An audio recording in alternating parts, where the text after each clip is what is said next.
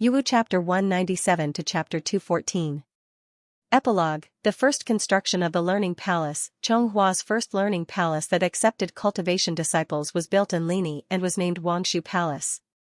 The school was decorated in the style of Morong Lian and Shujun. Flying flowers and spiritual butterflies could be seen all day long. The winding corridors intersected with each other, and the lazy curtains could be seen everywhere. Looking down from a high place, this school that covered half of Green Mountain looked like it was shrouded in smoke and clouds, or like a dream floating out of an opium pipe.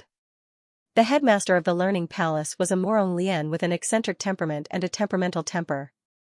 When the Learning Palace was being built, he liked to run into the Learning Palace when he had nothing to do and give pointers on this and that. Make the elegant music stage smaller. What's the point of making it so big? Believe me, not many people like music cultivators. Yes, listen to me. Make the elegant music stage smaller and the illusion stage bigger. The foreman even panicked. Lord Wangshu, there's a small hill next to the illusion stage. We can't make it bigger. What are you afraid of? Blow it up. There's another small hill next to the small hill. Blow it up again. There's a small village next to the small hill next to the small hill. Then. Oh no, this can't be blown up. Morong Lian held the pipe in her mouth and impatiently pulled the blueprint over. She pretended to look at it and finally said, "All right, that's it then. The illusion platform is only this big for now." That's enough. The foreman was speechless. You can understand the blueprint even if you hold it upside down? She despised the Morong Lian's actions. When he first entered the Learning Palace, he thought that he would immediately see a bright future of accepting students and opening up a platform to teach. He thought that he would be able to immediately experience the responsibility and gratification of facing the curious gazes of the students. Who knew that he would be following the Morong Lian and standing at the top of the hill to watch the craftsmen work for the whole day? He even heard the Morong Lian make a bunch of outrageous requests. The Palace Master Hall must be built in a unique style. It can't be the same as the Imperial Academy at all. Not even the style of the bricks and tiles can be the same. The garden has to be unique, big, and curved so that it'll be convenient for the disciples to flirt with each other. Yes, that's what young people should do. Remember to plant more Paulownia flowers. They're beautiful. Remember to reserve a place to hang the curtains. I want you to build a stormy corridor that connects the 9 halls. The reason? There's no reason. I don't like to be in the sun. Gu Mei was speechless as he listened from the side. Have you calculated the money? Is it enough? What are you afraid of? The Morong Lian said, if it's not enough, I'll ask Meng Zhe for more. He can't wait for me to be more extravagant and wasteful, so that he can appear wise and simple. Believe me, I don't know how to be a monarch, but I'm very good at being a prince who can make them feel at ease. After he finished speaking, he took another puff of floating like a dream. However, before he could take a second puff, the pipe was snatched away by Gu Meng. Gu Meng put the pipe behind his back and smiled at him. We agreed on 10 puffs a day. Today's quota has been reached. You can't smoke anymore. The Morong Lian was speechless. Emoshi, give me the fruit preserves. Emoshi glanced at the Morong Lian, whose face was full of pain and confusion. He took out a packet of preserved fruit preserves from his Chankuan bag. It was sent by Jiang Fuli. It had the effect of suppressing the addiction of floating like a dream. He handed the fruit preserves to Gu Meng. Gu Meng smiled. Without saying anything, he twisted the Morong Lian's head and stuffed the fruit preserves into his mouth. The Morong Lian spat and said angrily, "This is too disgusting. Longevity. Gu Meng said to him with a smile, "Master, you must take care of yourself." The Morong Lian said angrily, "Get lost." Just like that, the school was built day by day. It was like building a dream that the 3 of them had in the past. For the Morong Lian, this school finally realized his childhood dream of being able to make decisions for himself. Here, everyone's preferences were respected and they could choose the path they wanted to take. For Emoshi, from now on, he and Gu Meng had a new identity.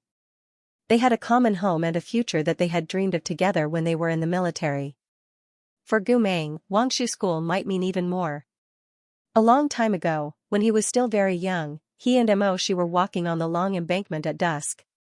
He broke off a green foxtail and brushed it across the field of flowers in the wild suburbs. At that time, he silently accepted the young Mo Shi's goodwill towards him.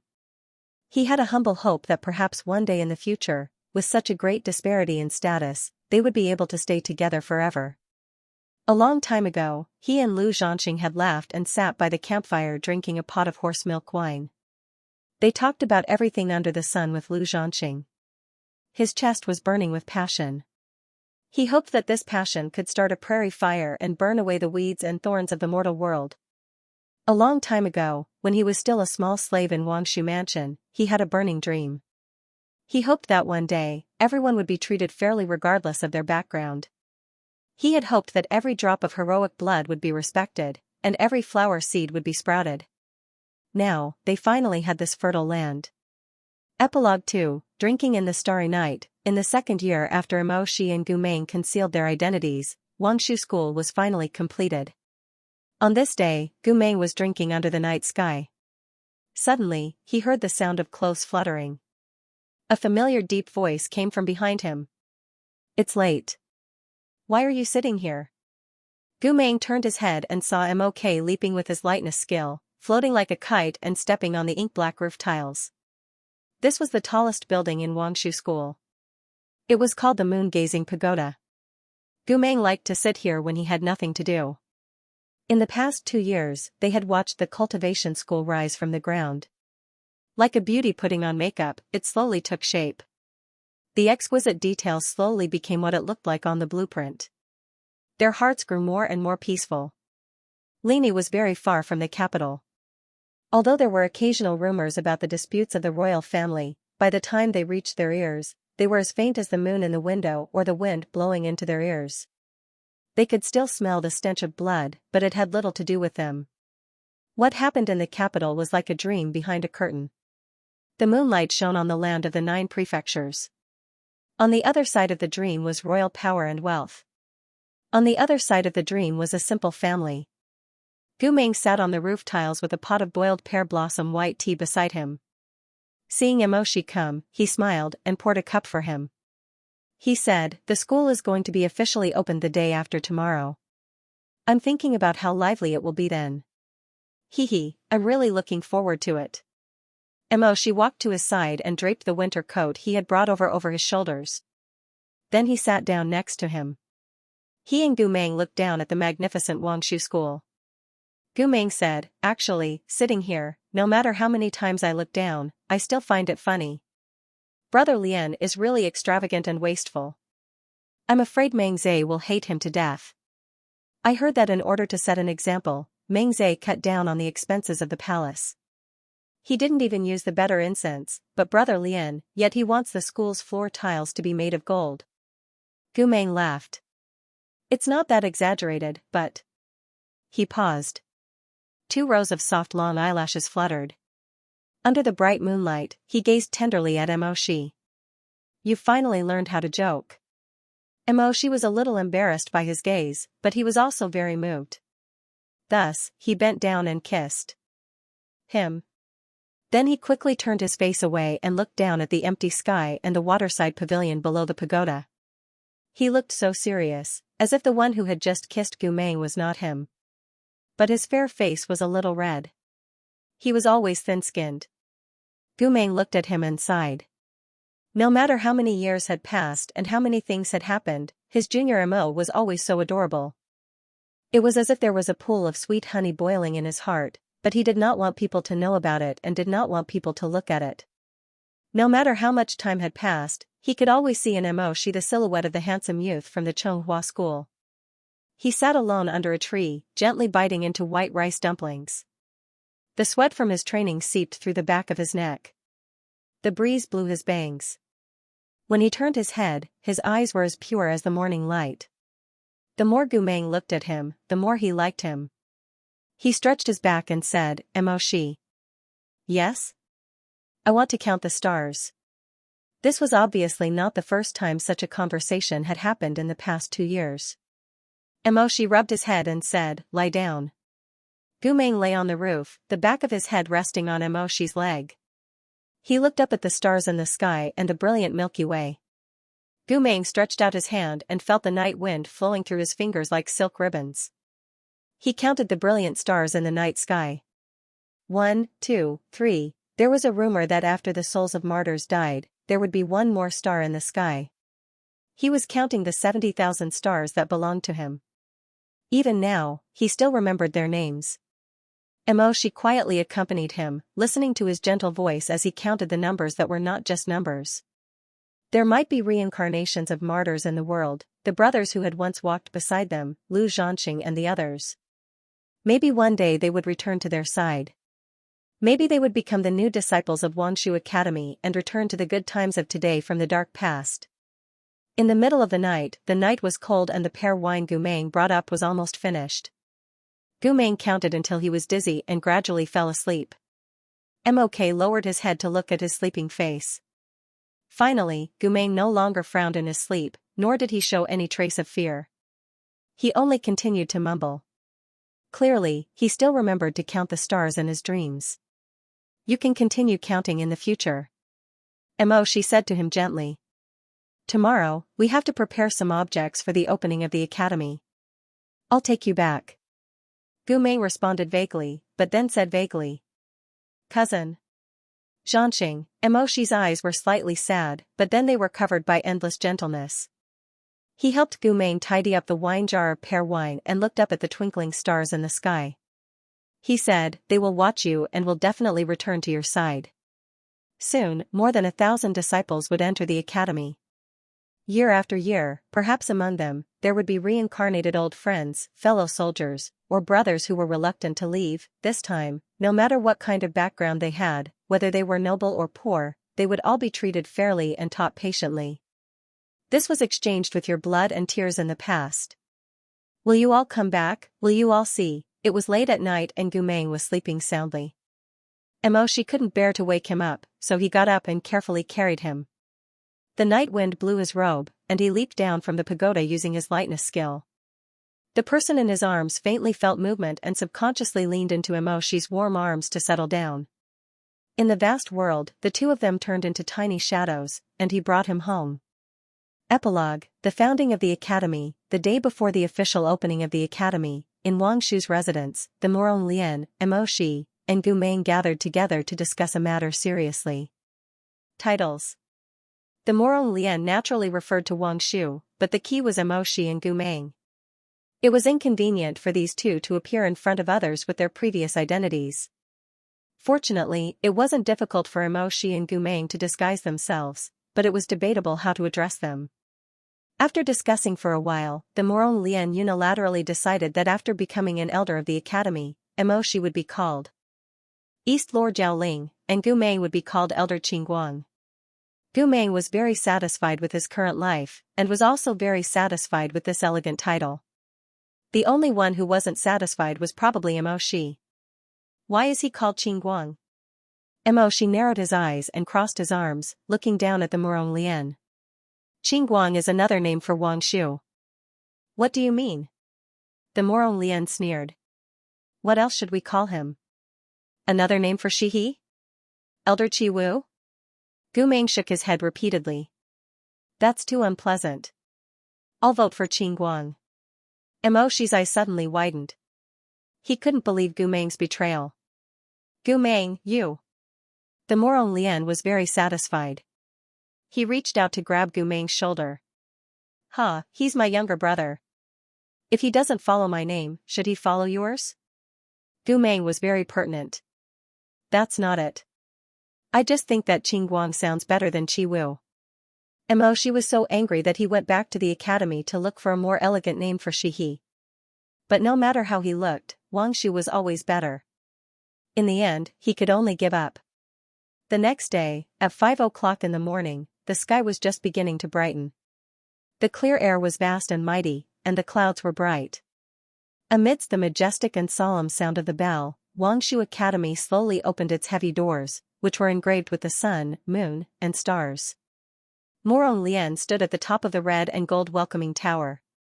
She was wearing a sapphire blue elegant dress and looked down at the young disciples who were entering the academy one by one. Beside him, Emoshi and Gumeng stood side by side. The refreshing morning breeze blew on their faces. They were like the elders who used to teach them magic in the imperial palace. They welcomed the new lives and the brilliant sparks. What a small child. Gumeng's eyes curved into crescents as he smiled. The youngest of the children downstairs was no more than 7 or 8 years old. Many of them were obviously from poor backgrounds. They wore patched linen clothes and stumbled in nervously.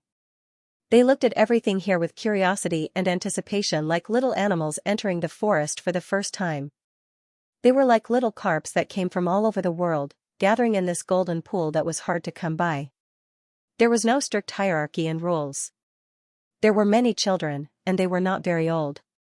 As they walked, there were some cute and funny things. One person stepped on another person's shoe, but the other person was too nervous to notice it and continued to walk forward with a straight face. There was a young disciple who was walking around, looking left and right for a while. His face became more and more panicked. Suddenly, he burst into tears. Everyone looked at him. "Wah! Brother! Brother, where are you? I can't find you. Brother Song, you left your younger brother behind." Amidst the laughter, the elder brother went back with a red face to find his younger brother, who was standing in the same place and crying loudly. Emoshi saw a child chasing another child in the crowd and shouted anxiously, "Nangong! Nangong! Wait for me!" She ran too fast and accidentally tripped. Emoshi, Gumeng burst into laughter and turned to look at his lover and brother. The two of them did not look as relaxed as him. Clearly, they were a little doubtful about whether this kind of opening and teaching that welcomed all kinds of people would go smoothly. Gumeng looked at their stiff expressions and couldn't help but laugh even harder, laughing so hard that he clutched his stomach. The path is long and the path is long and the path is long and the path is long. The Morong Lien flicked his sleeves and gritted his teeth. "In the future, you will be in charge of the discipline." "What kind of idiots are these?" I will. Gumeng did not care and raised his hand enthusiastically. Emoshi looked at him and said, "Forget it. If you are in charge, these disciples will be harder to deal with in a year." Gumeng, amidst the chatter, the sun rose from the east and shone on the golden tiles of Wangshu Academy. The three of them watched as more and more disciples were led by the instructors to the big school field with the yin and yang totem. They were ready to wait for their lives to start anew. The bell on the corner tower rang 18 times. Each ring represented the 6 elements, 6 arts, and 6 virtues. At the end of the last sentence, Morong Lien snorted. Her sapphire blue robe fluttered in the wind as her qinggong swept across.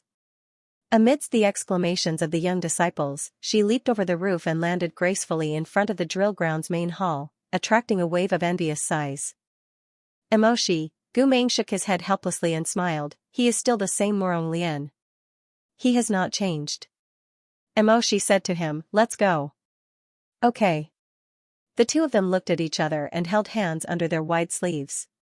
Step by step, they walked down the long steps in the dazzling morning light and walked towards their future. Gumeng wore the reversal stone pendant in front of his lapel. The stone had lost its luster. It had completed its mission and could no longer reverse anything.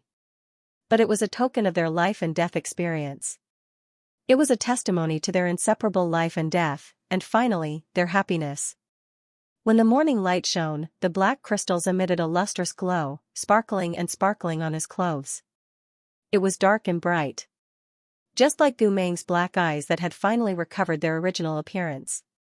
It had once experienced the deepest darkness, and now, it shone with the brightest light in the world. The author had something to say, edited the previous chapter, which was also the last chapter. Damn, the original ending of the Transmigration book was the sacrifice of the 2 people in the book. Emoshi returned to the real world before he transmigrated and found that although so much time had passed in the book, the real world was still the day he transmigrated and Gumeng was still lying in the operating room. But after experiencing the world in the book, Emoshi had already understood that Gumeng was actually not an HSH criminal, but a police undercover who could no longer prove his identity. He rushed to the hospital. He thought that he would not be able to clear Gumeng's name without any evidence. But Director Jiang made Officer Meng, the original Meng Zhe, an HSH undercover in the police, tell the truth. Gu Mei was able to regain his identity as a police officer. After recovering from the operation, Gu Meng and Mo Shi went to the cemetery of martyrs and buried the other undercover, Lu Zhanxing, who had died in the mission and was once stigmatized. Outside the book, he threw the forbidden book that Gu Meng had cheated to his netizen, 13 Streams of Jinjiang, to reorganize and publish it. The poor worker, Vegetable Bao, had just finished writing Husky, so he combined the worldview of the Husky from thousands of years ago and rewrote the forbidden book and threw it to Jinjiang, working hard for the gay man. There was a problem with the line before the beginning of the novel. When I was revising the outline, I thought it would be no problem to change it to pure ancient. But it was just an idea. When the ending was resurrected, it was still weird. It was too difficult to force the outline to be revised. You guys were right, I overestimated my ability to change the outline == sorry. Damn. Lying flat and getting beaten up. In the past few days, I thought about how I could improve it a little, so I revised the ending, although, it was still weird == DBQ. But it seemed like, it was slightly better. Damn, no matter what, it was weird, because the original setting of the book world was to be sacrificed. But I still tried my best to polish the color again. If you are interested, you can flip to the ending chapter. The system should have already changed it, then I will throw in an epilogue of the school pop PS. The first draft of the transmigration book was opened separately. It was not opened in the VIP section. If you want to find it, you can go to the column and look for Easter egg. P.S. If I want to gain experience, I won't be able to open it so quickly. I don't know if I'll open it now or later. Before I open it, I'll carefully ask the editors if they're ready. If they're interested, they can open it now or later. But I reckon that it'll take a long time before I open it. Anyway, thank you for your comments and encouragement. Pop. Thank you very much. Gu Meng had suffered a lot in the school. Back then, he had violated the rules of a village and was severely reprimanded by the Murong Lian. But if the Murong Lian hadn't humiliated Gu Meng when he was young, and if Mo Shi had entered the school a few years later, and Gu Meng had accompanied him in his first training, then what would have happened on the path of exorcism? It would have been a completely different beginning. A tolerant Murong Lian, a Gu Meng who hadn't been pushed into the mud, and a young man's fantasy of the school days, Chonghua, late spring. At this time of the year, the pagoda flowers in the Mo manor had already bloomed. White and tender petals and yellow stamens covered the entire tree, exuding a sweet fragrance. The young man Mo Shi stood by the window. At that time, he wasn't as tall as he was later, but he was already very tall and handsome. He had a pair of piercingly cold red phoenix eyes, dark pupils, light and thin lips, and an extremely high nose bridge. Compared to other noblemen of the same age, he didn't have much of the youthfulness left in him anymore. Hearing the knock on the door, Mo Shi turned his face and said, "Come in. Young master, you'll be going to the cultivation school tomorrow. Madam has prepared a lot of clothes for you to change into, as well as books, star charts, and paper for drawing talismans. Put them on the table." Yes. The servant did as he was told and said, "Madam also asked if you're free tonight. She wants to take you to Xixia Pavilion to have a family banquet with Shi Rongjuan." Mo Shi said, "I still have a lot of things to pack. You don't have to take me. If you don't have anything else, you can leave." The servant retreated embarrassedly. Mo Shi waved his hand and the luggage that his mother had packed for him on the table was instantly engulfed in a raging fire. The raging fire burned angrily, reflecting the young man's beautiful and cold face. In a short while, only a pile of ashes was left on the table. The Shi Rongjun mentioned by the servant was Mo Shi's uncle and his father's younger brother, Mo Xianting. The bloodline of the Mo family was weak. Mo Shi's father did not have any biological brothers. Mo Xianting was adopted by his parents. His status was not on the same level as his elder brother. When Mo Shi was 7 years old, his father died on the battlefield. Mo Xianting often came to the ancestral home to help out, doing things for his adopted brother's widow. Mo Shi was originally grateful to this uncle of his. But one day, when he came back from studying late at night, he saw that his mother's door was slightly ajar and a faint candlelight was coming out from inside. He walked over and wanted to greet his mother, but as soon as his hand touched the door, he heard a strange noise coming from inside. At that time, Emoshi didn't understand what this meant. Otherwise, he wouldn't have chosen to look inside. But he saw it. Two familiar silhouettes appeared in his eyes, but they were intimately entwined with each other. It was his mother, her black hair falling to her shoulders, and his late father's sworn brother, the man Xianxia called uncle. Both of them appeared to be intoxicated with each other. Emoshi's mind was buzzing and his ears were buzzing. This man dared to insult his mother like this, dared to do such a licentious thing. A strong wave of disgust surged in Emoshi's chest. He wanted to rush in and kill this man who was worse than a beast, but he also wanted to turn and leave immediately. But his bones and blood were cold, his hands and feet seemed to be nailed to the ground, unable to do anything. Perhaps it was because his gaze was too hateful. As his mind was destroyed, Emoshi in the room seemed to sense something and suddenly raised his head. The youth and the man's eyes suddenly met. A moment later, Xianxia's face revealed a kind of perverted hatred. He didn't feel the slightest bit of shame or fear. Instead, he became more and more arrogant, causing the ignorant woman to cry out. He stared into Emoshi's eyes and grinned eerily. It was as if, across life and death, he was madly provoking his adopted brother in the underworld. Emoshi didn't know how he left in the end. His mind was numb and his hands and feet were cold. But he was a very precocious child.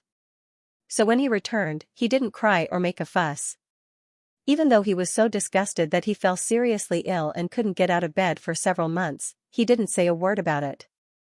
But worries were like a torrent. If you only blocked it, it would cause problems. Emoshi's illness gradually healed, but the distortion in his heart became worse. His originally cold personality became more extreme. He became taciturn, paranoid, violent, and had a serious obsession with cleanliness. He didn't trust anyone and didn't make any friends. He didn't fit in with his surroundings. Once, a young master from an aristocratic family had teased him during a New Year's banquet and showed him a pornographic book. Without saying a word, Emomi gathered fire in his palm and burned the book to ashes. "What are you doing?" That young master with red lips and white teeth jumped up and said angrily, "You dare to burn this young master's book?" Emoshi looked up coldly. "Why wouldn't I dare? Do you know who I am? You're too presumptuous." "I don't care who you are as long as you give me this kind of thing again," Emoshi said. "I'll burn your hand." He wasn't pretending to be serious. He really hated sex and lewd words from the bottom of his heart. This had probably become a chronic illness that he couldn't cure in his life. With such a family background, Emoshi had long wanted to leave this residence with turbulent undercurrents and go to the Cultivation Academy to cultivate. But his uncle didn't let him have an easy time. He made up many excuses to the emperor to not let Emoshi leave the residence. Schwer is a filial child. He said he would mourn for his father for 3 years. Schwer's body is weak. He won't be able to last long in the Cultivation Academy. He hopes that the emperor will allow him to rest for another year. In any case, he would drag it out as long as he could. At that time, Emoshi was still a very young boy. Xianxia used to be his father's right-hand man and was also an honorable emperor.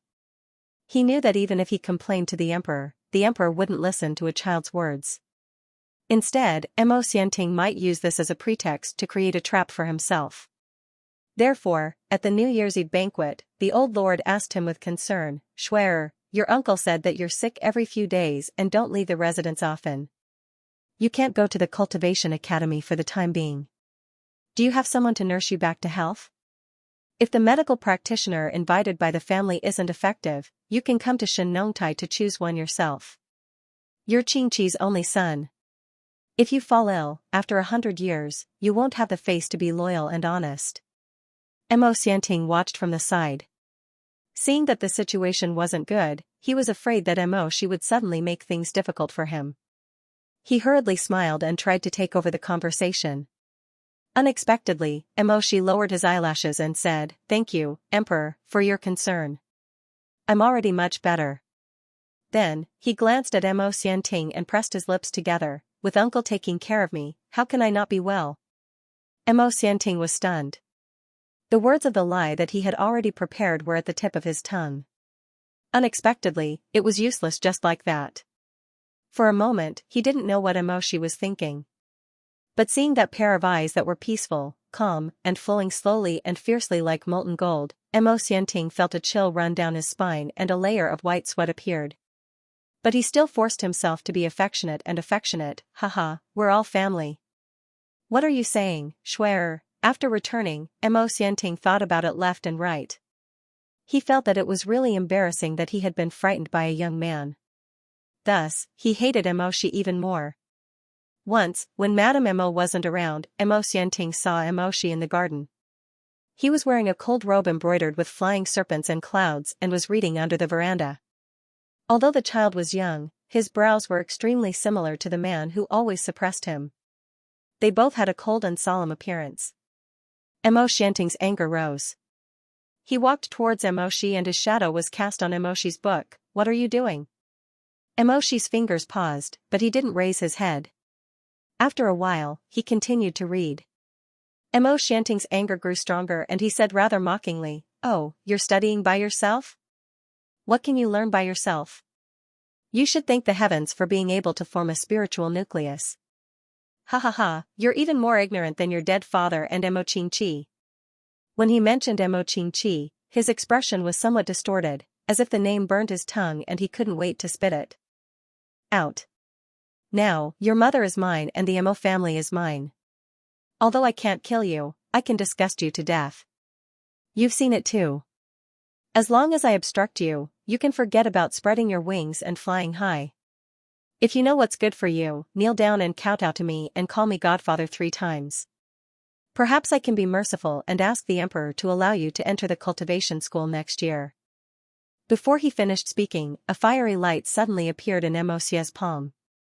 A scarlet spiritual whip swam out. Emo Xiaoting was caught off guard and was whipped in the face by the whip. In an instant, blood flowed out like a fountain. You! Emo Xianting was shocked and angry. Little bastard, you dare hit me? I'm your elder. Emo Xianting. She slowly raised his face against the sunlight. His brown eyes surged and his ice and snow bones were filled with coldness. Don't forget who you are. The spiritual whip in his palm exploded and turned into a ting snake that was as tall as 4 people. Emo Xianting stared at the ting snake that was hissing and lying at Emoshi's feet. He stared at the snake's eyes that were filled with blood mist and cried out, "Snake transformation whip? You can actually summon the snake transformation whip?" Although the snake transformation whip is not a divine martial art, it has recognized the Emo family's legitimate son as its master for generations. It doesn't listen to me. Emoshi said as he closed the book. His slender fingers slowly stroked the ting snake's forehead. He suddenly raised his eyes and said fiercely, "Does it still listen to you?" "Impossible, it's impossible." Emo Xianting stammered and his face turned pale. You're so young, how can you have such spiritual power?" Emoshi didn't answer. His eyes surged and he put his hand back on the book. The ting snake slithered along the young man's leg that was wrapped in black dragon leather boots and finally perched at Emoshi's side. Its red tongue was as red as blood and seemed to have the intention to attack. Emoshi raised his hand slightly and stopped it from attacking. He said to the pale-faced man, "Not everyone in this world thinks as you think and hopes as you hope. Emo Xianting, although you've lived a few decades longer than me, there are many things in the Emo family that you won't understand in your lifetime." Emo Xianting swallowed his saliva and suppressed the shock in his heart. His eyes flashed fiercely, almost paranoid. "What do I not understand?" "Your father is dead. So what if you're the Orthodox? So what if you're gifted and can summon the ting snake?" Fear and anger intertwined. The man's neck turned red and his veins pulsed. "Yes, you're young Master Emo, haha, but young Master Emo, can you kill me? Can you go complain to Junshang? No matter how powerful you are, you're just a child whose father died before you even stepped out of the house. What can you do?" He suddenly raised his head and laughed, spittle flying. "Aren't you the same? You can't shed all pretense of cordiality with me. You have to watch your mother crawl under me like a dog and be trapped in the Missouri estate, unable to take a single step out." Ha ha ha ha. His laughter was so ferocious and his expression so fierce that it made people feel that his fierceness wasn't to scare the young man in front of him, but to boost the courage of his lowly spirit. She didn't speak. If it was when he had just found out about his mother and foster uncle's scandal, these words would have destroyed his rationality. But it had been so long. His heart had long been torn to shreds, filled with blood and formed a hard callus. So he was expressionless. He remained calm and unruffled as he leaned back on the bench in the veranda. His legs were crossed and his elbows rested on the edge of the railing. He looked at Xianxia with a gaze that was both calm and harsh, and even a little pitiful. Those eyes were exactly the same as his late father's. When Xianxia finished laughing to himself, she said coldly, "Yes. I can't kill you, just like how you hate me to death, but you can't kill me. You can indeed delay me and make it so that I can't enter the Cultivation Academy." But Xianxia, he suddenly leaned forward, and the ting snake on his shoulder hissed. The man couldn't help but take a step back. Xianxia narrowed his eyes dangerously. "Do you really think that I care? Do you think that I can't cultivate after leaving the academy? Do you think that because you did those despicable things to my mother, I'll take it too hard and commit suicide? Or do you think that just because you can restrain me for a moment, you can ruin my entire life?" With every sentence he spoke, Xianxia's face turned a shade paler. In the end, his lips trembled and he couldn't say anything. She straightened his body. Under the pouring sunlight, half of his handsome face was hidden in the shadows, and the other half was exposed. His thin lips opened and closed, leaving behind two extremely cold words. "In your dreams." She said this, and really did do it. Xianxia was afraid of him, and even hated him. Although he couldn't do anything to him in the open, he used many tricks in the dark and delayed him year after year. But Xianxia was as calm as still water. He never gave in. In the end, it was the emperor who felt that the young master of the Mo family couldn't delay his studies any longer. So he personally ordered Xianxia to enter the academy to cultivate. "Young master, we've arrived. Let's get out of the carriage." Xianxia parted the bamboo curtain and got out of the carriage. It was the hot and humid season right now.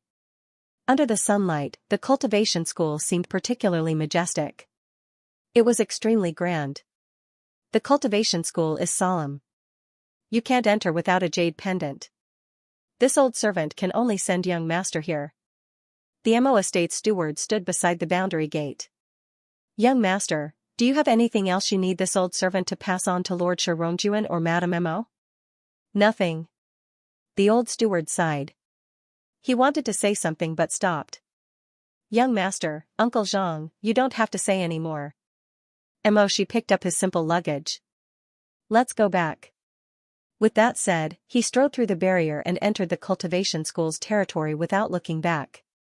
The cultivation school was divided into 6 areas: the school field, the cultivation area, the resting area, the hunting pasture, the back mountain, and the back lake. Xianxia entered through the gate and the first place he went to was the school field. It was noon. Most of the disciples were eating in the resting area's cafeteria. But there were also people who didn't eat because they were bored. Under the scorching sun, 2 young cultivators were fighting fiercely. It was one thing for these 2 masters to fight, but both of them were very talkative. They couldn't stay still and would scold each other. Their scolding was especially childish. One of them was dressed like a noble young master. He shouted, "F***CKU. You seduced my sister Lan. You're shameless." The other was slender and had a very wild face. Probably because he disliked the heat, or maybe because he wanted to look handsome, this guy didn't wear a shirt.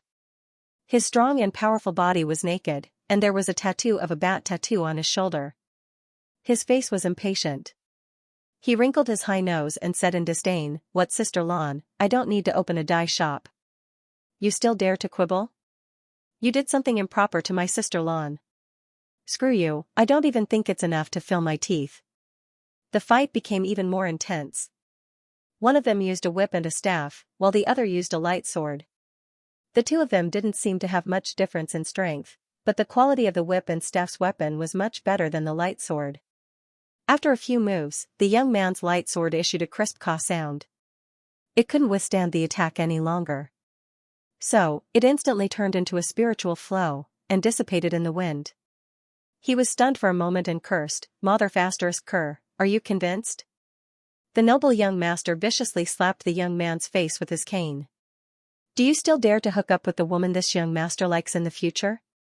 The young man covered the bleeding wound on his abdomen and sneered, what do I have to submit to? When have I ever hooked up with someone else? It was your lover who wanted to look at me. What? Do you want me to dig out her eyes to prevent her from looking at me? You still dare to be stubborn. If you don't kneel down and call this young master grandpa 3 times today, do you believe that this young master won't scratch your face? The young man wiped the blood from the corner of his mouth and gritted his teeth. You cur. Go ahead. Do you really think I don't dare? The noble young master furiously said, with your lowly life, this young master won't even need to pay for it if I kill you today. After saying this, he raised his cane with a swoosh and waved it directly at the young man's head. It was actually a killing move. The cultivation school didn't forbid exchanging pointers and private fights. But a ban was a ban. In the end, Xiangxia's strict social hierarchy wouldn't really change. Just as the noble young master had said, if a cultivator of noble birth really wanted to do something to a fellow cultivator of poor birth, then the price wouldn't be too great. But at this moment, a cold blue light suddenly descended from the sky. In a split second, the grass and trees on the drill ground were sent flying. That cold blue light was like a coiling dragon emerging from the sea as it pounced straight at the cane. Under the strong wind and the fierce whistling sound, the cane actually lost its sharpness. It only froze in midair for a moment before it fell to the ground with a clang. Who the F***ck is meddling in other people's business? The noble young master cursed loudly. Do you want to die? It was quiet all around. No one responded. Just as the noble young master's gaze turned to Emoshi in the distance and began to suspect Emoshi, a person suddenly hung down from the apple tree behind him with a whoosh. He was chuckling as he hung from the tree while munching on an apple. The sloth-like young cultivator had his hair tied in a ponytail with a hairpin. He wore a sapphire blue light armor with silver trim that flowed with silver light. His long legs were wrapped in dark leather combat boots, and a silver belt with a Xianxia chest glittered as he swayed. The noble young master was so frightened that he took a step back, his face turning red. You've been hiding in the tree all this time? No, I was already in the tree before you guys quarreled. What were you doing up in the tree instead of eating lunch at the dining hall? The young cultivator waved the apple in his hand and smiled. I was just eating. This tree has been irrigated with immortal jelly. Not only does it bear fruit all year round, but the fruit it bears is also especially sweet. Do you want some? If you want some, I have some here. As he said this, he really did take out a bright red apple from the Xianxia chest. He wiped it against his chest and was about to hand it over to the noble young master while hanging upside down. The noble young master angrily said, I don't want to eat this kind of poor thing. Who the hell are you? Why are you meddling in other people's business? Do you want to die? The young man sighed. He relaxed his legs and flipped down from the tree. Me? My name is Gumang. He stood up straight. At this time it could be seen that he was a well-proportioned beauty. He had a pair of beautiful eyes that looked dense yet wild. His lips were also beautiful, and there was a flirtatious softness to them. People with this kind of face should like to smile very much. When they smiled, they would be very likable. Because he had been hanging upside down and only stood up now, his cheeks were red and his lips were also very bright. He turned his face and glanced at the injured cultivator behind him. He then turned his head and smiled at the exasperated noble young master. But I'm not here to die. I'm here to find my brother. The sturdy young man next to him, who was Gumang's brother, rolled his eyes when he heard this. You're obviously stealing the fruit. Gumang's skin was very thick. He didn't feel guilty even after being exposed by his companion. He blinked and tried to pull the noble young master into his group. Brother, are you really not eating? It's very sweet. It clears away heat. The noble young master still didn't take the fruit. When he heard Gumang's name, his expression changed slightly. His eyes became vigilant. It seemed that he knew Gumang. But because of his face, he still laughed strangely. Ha ha ha, I was wondering who it was. So it's the outstanding talent of the academy, Senior Gu Meng from the Murong family. It's an honor to meet you. Gu Meng was very polite. He smiled at him. Well said. Brother, private fights are prohibited in the academy.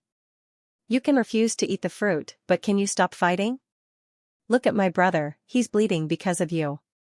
He's not as good as others. He's from a lowly background.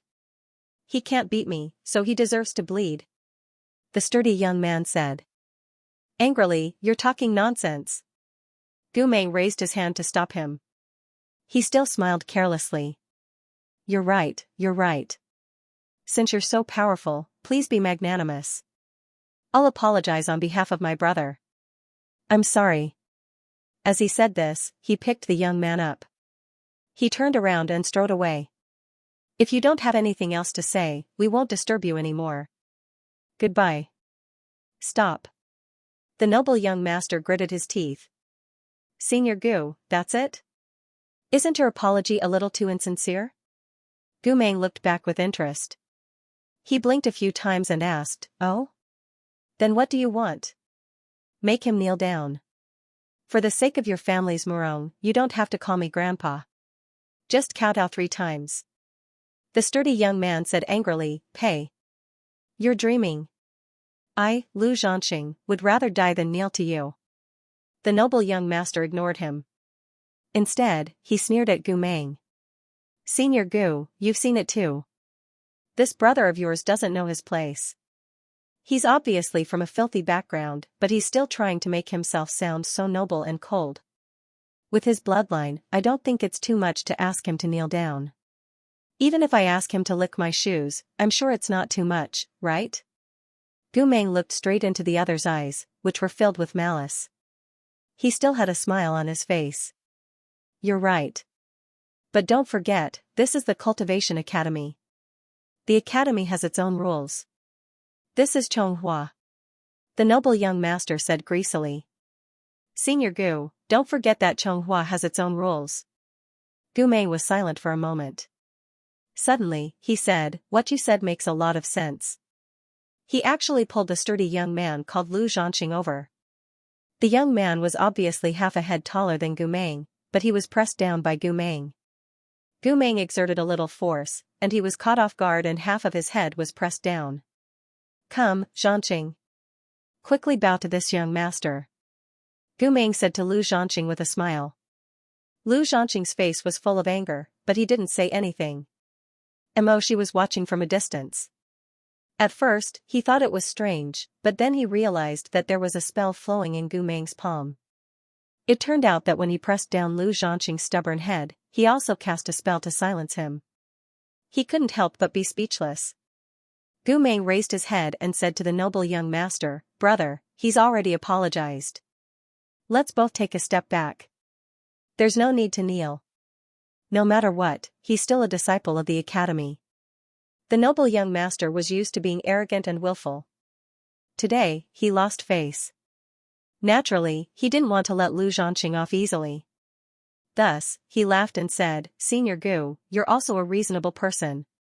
If I say that I have to kneel, then I have to kneel. I've already looked at your young master's face and gave him a way out. What, you still want me to take a step back? Do you think that I, son, am so easy to get rid of? Lu Zhanxing straightened his neck and broke free from Gu Meng. He angrily said, You're too damn disgusting. What are you doing? Who are you to interrupt us when we're talking? The noble young master seized the opportunity to raise his hand and slap him.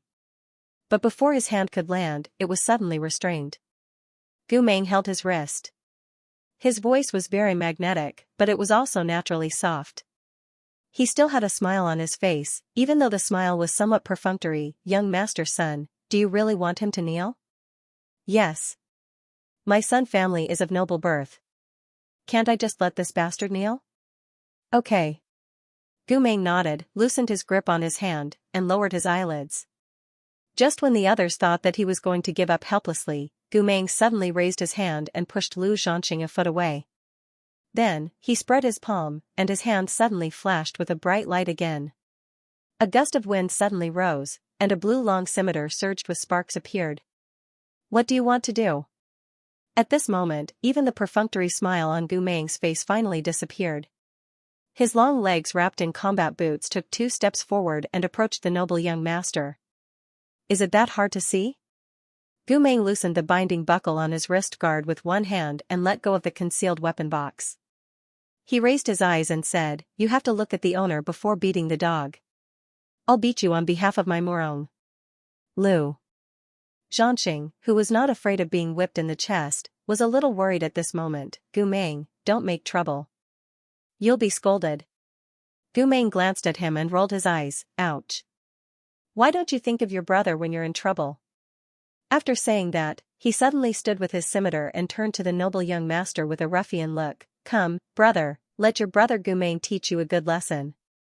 Eat more apples, clear away the heat, put down the butcher's knife, and become a Buddha on the spot." Lu Xianxia, the wind blew the grass. It seemed that a big battle was about to break out. However, at this moment, a forbidden spell talisman exploded in the air, and the dignified voice of the guardian elder of the school fell from the talisman. "Gu Meng, Lu Xianxia, Sun Lin, the 3 of you don't follow the rules. What are you doing in the school field? Stop what you're doing." Gu Meng was startled and stopped the spiritual power that was about to come out of the box. He raised his head and looked at the voice talisman. Suddenly, he laughed and scolded, "Hey, this old man, he didn't find out earlier or later, but he found out at this time." The elder's voice was still angry. "Stop the private fight immediately and go to your own school to reflect on your mistakes." That noble young master surnamed Sun originally couldn't beat Gu Meng. He previously provoked Gu Meng because he was sure that Gu Meng wouldn't dare to offend the royal family. Who knew that Gu Meng didn't buy it at all? He relied on the support of his master, the Morong Lian, and actually still wanted to fight with him. He was panicking and didn't know what to do. Now that he found a way out, it couldn't be better. He hurriedly pointed at Gu Meng and said, "You escaped today, but you won't be so lucky next time. Don't King offend me again." After saying that, he hurriedly ran away. Lu Xianxia, Gu Meng looked at the back of young Master Sun quickly disappearing at the edge of the school field. He raised his hand and patted Lu Xianxia's head. This time, he really smiled. When he smiled, he was really bright and beautiful. His eyes were in high spirits, like a blooming epiphyllum. But the words he said were a bit ridiculous. "Hey, I heard that you picked up young Master Sun's mistress, so he came to find trouble with you?" "It's not like that at all." Lu Xianxia crossed his arms and snorted, "It's that woman who wanted to provoke me. I have so many girls who like me, why would I find someone who is already taken?" Gu Meng intimately hugged his head and grinded his molars with a smile. "You're really capable. But you better King listen to me. The next time you meet this kind of unreasonable noble, you better walk around them. If you pick a fight with them again, I can't guarantee that your head will be separated from your body forever. You're still talking about me. You just couldn't stand him and wanted to fight with him." Gu Meng sighed sincerely, "I'm fine. I'm so good looking, who can bear to hit me?" "You're so shameless." Emoshi left since there were no more spells to watch. When he passed by, he couldn't help but glance at them and agree with them. Yes. They were indeed shameless. The shameless senior brother Gu heard the footsteps and turned around subconsciously, just in time to meet Emoshi's eyes. They just glanced at each other casually and didn't mean to. But when they saw each other's faces, they couldn't help but stop for a moment. Gu Meng's thoughts were simpler. "Huh? That's strange, why haven't I seen this junior brother before?" Emoshi's thoughts were simpler. "What are you looking at?" Lu Xianxia also found Emoshi unfamiliar. He was a straightforward person, so he planned to ask what was on his mind. So he greeted Emoshi, "Junior brother, you." However, before he could ask, Gu Meng suddenly covered his mouth. Gu Meng smiled and nodded at Emoshi. Then he dragged Lu Xianxia back. "Let's go back and copy the books." Lu Xianxia mumbled, "I asked him who he was talking about. He was just looking at the tray." "Silly boy, he's even more difficult to deal with than Mr. Sunday." Gu Meng lowered his voice and walked further and further away, but Emoshi could still faintly hear a few words. "Didn't you see his coat of arms? He's from the Mo family, he can crush you with one finger." Lu Xianxia actually turned around and looked at Emoshi again. He narrowed his eyes, but didn't say anything. Gu Meng turned his head back and nagged, "He's a noble, don't look at him indecently. Don't cause trouble, don't cause trouble." "Nonsense, you looked at him for so long just now." "Me? I'm fine, I said I'm more handsome, people can't bear to hit me easily." Their voices gradually weakened in the grassland, and finally, like their backs, they disappeared into the distance. She stood in the same place for a while, and walked away in different directions expressionlessly. As a cultivator who had just entered the school, she couldn't start cultivating immediately. He had to do a lot of things, such as worshipping gods, registering, listening to the school's teachings, and so on. He had to memorize a total of 200 bundles of Wangjian. The new disciples had to memorize the contents of the Wangjian and pass the test of the discipline elder before they could officially enter the school. Therefore, She met countless people and memorized countless contents in just a few days.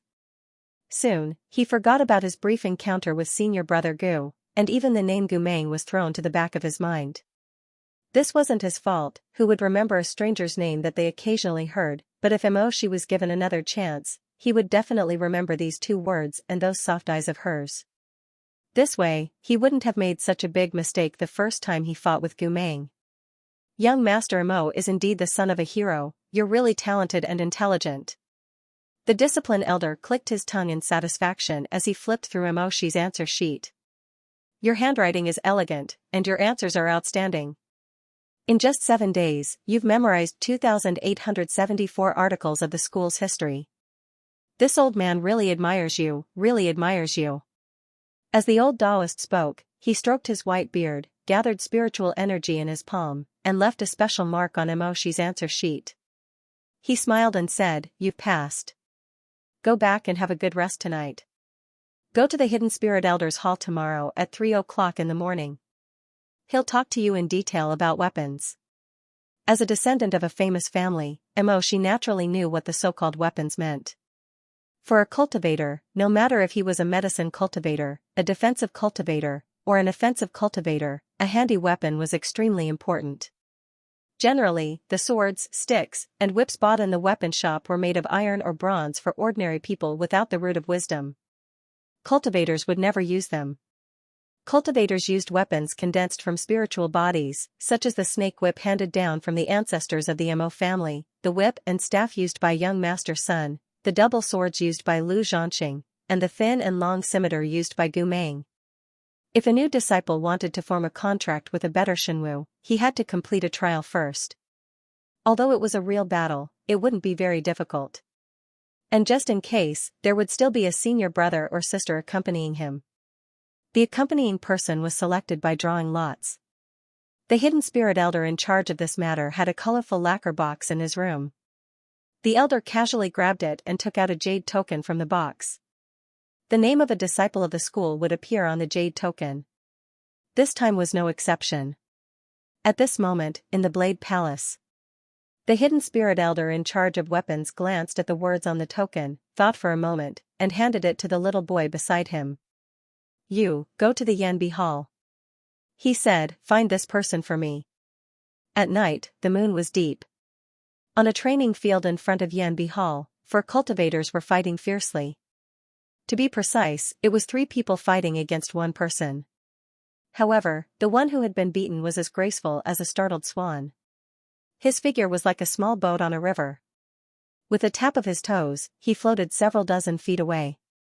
He didn't make a move. He only put his 2 fingers together in front of his chest and formed a blue barrier, blocking all the attacks from his 3 fellow disciples outside the barrier. That person was none other than Gu Meng, who was bored and was fighting with his fellow disciples. And among the people who were fighting with him, one of them was Lu Zhanxing, who had a dispute with young Master Sun before. Gu Meng chuckled. "Didn't you say you'd only need 10 moves to break my barrier? Now each of you have fought 100 times, do you still want me to play with you?" Lu Zhanxing said, "Try to take this move again." Finished speaking, a fireball the size of a wheel appeared in his hand, and fiercely smashed towards the opponent. Only a boom sound was heard, raging flames burned, the tongue of fire swallowed the blue barrier in an instant, and then the air billowed, and the scorched black fog rolled over. The other 2 were stunned, and stopped their attacks. They turned to Lu Zhanqing and said, "Wah, we are only fighting, aren't you too ruthless? What if you hurt Senior Gu?" Lu Zhanqing did not panic at all, and raised his eyebrows. "How can Manger be hurt so easily? You are looking down on him too much." Just as he finished speaking, he heard someone laugh in the flames. "Thank you for thinking highly of me, but this is already the 101st time, brother, do you still want to continue?" The three people were shocked, and saw a brilliant blue light break out from the sea of fire, and that seemingly thin layer of defense barrier was not broken at all. Gu Meng stood in the wind, and Lan Yuan's white disciple robe fluttered under the moonlight. The extinguished sparks were like little fireworks, scattering behind him. Gu Meng laughed. "If you want to fight, then I will. If you don't want to bet, then you have to admit defeat." The two younger ones immediately put away their swords, and sincerely said, "We won't fight. According to the agreement, we will wash Senior Gu's clothes for this month." "Zhanqing, what about you? Are you still fighting?" Lu Zhanqing stood stiffly for a while, then he waved his hand and put away his weapon. He turned his handsome face and snorted, "You are just a scoundrel, we don't even know your spirit barrier technique, why don't you compete with me?" "Sure." Gu Meng landed steadily on the ground.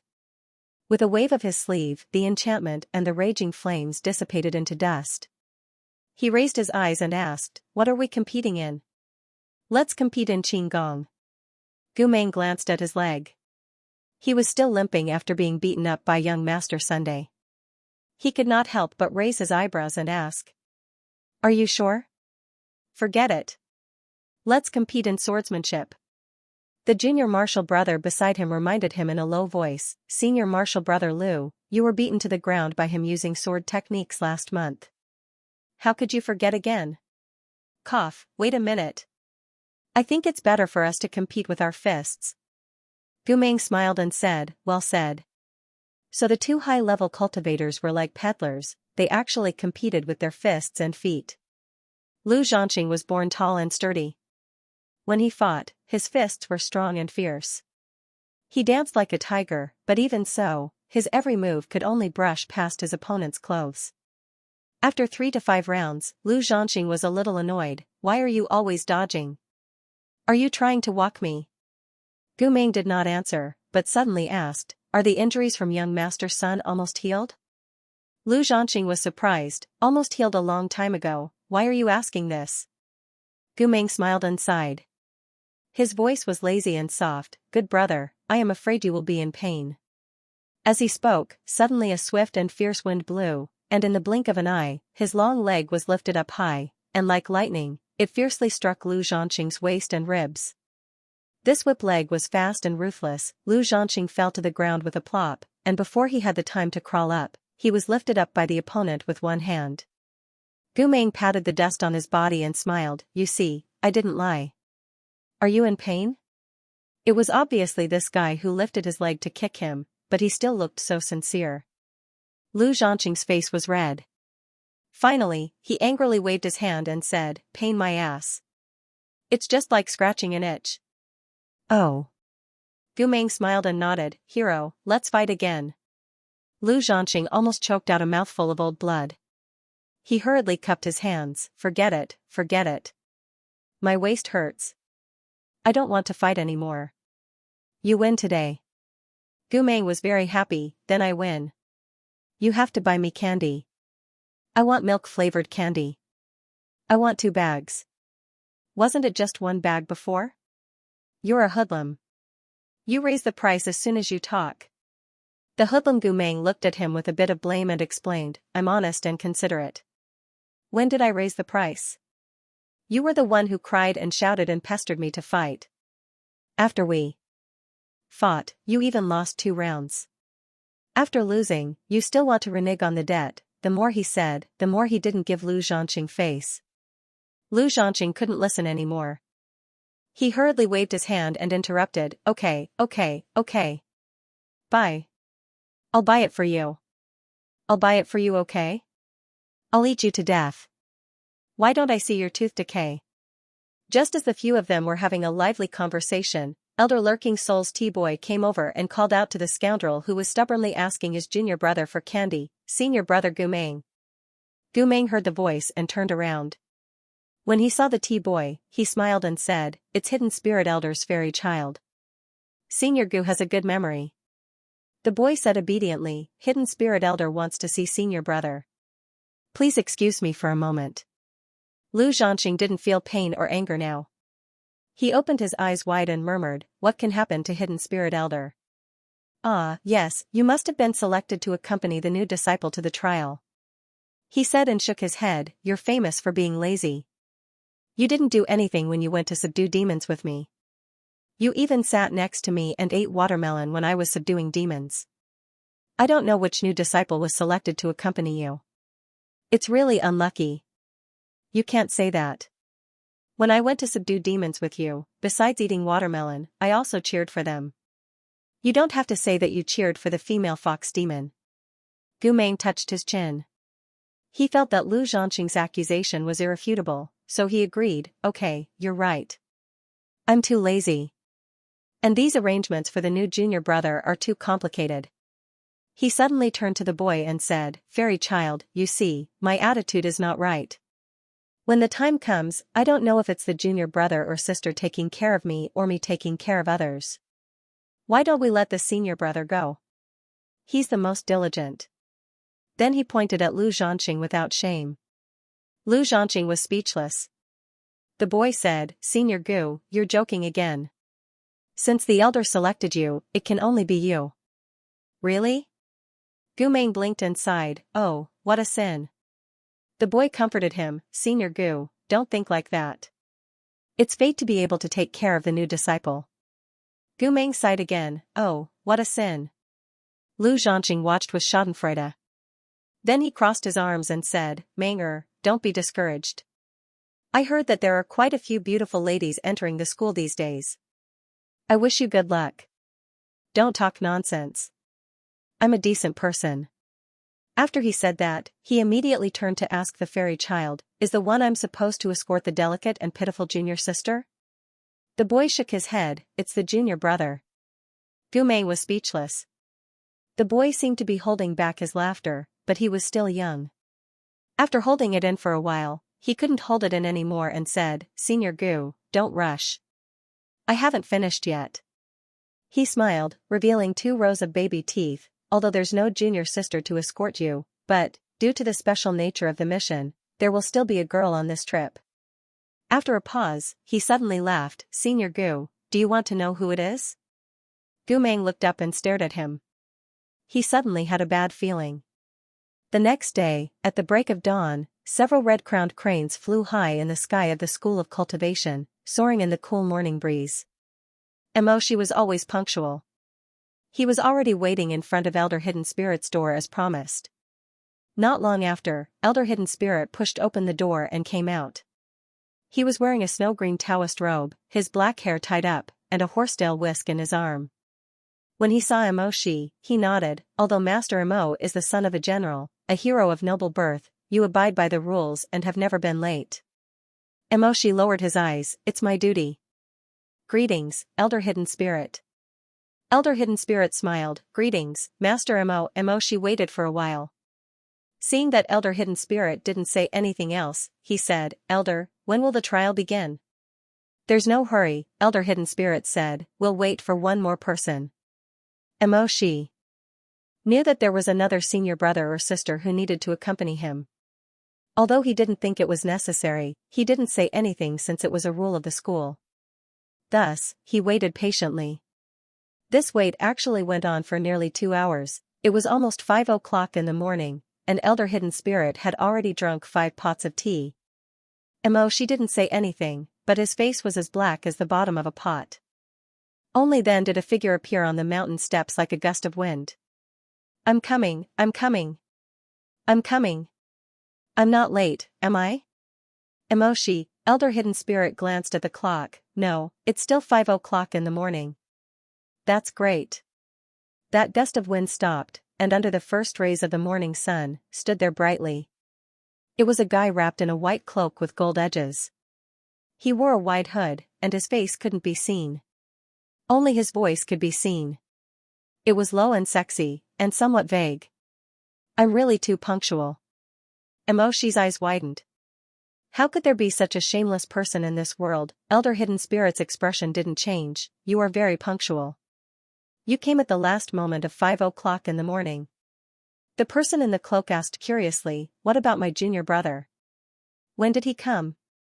He's also very punctual. He came at the first moment of 5 o'clock in the morning. Tisk, tsk. What a diligent junior brother. It's true that each new generation excels the previous one. Emoshi, Elder Hidden Spirit put down the teacup and stood up from the stone table in front of the banyan tree. He spread out his hands and said, let me introduce you to. As he spoke, he moved his hand towards the cloaked person. This is a senior disciple of the school, and also your master, senior sister. Her name is Gumeng. The other party smiled and pulled down the hood of the cloak, revealing a beautiful face with a slightly tanned complexion. Her eyes were black and bright, and the ends of her eyes were very long. Her nose was high, and her lips were naturally smiling. Hello. Gumeng said, junior brother Holang. She originally felt that the name Gumeng was somewhat familiar, as if he had heard it somewhere before, but he couldn't remember where. While he was secretly thinking, he suddenly heard the strange name junior brother Holang. He couldn't help but raise his eyebrows and stare at the other party in an unfriendly manner. This rather familiar fellow disciple didn't seem to care at all. Instead, she winked at him, and a smile spread from the ends of her slender eyes like ripples. You can call me Gumeng. You can also call me Chanlang. Anyway, in this vast floating world, names are just like gender. They are all unpredictable things. Elder Hidden Spirit suddenly coughed twice and lowered his voice to remind her, Gumeng. Pretend I didn't say anything. Elder Hidden Spirit glared at her, or rather, he glared at her. That's right, due to the special nature of the trial, between the new disciple and the accompanying disciple, there must be someone disguised as a girl. Elder Hidden Spirit had many illusion pills that could temporarily change one's appearance, but he was determined not to give them to young Master Mo naturally. He could only let Gumeng suffer a little. However, when Gumeng first heard the news last night, he almost ran away immediately. After a round of reasoning, Gumeng finally cooperated today. Although the reasoning was one-sided, Gumeng said that changing one's appearance was fine, but the mental damage couldn't be ignored. After the matter was settled, he wanted Elder Hidden Spirit to buy him 10 big bags of milk jelly candy. I want the kind from the Jade Pheasant House in the north of the city. 10 bags, 300 pieces per bag, a total of 3,000 pieces. I will count them one by one, not one less. Elder Hidden Spirit introduced, this is Mo, young Master Mo, the descendant of Lord Fulling. I already told you about it yesterday. Gumeng said with a smile, I remember. Since they already knew each other, there was no need for more nonsense. Elder Hidden Spirit cut to the chase and said, I will briefly explain the content of this trial to you too. According to Elder Hidden Spirit, there was a small town called Lotus Town that was 3 days' drive away from the capital city. There were tens of thousands of villages and towns in Zhonghua. First, Lotus Town was not located on a major road. Second, it did not have any special products. Third, it lacked high-ranking officials. Therefore, it was originally an ordinary town. However, 3 or 4 years ago, Lotus Town's reputation suddenly spread among the women. Every year, many women would go there out of admiration. Why is that? Elder Hidden Spirit intended to let the two disciples familiarize themselves with each other, so he said, Gumeng, come and talk to young Master Mo. Okay. Gumeng turned and asked Emoshi with a smile, Junior brother Mo, what do you think girls care about the most? Emoshi said, I'm not sure. Gumeng guided him patiently, think about it, the girls you've been in contact with, or your childhood sweetheart, what do they usually care about? Emoshi did not have a childhood sweetheart, but he still tried to think about it, and then said, face. Yes, you're right, girls always want to be beautiful. Other than being beautiful, what else do girls like? I don't know. It's very simple, they like a good husband and a cute child. Gumeng smiled, although many people don't think so, it's the custom. Most girls in Zhonghua are no exception. According to what Elder Hidden Spirit said just now, Lotus Town was originally unknown, but it suddenly spread among the women 3 or 4 years ago. If a place can suddenly attract a certain kind of group of people, it is most likely that it can satisfy some kind of desire of those people, not young girls, but married women. Then what kind of desire would it be? Gu Meng said, and did not intend to let Emoshi answer, so he continued, most likely, it's a desire for children. After that, he turned to Elder Hidden Spirit and said, Elder, am I right? Elder Hidden Spirit poured another cup of tea and drank it himself. He then said slowly, you've memorized quite well. You pretty much memorized everything I told you last night without missing a single word. Gu Meng's act of cleverness was exposed, but he was not embarrassed at all. He calmly said to Emoshi, look, the elder praised me. Elder Hidden Spirit sighed helplessly, stop messing around, I'll do the rest. His gaze swept across Gu Meng and Emoshi's faces, and he said, things are just as Gu Meng said. Lotus Town is famous because of its fertility. Legend had it that about 4 years ago, the Earth Temple in the town suddenly appeared and gave a dream to the town's matchmaker. It said that as long as a couple sincerely went to worship it, they would soon be able to bear a child. 1 spread to 10, 10 spread to 100, and it didn't take long for those families who were desperate for incense to know about it. Even the citizens of the imperial capital are no exception. Did something happen to this temple? That's right. Elder Hidden Spirit said, a month ago, a big merchant in the imperial capital, the eldest daughter and son-in-law of the Bai family went to pray for a child, but they suddenly disappeared without a trace. Therefore, the entry trial that I assigned to you is to go to Lotus Town and investigate the whereabouts of the couple. Do you understand? Emoshi said, understood.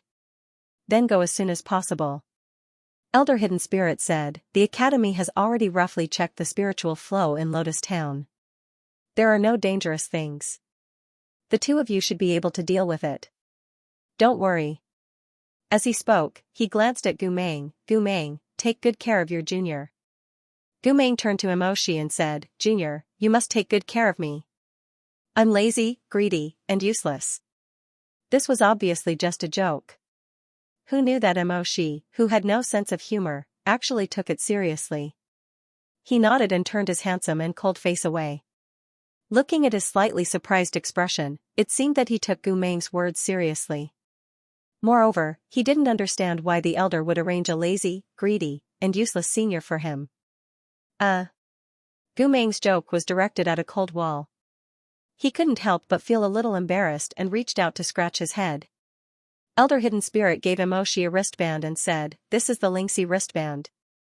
It can sense your various judgments during the journey. You must not take it off without permission.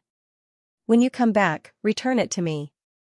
I will go to the Jincheng pool and use a secret technique to pray for the most suitable Shenwu sword for you. After Emoshi agreed, Elder Hidden Spirit gave a few more instructions and finally said, I have another request for you this time. When he said this, he stared at Emoshi's face. Obviously, he didn't trust Emoshi's reaction. Gu Meng, on the other hand, looked as if he already knew, and looked around with nothing to do. Emoshi said, please instruct us, Elder. In order to find out the strangeness of the Earth Temple, I hope that you will not act rashly and alert the enemy. Therefore, during this trip, before the two of you draw out the spirit behind the Earth Temple, you must not use magic. You must pretend to be an ordinary newlywed couple going to pray for a child. When he said this, Emoshi's eyes flashed. He lowered his eyes and pursed his lips. He didn't immediately reply. Elder Hidden Spirit had long heard of his arrogant temperament. Seeing his silence, he thought that although this kid was young and steady, he was still too stubborn. Just as he was struggling to find a way to persuade him, he heard Gu Meng laugh and say, forget it. I don't mind. The mission is more important. It's just that Junior Mo is wronged. Such a person with ice skin and snow bones probably values his reputation more than a virgin girl. Pretending to be husband and wife with me, isn't this letting me tarnish his innocence? Emoshi's gaze turned cold. He glanced at him and said, what nonsense are you talking about? How am I talking nonsense? I'm clearly considering Junior Mo's reputation. Although we're just pretending in front of outsiders, I still took advantage of you. So shouldn't I be responsible for you? Who wants you to be responsible? Gu Meng laughed and said, don't want to be responsible? How can that be? I see that you're aggrieved and nervous. I'm afraid that even acting is extremely serious. If I don't take responsibility for Junior Mo's innocence, won't I become a rapist, a lecher, a scoundrel who offends a beautiful woman? The more he spoke, the more unreliable he became. Emoshi's anger was faintly discernible. If it weren't for the elder beside him, he would have already fallen out with Gu Meng. But Gu Meng was still there talking nonstop. It was as if he was describing Emoshi as a resentful woman. Emoshi couldn't listen anymore. His face turned slightly green. He said angrily, "You're presumptuous." Because he was too angry, he blurted this sentence out in accordance with his master's habit of reprimanding. Gu Meng was stunned for a moment. He looked at him with his bright black eyes and blinked innocently. Emoshi knew that he had said too much. He turned his head away and bit his lip. He said coldly and bitterly, "I haven't rejected it yet. I don't need senior sister to worry about me." After a while, his eyes turned back. They were sharp and cold. "I'll accept it." He immediately took the letter of appointment from the hidden spirit elder. After bidding farewell, he turned and walked out of the hall. He didn't even notice that Gu Meng was already laughing behind him. The two then set off on their journey to Lotus Town to investigate. Because the commoners without spiritual power were usually very lowly, they couldn't afford to hire carriages and horses. They also couldn't afford to wear good clothes. Therefore, the two of them only wore ordinary clothes and walked towards the south. Along the way, the trees swayed and the sun shone brightly. Gu Meng took out 2 sweets from a small cloth bag. He peeled one for himself and gave the other to Emoshi. "Junior brother, do you want some? This is very delicious." "Thanks, but I don't need it." Although his words were polite, his tone was very cold. It was obvious that he didn't want to be entangled with this senior sister. But who would have thought that Gu Meng wasn't angry? He smiled and said, "Good husband, that's right. If you have sweets, you should give them to your wife." Emoshi held back for a while. He couldn't help but say indifferently, "You're a girl. Don't you feel ashamed to be so frivolous?" Gu Meng originally didn't want to cross-dress, but he didn't expect this young master Emo to be so amusing. The more he dressed, the more fun he found it to be. So he pretended to be serious and said, "Eh? Why should I be ashamed? We're walking on the road, upright and upright. You didn't even kiss me or hug me on the street. Why should I be ashamed?" Emoshi suddenly stopped. His face was sullen as if he wanted to say something. But in the end, he restrained himself and walked forward with a gloomy face. He didn't look at the scenery, didn't stop to rest, and didn't want to talk to Gu Meng either. He was so focused that by noon, the two of them had already crossed 5 hills and arrived in front of a melon field. Gu Meng was bored stiff as he swung the willow branches he picked along the way. He followed Emoshi from afar and couldn't help but shout, "Junior brother Emo, junior brother, I say, can you stop for a while?" Along the way, he tried to tell Emoshi jokes and talk about life, but he didn't get any response. He thought that Emoshi would definitely ignore him this time. Unexpectedly, Emoshi stopped and turned around. "What's wrong?" "I can't walk anymore." Gu Meng was completely shameless. He smiled and said, "Why don't you consider carrying me on your back?" Emoshi glared at him fiercely, but didn't even want to talk to him. So fierce, so fierce. Gu Meng laughed and said, "Then I won't carry you. Let's rest together and enjoy the shade. If you want to rest, then rest by yourself. I'll look ahead." "You're really something. Aren't you tired?" Emoshi shook his head and disappeared into the depths of the tree-lined path without saying a word. Gu Meng looked at his lonely back and sighed. He could only lean against a tree and sit down by himself. Then he raised his hand and touched his face regretfully. He said to himself, "Sigh, previously Xianxia mistakenly took the form-changing powder. I joked with him and said that after he turned into a girl, it was hard to explain in a few words. It made people only want to be loyal to the country and not want to start a family. Now it seems that after my transformation, I'm afraid I'm uglier than him." He couldn't help but show a worried expression. "What should I do? I even made a bet with Xianxia that I'll definitely convince junior brother Mo in the next few days. I bet 3 boxes of new moon brothel snacks. Sigh, looks like I won't be able to eat them now." Then he thought, this junior brother Mo's physical strength is really too good. He's already walked for so long without using any spiritual power, but his footsteps haven't slowed down at all. The talents of these pure-blooded aristocrats are really terrifying. After letting his imagination run wild like this for a while, the figure of a young man appeared in his scattered vision. It turned out that Moshi had returned, carrying a bamboo basket in his hand. He braved the scorching hot sun and walked from the bright sunlight to the shade of a tree. He placed the basket in front of Gumeng. What's this? Gumeng curiously leaned over and opened the bamboo basket. He looked inside and saw a bowl of cabbage and straw mushroom stewed with tofu, a bowl of radish soup, 2 bowls of white rice, and 2 sets of bamboo chopsticks. Although the dishes looked crude, they were steaming. It was obvious that they had just been cooked. He couldn't help but laugh and say, "Great immortal, where did you conjure up this basket of food?" "I bought it." "There's someone in front." Gumei was shocked. He thought, so he just went to buy food? Although this person was arrogant and boring, he wasn't completely cold and heartless. He immediately picked up the bowl and chopsticks and said with a smile, "Thank you." Emoshi ignored him and lowered his eyes to arrange the food. Then he sat on the ground and began to eat. Gumeng also picked up a bowl and ate while sizing up his little junior brother opposite him. This junior brother Emo continued to ignore him. His long eyelashes were lowered and his chopsticks were moving tofu into his mouth. Gumeng wanted to talk to him again, but he had already teased him and made him angry, so he didn't know what to say. He could only cough a few times. Cough, cough, cough. Cough, cough, cough. Emoshi finally looked up. Gumeng was happy and was about to put on a warm smile to chat with this beautiful junior brother when he saw his beautiful junior brother frown and ask coldly, "Is your throat uncomfortable?" Gumeng choked, Are you taking medicine?" Seeing Emoshi put down his bowl and chopsticks, intending to take medicine from his chankuan bag, Gumeng's heart was racing. He sighed, "Damn, this young hero, you don't have medicine, you're sick." He hurriedly stopped him, "No need, I just accidentally choked." "Eat, ha ha ha, junior brother, eat." Emoshi didn't force him. He glanced at him and retracted his slender fingers from his chankuan bag. He lowered his head and scooped up the soup. "For me?"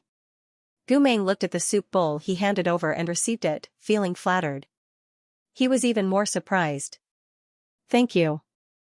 Xianxia was used to living like a prince. Normally, there would be people calling him young master, young master, young master, young master, young master, young master, and he would hear hundreds of thanks and apologies in a day. Naturally, he had no reaction to Gumeng's thank you. Everyone knew that most of the pure-blooded nobles were cruel and domineering, and the Emo family was a well-known warlord family. Logically speaking, young Master Emo should be very arrogant and willful. Therefore, when Gumeng saw Emoshi on the school field, he immediately warned Lu Zhanxing, "This is a member of the Emo family. You and I can't afford to offend him. Leave quickly." However, after this interaction, Gumeng felt that this might not be the case. For the next 2 days, Gumeng patiently observed Emoshi's every move. Sure enough, he realized that the young master of the Emo family was indeed different from what they had imagined. Emoshi was a man of few words. Other than the coldness in his eyes, there was only a thin layer of light that occasionally covered his eyes. Along the way, whenever Gumeng spoke to him, he would turn his face away and ignore him. He was very arrogant. Only occasionally, his eyelashes would flutter like smoke in the wind. However, if Gumeng really needed anything, he was very reliable. Because of this, Gumeng more or less had a good impression of this young master. On the 3rd night, they were already very close to Lotus Town. As they walked on a small road in the suburbs, fireflies danced in the fields. Gumeng looked at the fireflies and suddenly said, "Junior brother Mo, after this trial, you will officially be apprenticed to a master. There are a total of 7 elders in the academy and they are in charge of the 7 great temples. Have you thought about which sect you will be apprenticed to?" "Yaotian Palace." "Are you so sure?" "My father is from the Yaotian Palace." Gumeng was slightly startled. His lips curled into a smile. "Yes, I almost forgot. You pure-blooded nobles are always father and son." Emoshi did not speak.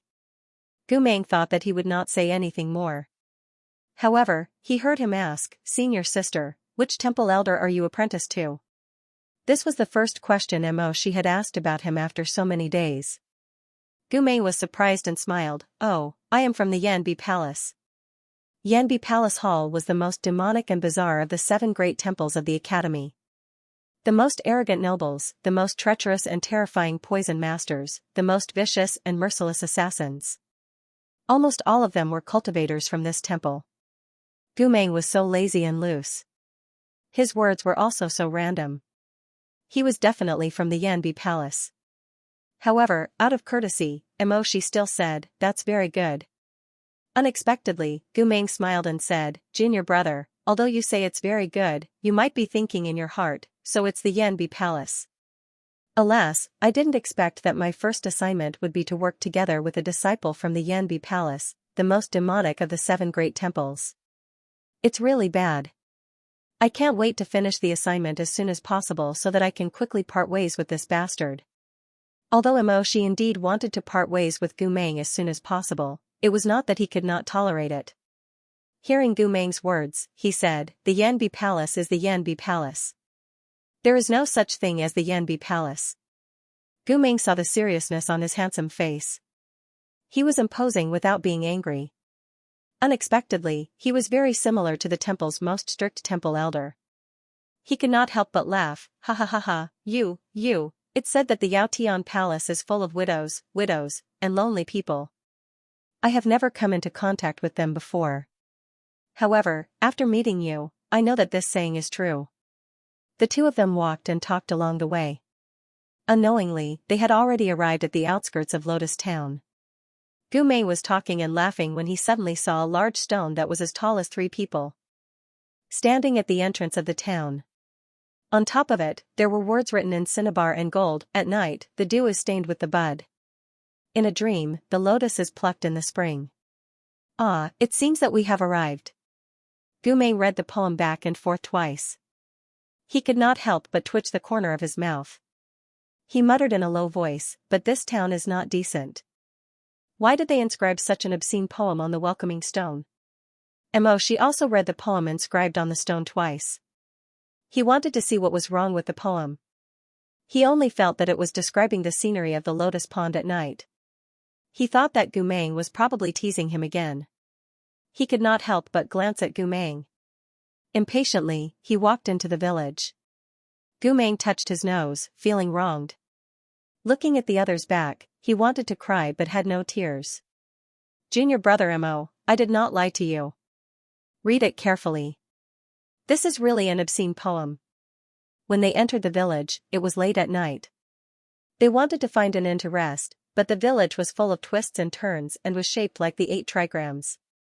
They did not see the green silk sign of an inn. Unfortunately, the weather changed easily in summer. Before they could find the inn, there was a flash of lightning in the distant night sky, followed by the sound of rolling thunder. Gu Mei raised his hand and caught a few bean-sized water droplets in his palm. He said helplessly, "What a coincidence, it's raining. Put on the hood of your cloak and wait for me under the eaves. I'll go see if there's an inn nearby."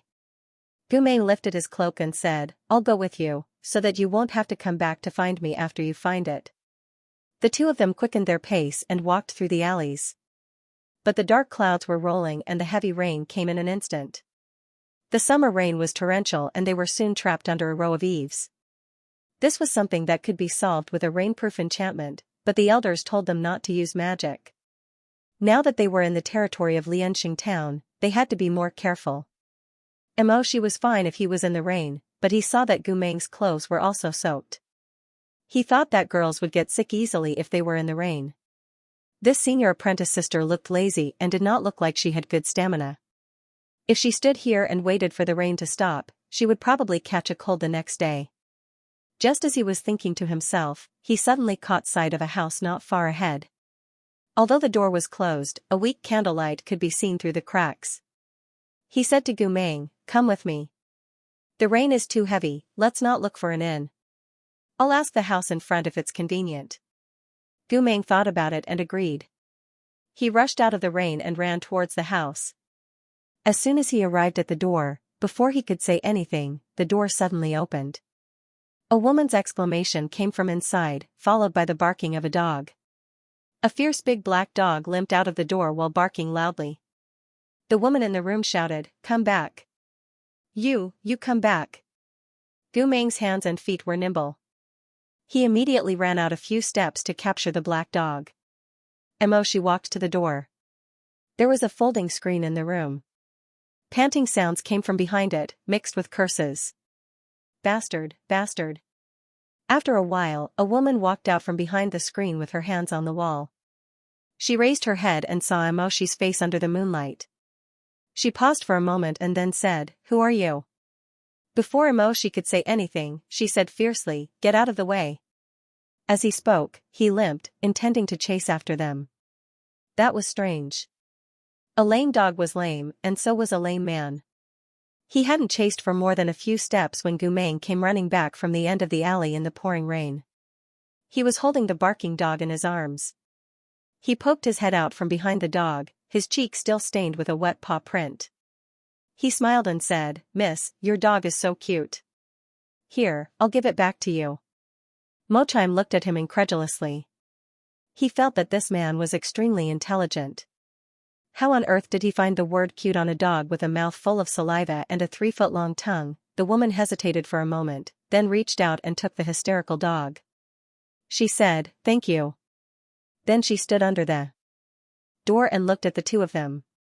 Suddenly, she asked abruptly, "Hey, are you here to ask for a child?" Emoshi said, "No." Gu Meng said, "Yes." The woman blinked and raised her eyebrows. "May I ask, what's your relationship?" Emoshi said, "She's my sister." Gu Meng said, "He's my husband." The two of them stuck to their own words and spoke almost at the same time. The woman slowly narrowed her starry eyes and used a playful gaze to sweep between the two of them. After a while, she suddenly sneered and said with narrowed eyes, "I understand. No wonder you don't want others to know. You're really bold. Did you elope?" Emoshi, Gu Meng, the woman stroked the dog in her arms and continued to look at the pair of wild lovebirds. Under her naked gaze, Gu Meng couldn't stand it anymore. He turned around and glared at Emoshi. "Emoshi, you bastard. Why didn't you follow the elder's script?" Emoshi originally thought that there was no need to talk so much with a woman he met by chance, so he thought that Gu Meng was his sister. He didn't expect this to happen. He was speechless for a moment. However, he was still in the wrong. He turned his face away.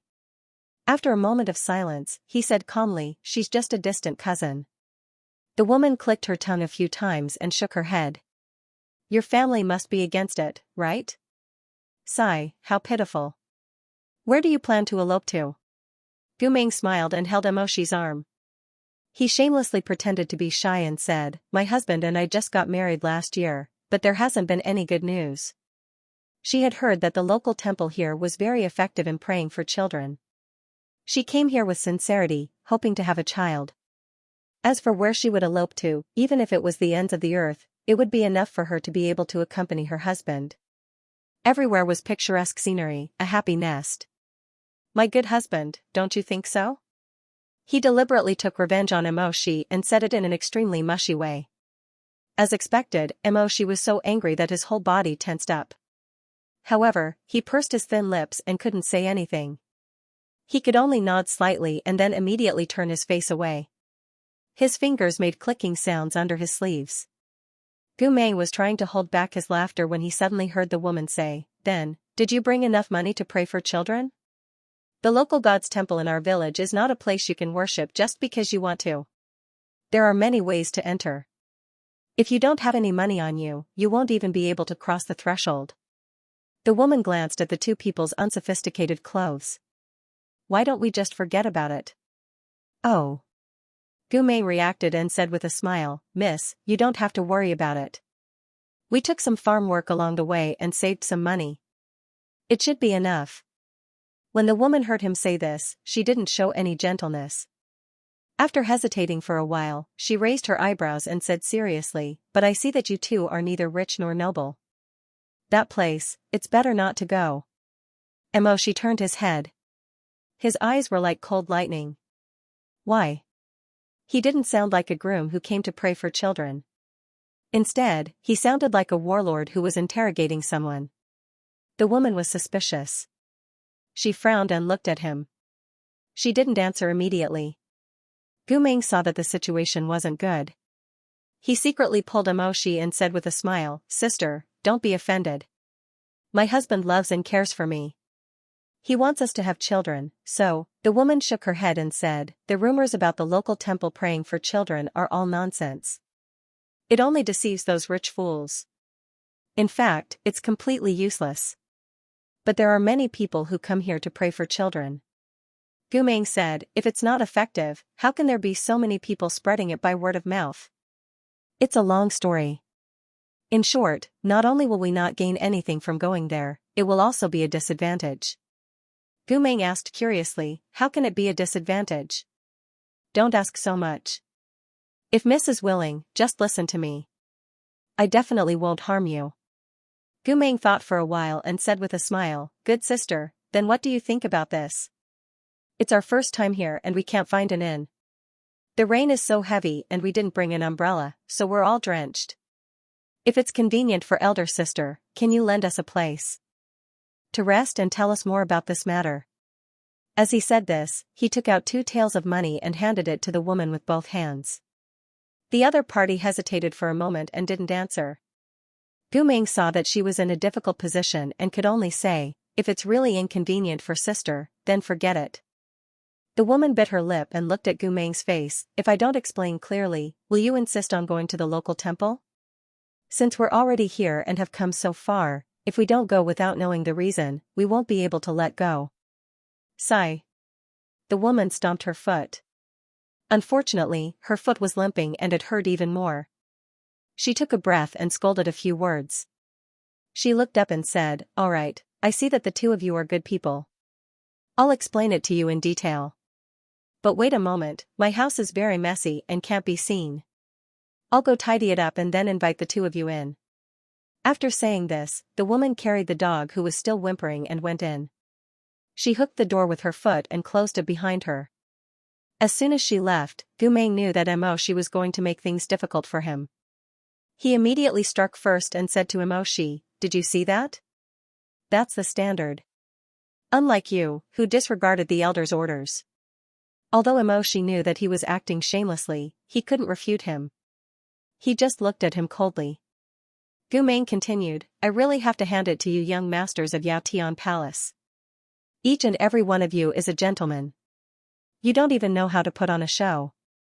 He shook his head, "It's like I'm singing a one-man show. It's so tiring."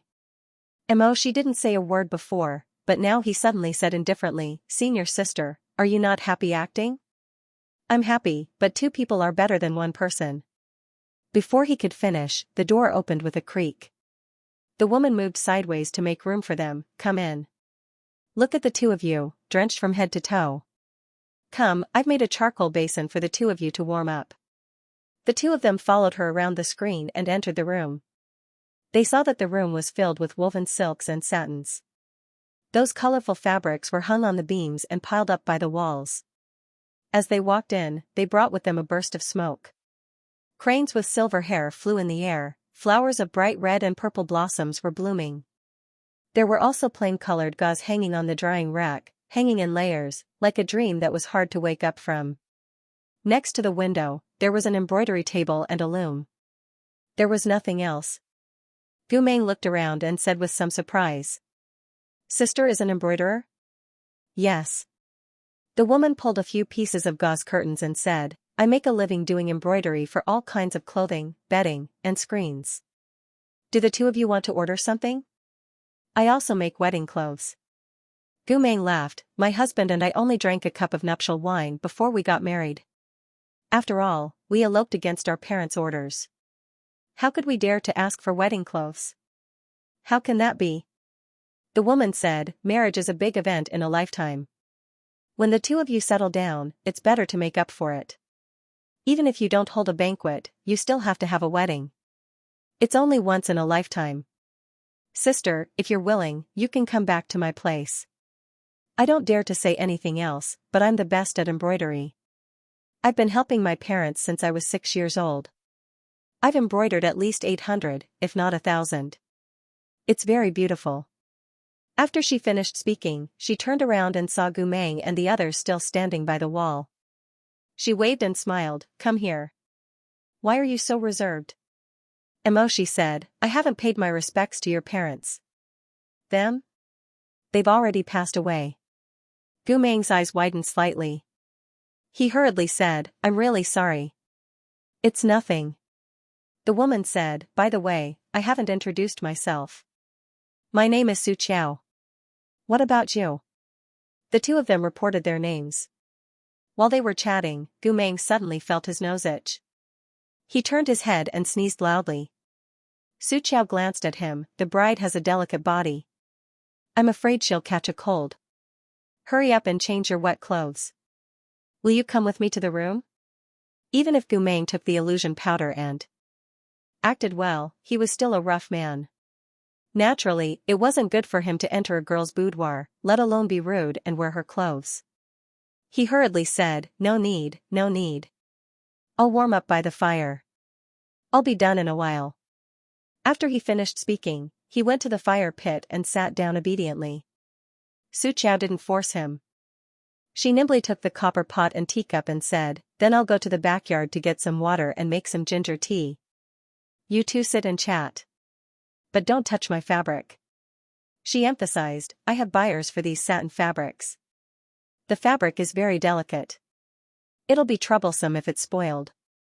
After the two of them expressed that they wouldn't touch a single thread, Su Qiao limped away. After she left, Emoshi suddenly said, "Don't you feel uncomfortable?" Gu Meng was stunned for a moment. "What? Your clothes are all wet." "Oh, this." Gu Meng licked his lips. His black eyes became warmer and brighter under the light of the fire. "I'll share the joys and sorrows with you. Husband and wife are birds in the same forest. Together, we'll become a drowned rat." Gu Meng blinked at him. "My good husband, do you feel sorry for me?" Emoshi raised his deep black eyes. His handsome face was covered with a thin layer of sullenness. He turned his head and said angrily, "Shameless." Gu Meng secretly said in his heart, "No, no. How am I shameless? If I were shameless, I would have used this opportunity to change my appearance to take advantage of the girl's boudoir. Why would I be sitting here with this ice cube face by the fire? AI, junior brother Mo, you've really wronged a good person.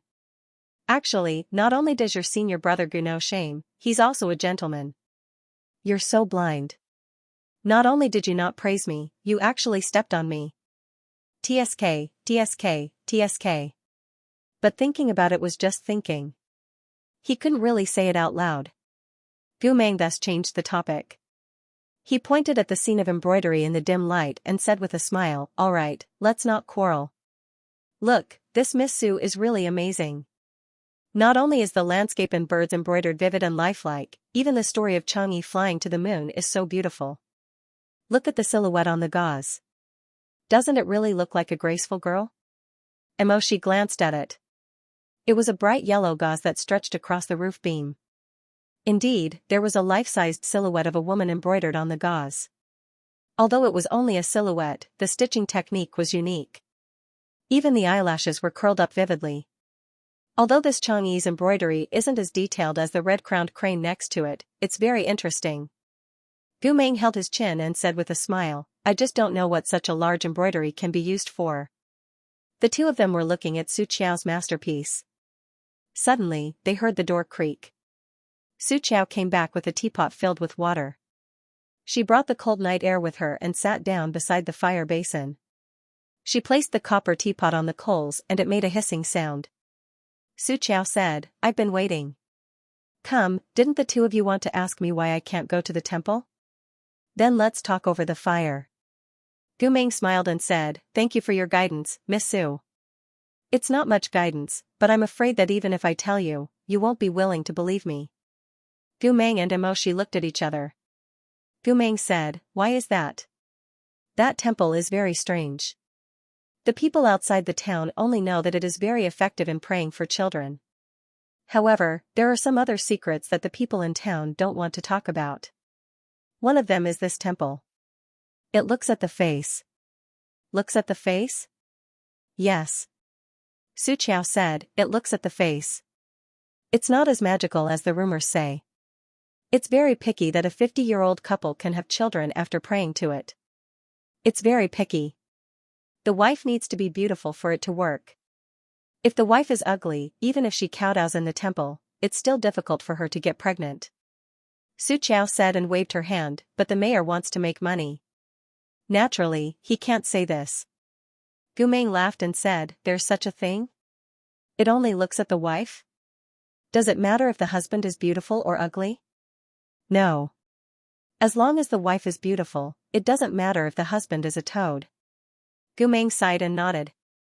Then this temple is really very harsh on girls.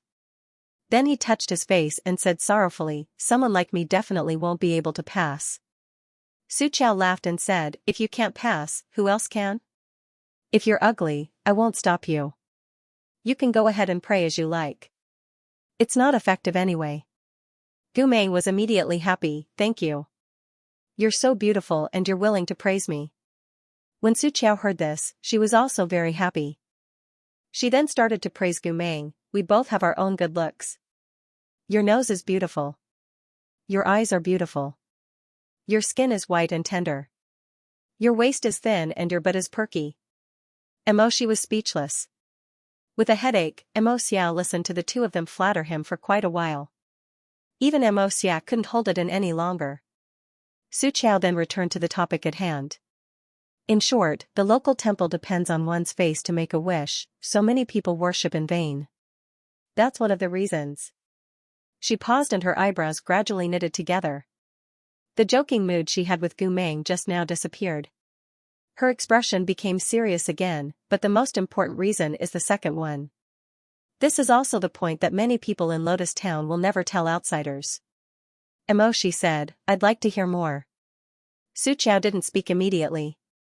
She grabbed a handful of melon seeds from the copper basin on the table. After cracking 2 or 3 seeds, she licked off the seeds stuck to her lips. She looked up and said, actually, that temple isn't a good temple at all. It's an evil temple. Hearing what she said, Gumeng and Emoshi's expressions changed slightly. If the temple had a spirit, then there must be some kind of spirit hidden in it. If the spirit was pure and kind, it would solve problems for people without asking for anything in return. If the spirit was evil, then it would be troublesome. Those evil spirits would ask for something in return when they fulfilled their wishes, and those rewards would often be much heavier than what the prayers received. Sure enough, Xianxia continued, any husband and wife who have worshipped in this temple, as long as the beautiful wife is able to conceive, their husband will inevitably die mysteriously within a year or a few months. There is no exception. So. Gumeng murmured and fell into deep thought. The child exchanged with the husband's life. There was a moment of silence, and only the crackling sound of the charcoal could be heard. Suddenly, there was the sound of steam and the white fog was boiling. It turned out that the tea was boiling, and the sound broke the stiff atmosphere. Xianxia picked up the copper pot and filled the cup, saying, come, drink some hot tea first. The two thanked her. Gumeng pondered while drinking tea, and suddenly asked, Miss Su, this matter. Does everyone in town know? Some know, some don't. Xianxia said, anyway, there are a lot of people who know. Our town is poor, and we rely on the good money from the pilgrims to live. Entering the local temple costs a lot of money, and those who come from poor backgrounds are all driven back by the people who collect money at the door. Generally, only those landlords can afford to go. Didn't anyone remind those rich young masters and ladies? Why should we remind them? Xianxia raised her eyebrows, looking at the clothes of the two of you, you are also ordinary people. We have been bullied by those rich young masters, haven't we? What's more, they wanted to come to pray, and no one choked their necks and forced them to enter the temple. Who is to blame for this misfortune? Gumeng remembered that Emoshi was born with the noblest bloodline in Xianxia. He was worried that Emoshi would be angry if he heard this, so he couldn't help but glance at him. However, Emoshi didn't show any signs of anger. He lowered his eyelashes and pursed his lips. No one knew what he was thinking about, but his expression was serious. Besides, our Lotus town is plagued with miasma all year round. The town is full of people who have no spiritual power talent. They can't resist the miasma and are prone to diseases. When they are sick, it's harder to ask for money from those old men and women than to climb up to the sky. If we don't take advantage of this time to scrape a layer of oil from them, should we wait until we are sick to death and beg for their mercy? Gu Ming sighed and did not say anything. Su Qiao looked at the moonlight outside the window, got up and stretched. She rubbed her arms and said, "All right, it's getting late. It's good that you two know the danger. You can stroll around Lotus Town, but don't go to that evil temple." Gu Ming said, "Of course we will listen to Miss Su." Su Qiao went to tidy up the guest room for them. She saw that she was limping and asked, "Miss, is your leg injury serious?" "Oh. It's not a problem." Su Qiao waved her hand, "My black dog's brain is not good. It pulled my cloth. I scolded it a few times, but it actually bit me. Damn it." She did not say anything more. He only handed Su Qiao a bottle of medicine for bruises. Su Qiao took the medicine bottle, opened it and sniffed. "Is this medicine expensive?" "It's not expensive." Su Qiao scooped a little and held it in her palm. She returned the bottle to Emoshi. "These days, there are exorbitant taxes. It's not easy for anyone to live. Even if it's not expensive, I wouldn't dare to accept it. I can't finish applying such a big bottle of medicine. You two should keep it for yourselves. It might be useful in the future." After she finished speaking, she limped upstairs to sleep. The silk garments custom-made for her by the rich in the house were so luxurious. They were made of gold and silver thread, and they were overflowing with color. However, she herself was dressed shabbily. She was so small that she was like a speck in the room. At night, Emoshi and Gu Ming closed the door of their room and looked at each other. There was only one bed in the room. Gu Ming's soft eyebrows immediately curved into a provocative smile. He sat on the only bed in the room. Emoshi looked away. "Junior brother, aren't you going to rest?" Emoshi shook his head. He did not look at him. Instead, he stood at the furthest place from the bed and said, "I'll go out for a walk again." Gu Ming knew that Emoshi was not in a good mood. He sat on the edge of the bed with his legs crossed and rested his chin on his hand, teasing him. "What if Miss Su also goes out for a walk later and you bump into her? What will you say? Or do you think that Miss Su is prettier than me? You say you want to go out for a walk, but you actually want to see her again?" Emoshi said sternly, "Don't talk nonsense." Gu Ming smiled, "Then I'll have to trouble junior brother to go to sleep." Emoshi was silent for a moment. He seemed to be thinking of a way to avoid being in the same room as this guy. However, he obviously could not think of any good ideas. He could only walk to the bed with an ashen face. He looked down at senior sister Gu from above with his cold eyes. Gu Ming looked up and blinked innocently. Emoshi, after a few moments of silence, he suddenly raised his hand. Gu Ming thought that he was really going to take off his outer robe and go to bed. However, he saw Emoshi's slender fingers move in the air. With 2 clicks, he directly undid the buttons on the bed and pulled the curtains with both hands. With a whoosh, the moon-white bed curtains were instantly closed tightly. Emoshi's cold voice came from outside the curtains, "Lie down." "Oh." Gu Ming was still in a daze. After a while, he tentatively reached out to pull the curtains. He wanted to poke his head out to see what would happen if he did not listen to him. However, as soon as his hand touched the curtains, he was stopped by Emoshi through the curtains. "What are you doing?" Although this junior brother was extremely young and could even be said to be immature, his strength was already so great that it was somewhat frightening. Gu Ming's fingers almost broke, but Emoshi was not aware of it. Gu Ming trembled. "Nothing, I just wanted to take a look at you. Let's talk nicely. Can you let go of me first?" Emoshi's sword-like eyebrows raised in anger. "You're still not sleeping? Are you still going to make a fuss?" "Big brother, I just want to tease you. Who wants to provoke you? Can you let go of me? Stop breaking my fingers, I'll scream if you do." This time, he stepped on the wrong foot. Young Master Emo hated being threatened the most. Hearing this, he became angry and the strength in his hands increased. Gu Ming did not back down. He did what he said and immediately shouted shamelessly at the top of his voice, "Hubby! Pain! Ah. You're hurting me. Ah, ah. This shout was hoarse and sexy, soft and melodious, causing one's imagination to run wild. How could this be? As if he had been scalded, She suddenly let go of Gu Meng's hand. He opened the curtains. Against the candlelight, there was an angry and embarrassed handsome face. Before Gu Meng could say anything else, She suddenly pushed him onto the bed and covered his mouth. He lowered his voice and gritted his teeth. What do you want? Gu Meng said sincerely, I'm just teasing you. Due to his excessive anger, young Master Mo's chest heaved up and down as he glared at the B** starred beneath him. Every single word he spat out sounded like he was grinding his molars. You better sleep obediently, and I'll pretend that nothing happened. If you provoke me again, I'll make you suffer.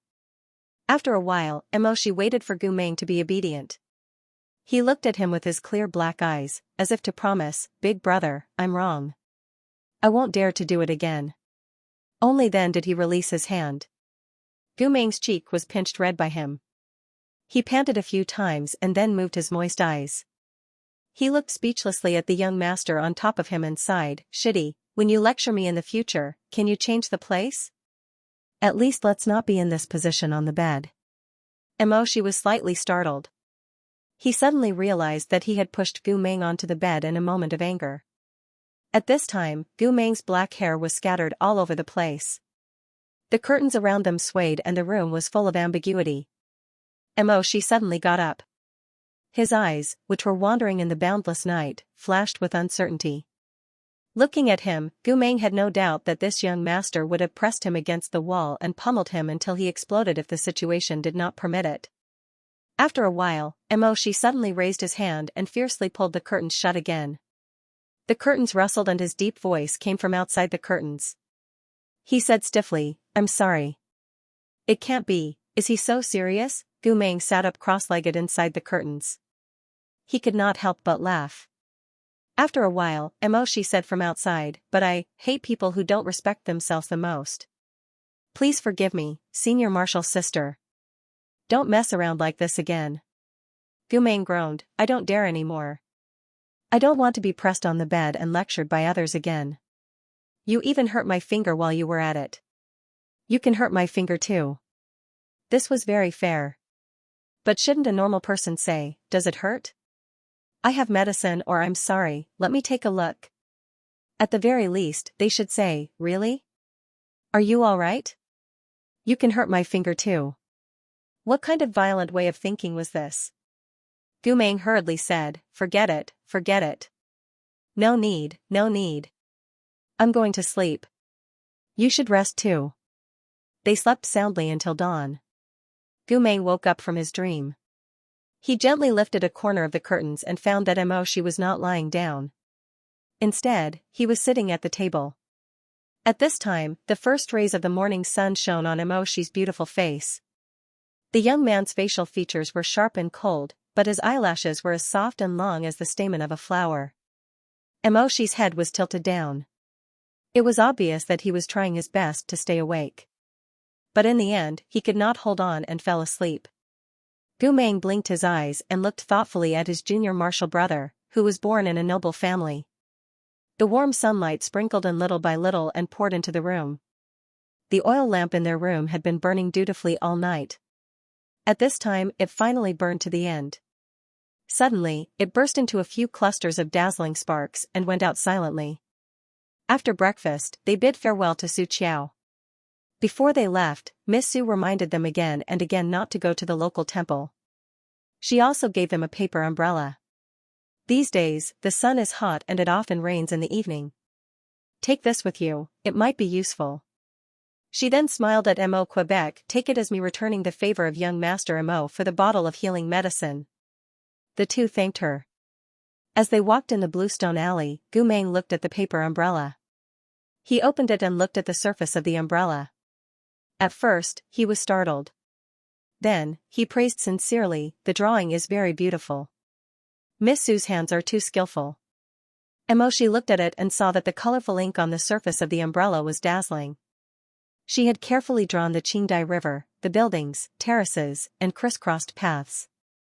It was indeed a picture of a beautiful landscape of singing and dancing.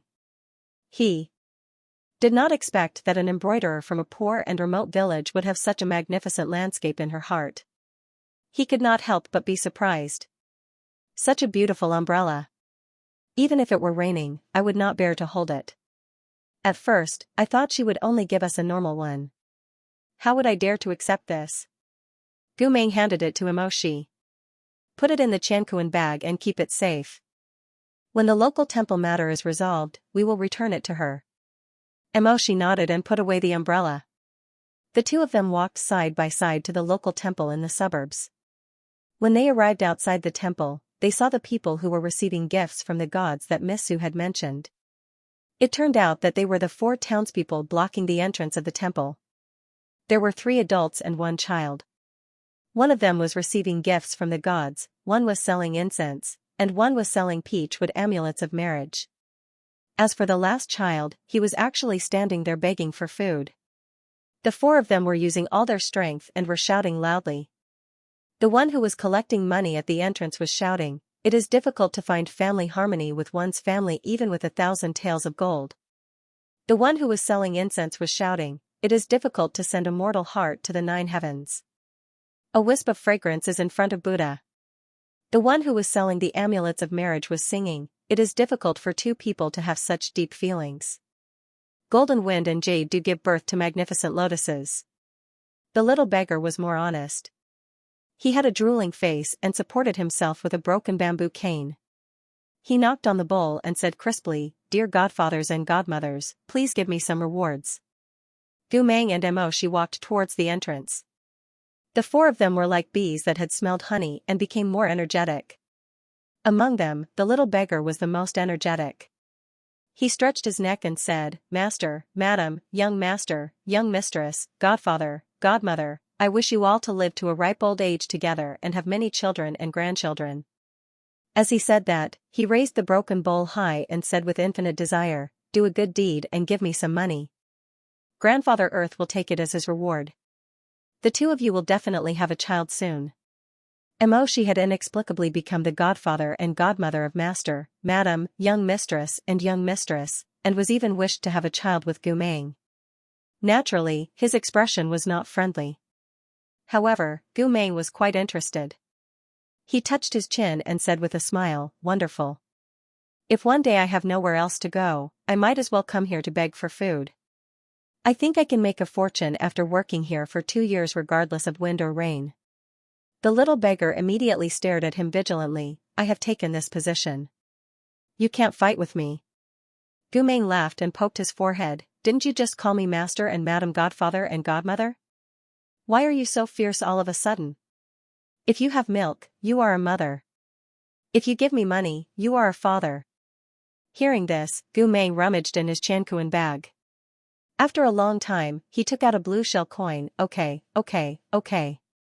Quickly call me father." As he said that, he pointed at Emoshi and said with a smile, "Call him mother."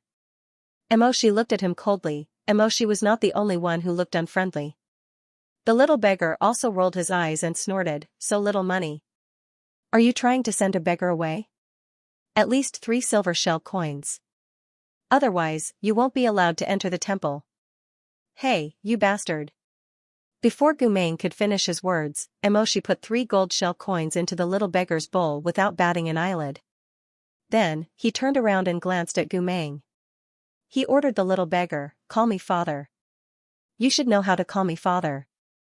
The little beggar indeed had the morals of a beggar. His anger immediately turned into joy. He conscientiously bowed to Emoshi and said sweetly, "Godfather." Then, he turned to Gu Meng and said, "Godmother." Gu Meng, although Emoshi did not like the way the little beggar called him, at least he had one around.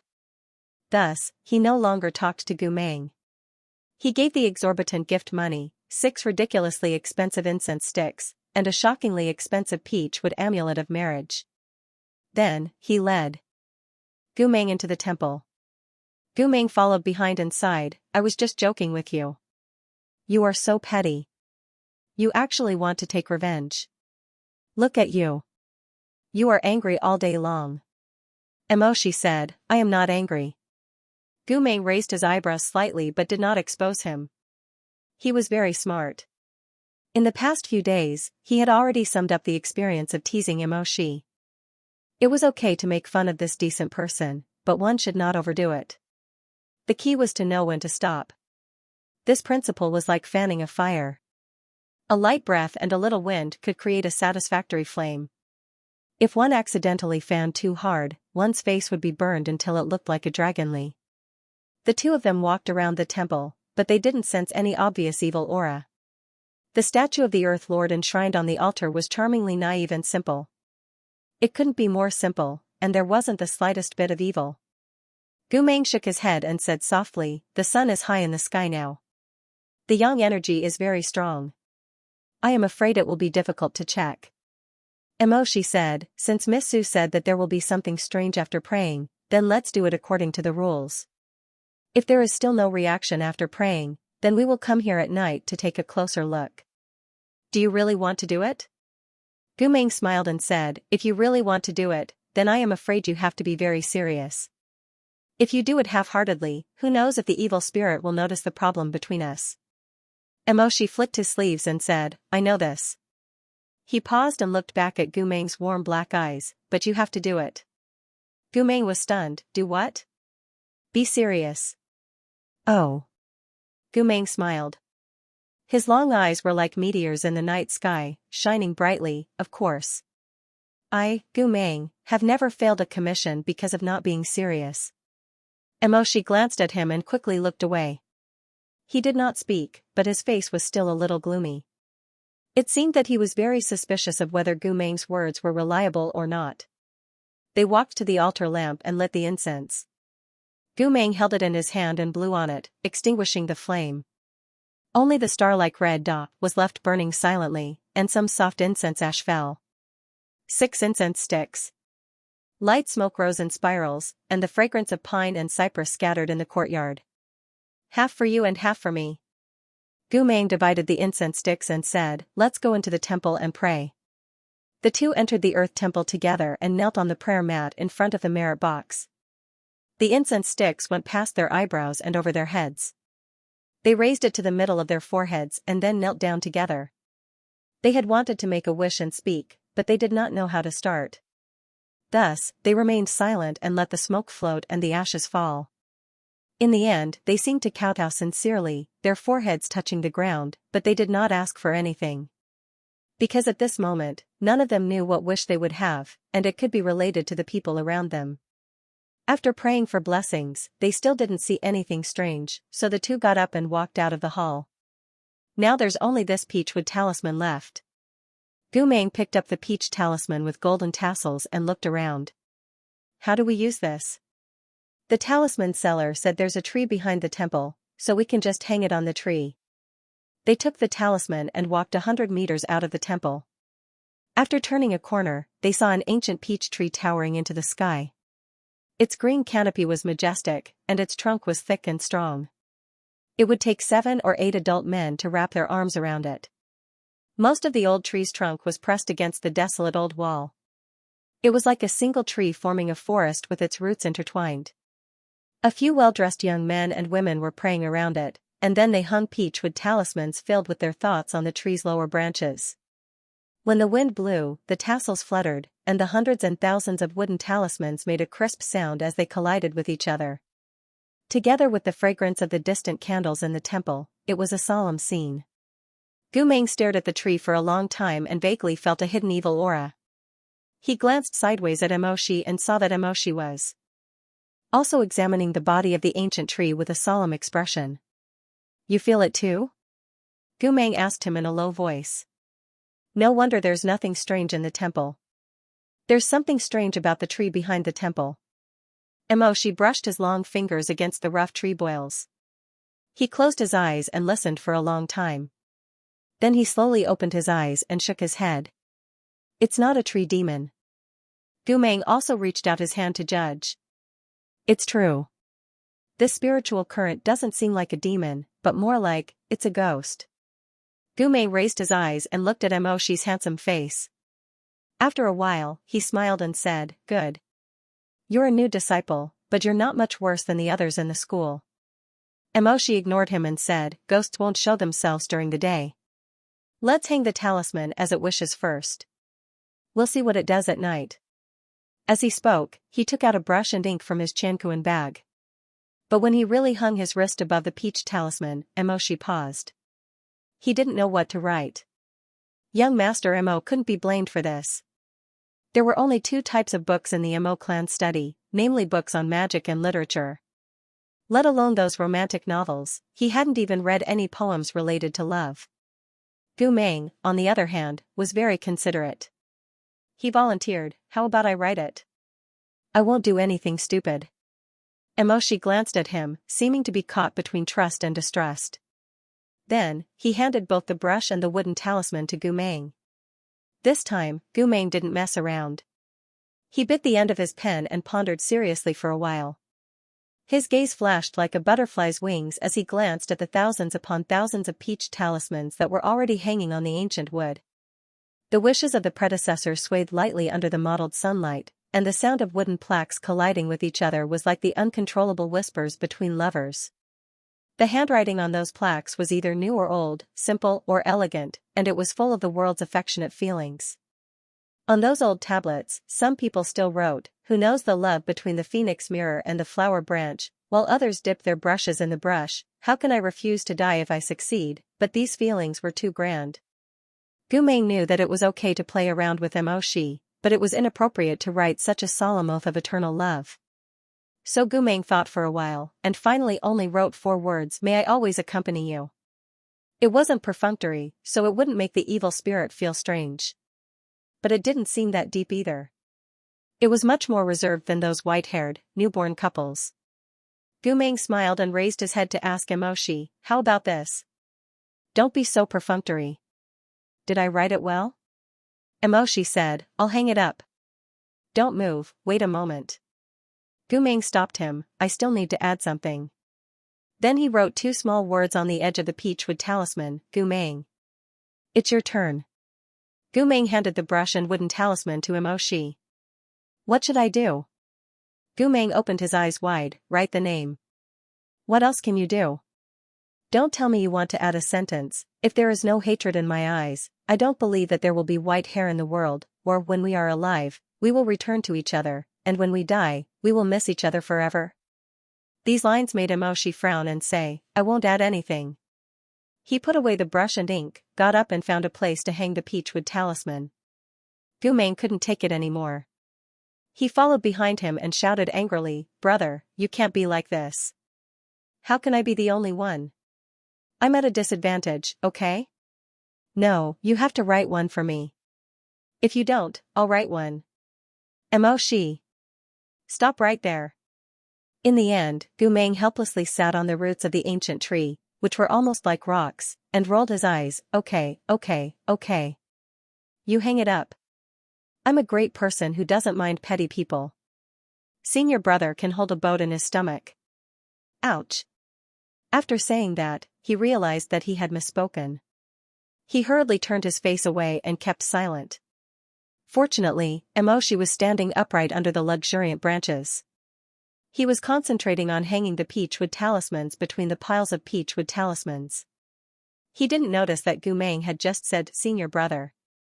After he finished hanging the talisman and made sure that it was tightly tied and wouldn't fall down, he turned his head and asked Gu Meng, "What did you say?" Gu Meng muttered, "Nothing. It's just a wish. There's no need to sign it. Gods and ghosts can see who made the wish. These pilgrims aren't cultivators, so they don't know this. That's why they wrote their names on the wooden tablets." Emoshi walked towards him and looked down at him, "Why are you imitating them?" Gu Meng said righteously, "I think it's more dignified for them to do this. I'm seriously fooling the old ghost.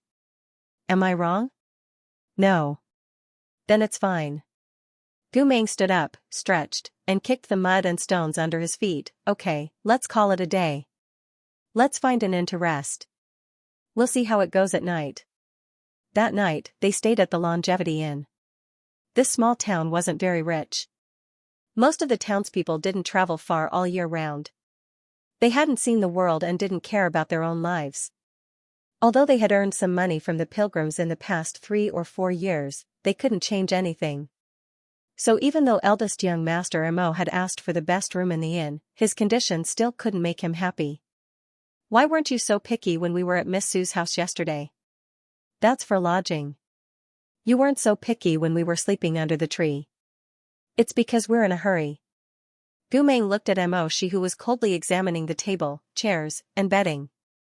He blinked his black eyes and there was a trace of amusement and helplessness in them. "Hey, I think the bed in this inn is quite big.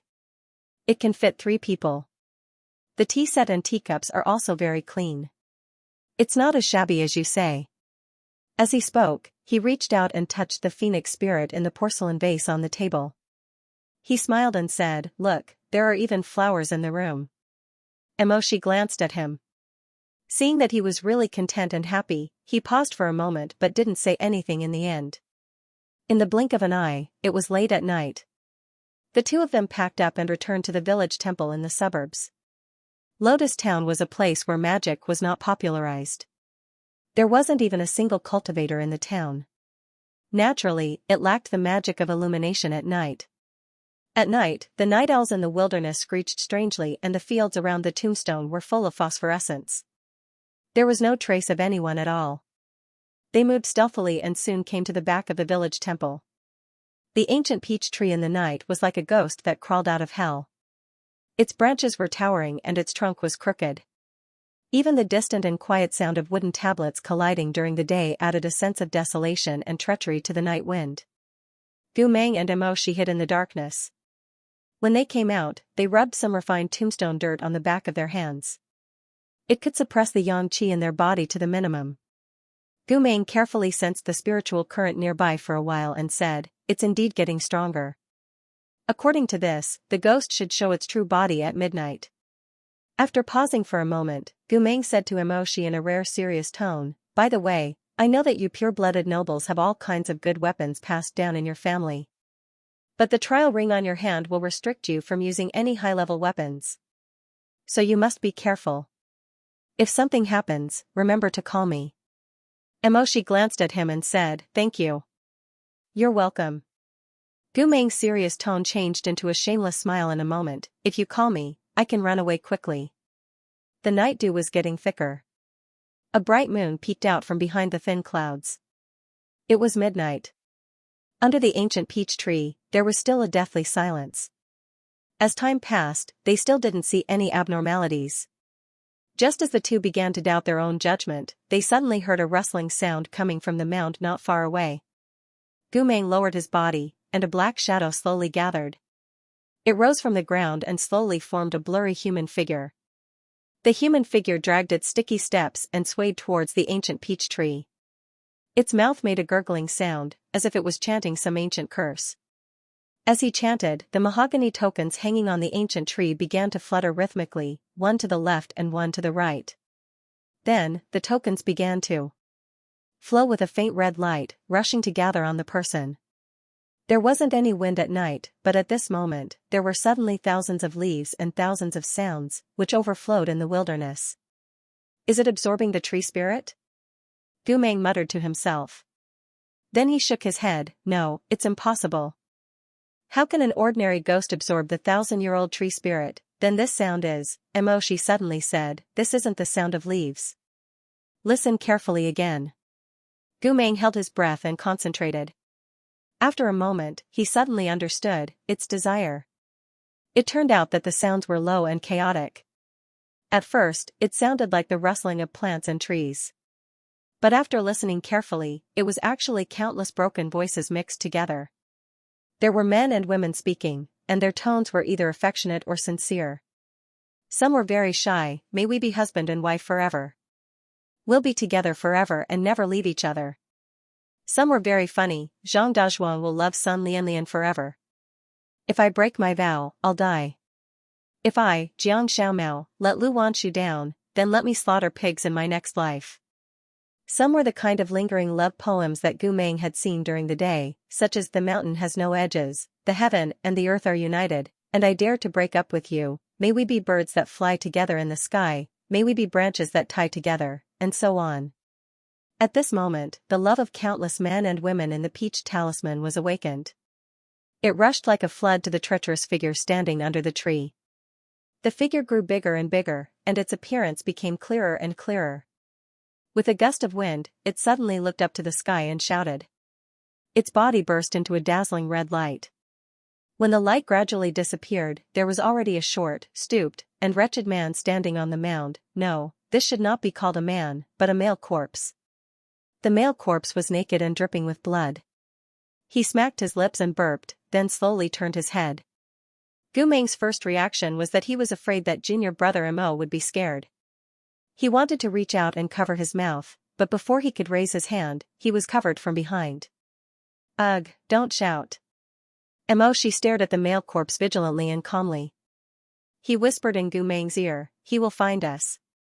Gu Meng did not know whether to laugh or cry. On the other hand, he was surprised that this young nobleman could be so calm and reliable. He was a little amazing.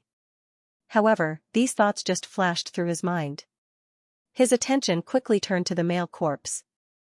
The male corpse was really disgusting.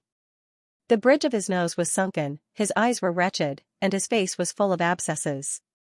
What was even more chilling was that the thing at his waist had been shredded into bloody shreds like a cucumber. With every step he took, the shreds of meat would tremble. It was a vivid and unique sight. The corpse swayed for a while, sniffing left and right. Suddenly, his bloody lips split open and he giggled. His voice was like a pig's bladder that had been flattened. It smells so good.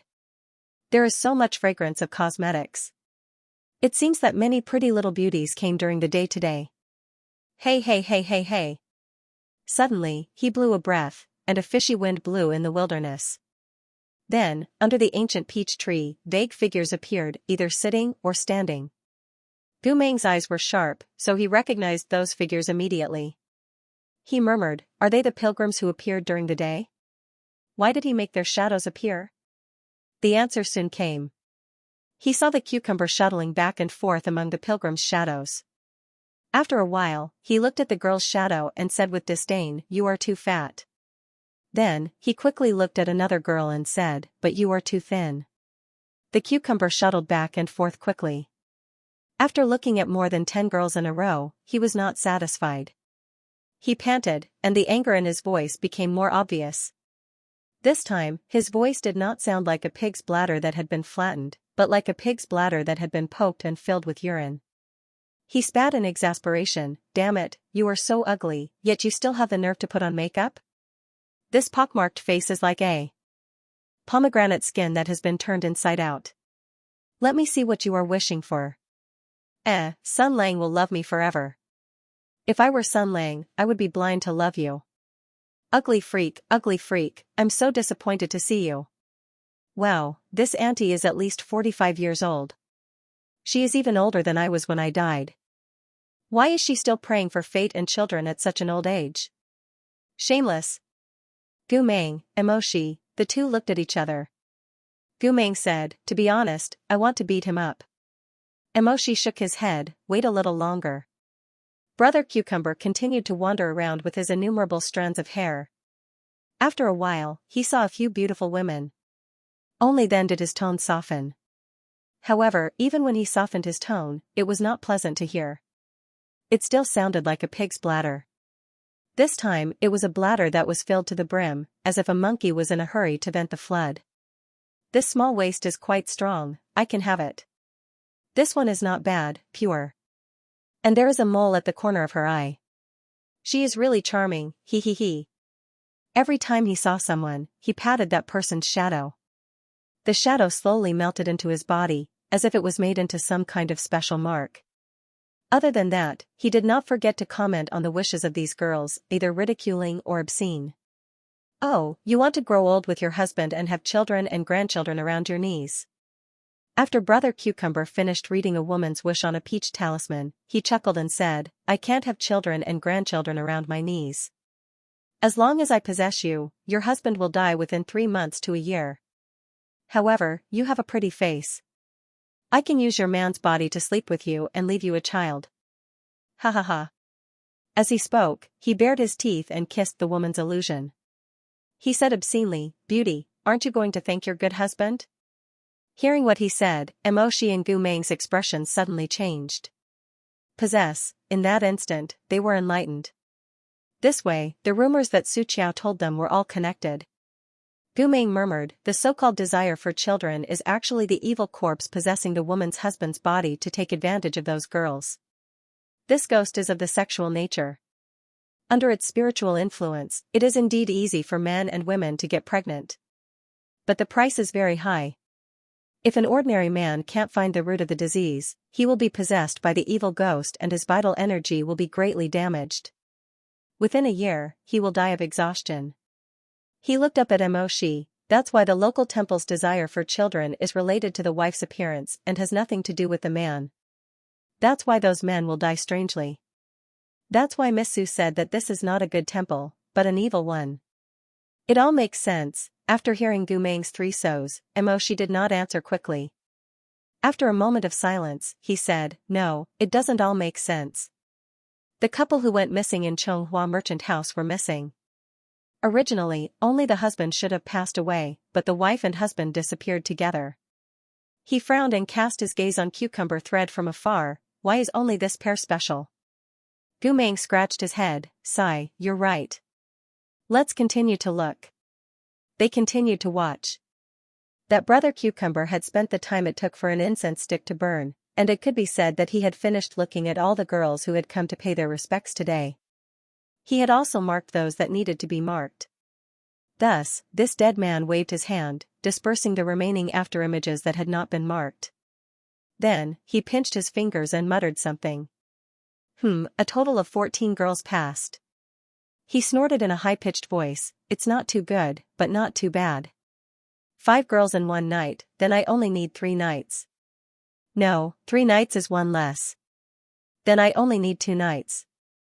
Damn, there are a few more girls in 2 nights. Sigh, I don't care. Anyway, I only need 2 nights and 3 nights, then I'll sleep with all these girls. Ha ha, ha ha ha.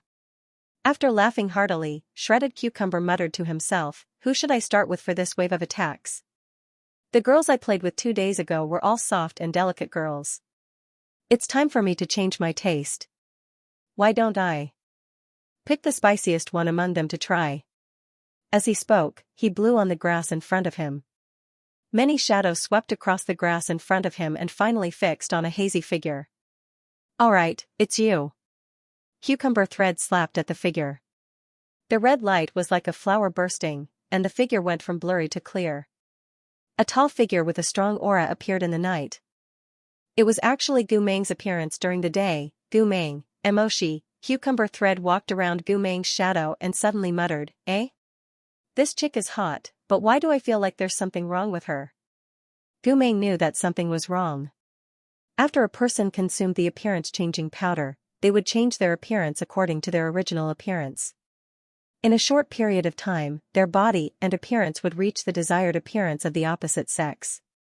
Among all the methods of disguise, the form-changing powder was the most advanced.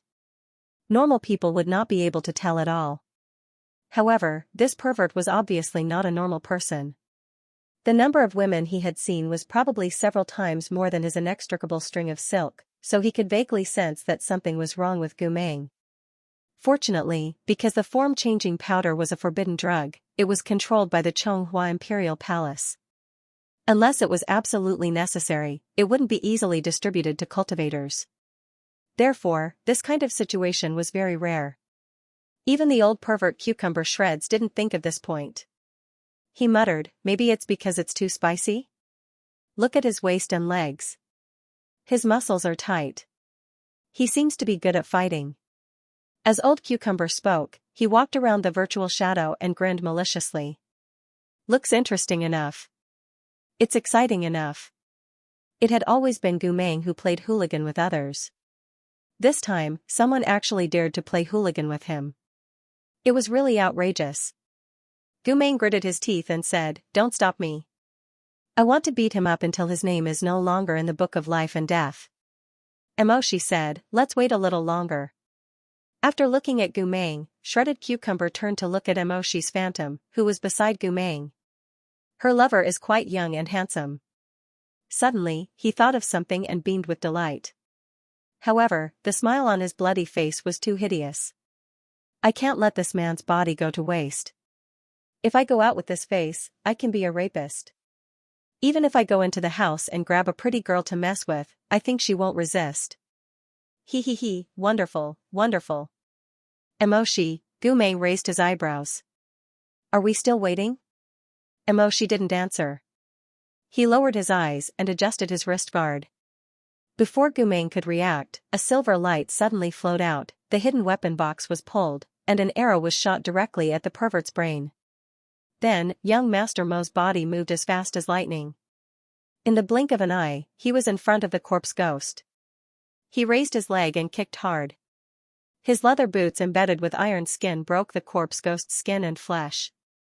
In an instant, the corpse ghost was kicked to the chest and fell down.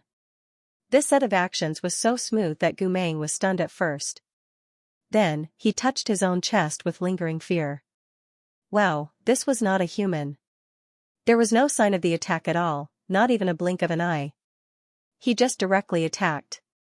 This was not the most important thing, the most important thing was, could it be that the fight was over? This was too overwhelming. However, the two of them were not naive and cute people. Even though the old cucumber ghost had fallen to the ground and could not get up, they did not let down their guard. They still stared at the corpse, feeling that things were not so simple. Sure enough, after a moment, the corpse suddenly jumped up, opened its bloody mouth and pounced towards Emoshi. This move was really ferocious. The two fleshy lips of the old lecher almost landed on young Master Mo's body. Fortunately, young Master Mo's skills were ruthless. Not only did he dodge quickly, he also lifted his leg and kicked the old lecher's face. The old cucumber ghost screamed, "Ah! God damn it! You can hit me, but why do you have to hit my handsome face? You have broken my face, which means you have broken the wet dreams of countless ghost girls and ghost wives. You have broken the signboard of the ghost world. You must be jealous of my valiant appearance." Gumei listened at the side and could not help but laugh. He laughed until he bent over. Ha ha ha, this ghost is interesting. Junior brother Mo, it said that you are jealous of its beauty. The more Emoshi listened, the more he felt that it was unreasonable. Seeing that the other party was shouting angrily while swinging the shredded cucumber ghost towards him, he could not stand it anymore. He kicked it again and said sternly, "What nonsense are you talking about? You kicked my face again. The whole ghost world will remember you. You bad man, you have a vicious heart." This time, Gumei really laughed until he fell. But at this moment, a cold wind suddenly blew. The cucumber ghost turned into a cloud of black smoke and flew towards Gumei in the air. F***ck. Gumei's eyes widened. This ghost wasn't stupid. It knew how to create a diversion. Just as he was about to turn around and dodge, a talisman flew at him from the side. Emoshi shouted, "Open!" In an instant, the talisman flashed with electric sparks. Amidst the hissing light, a lightning-cursed defensive array descended beside Gumei, enveloping him tightly and protecting him from all sides. Gumei was taken aback. They did not have their own weapons during the newcomer trials. All the weapons and talismans were in the Qianquan pouch that the elder had given them before they left. There were only a few items in the pouch, a few common iron swords, a concealed weapon box, and 11 talismans. 9 of them were for attacking, and only 2 were for lightning defense. Emoshi had given him such a precious talisman. Gumei stood inside the lightning barrier and looked at Emoshi, who was fighting with old cucumber devil again. He asked in confusion, "Why are you wasting talismans on me? I'm your senior." Emoshi drew his iron sword and was fighting with old cucumber devil. Hearing this, he turned around and said sternly, "Didn't you say you didn't know anything and wanted me to take care of you? Big brother." Gumei was shocked. That was obviously a F***king joke. Would anyone take such a clumsy joke seriously? At this point, Gumei could not even speak. He looked at Emoshi's figure as he danced with his sword. He was angry, amused, anxious, guilty, and soft-hearted. He stood inside the barrier and looked at Emoshi outside. His black eyes under his long eyelashes were focused on the battle. He did not plan to make a move for the time being. Young Master Mo's swordsmanship was ruthless and decisive.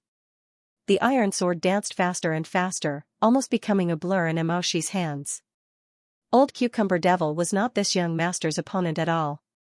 However, Gu Meng observed carefully for a while and felt that something was wrong. Swoosh!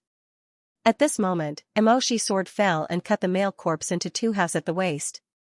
In a split second, countless amounts of black blood splattered. Gu Meng looked carefully and suddenly froze. He knew what he felt was strange. Every time Mo Shi stabbed with his sword, the blood that flowed out would scatter on the ground without leaving any trace.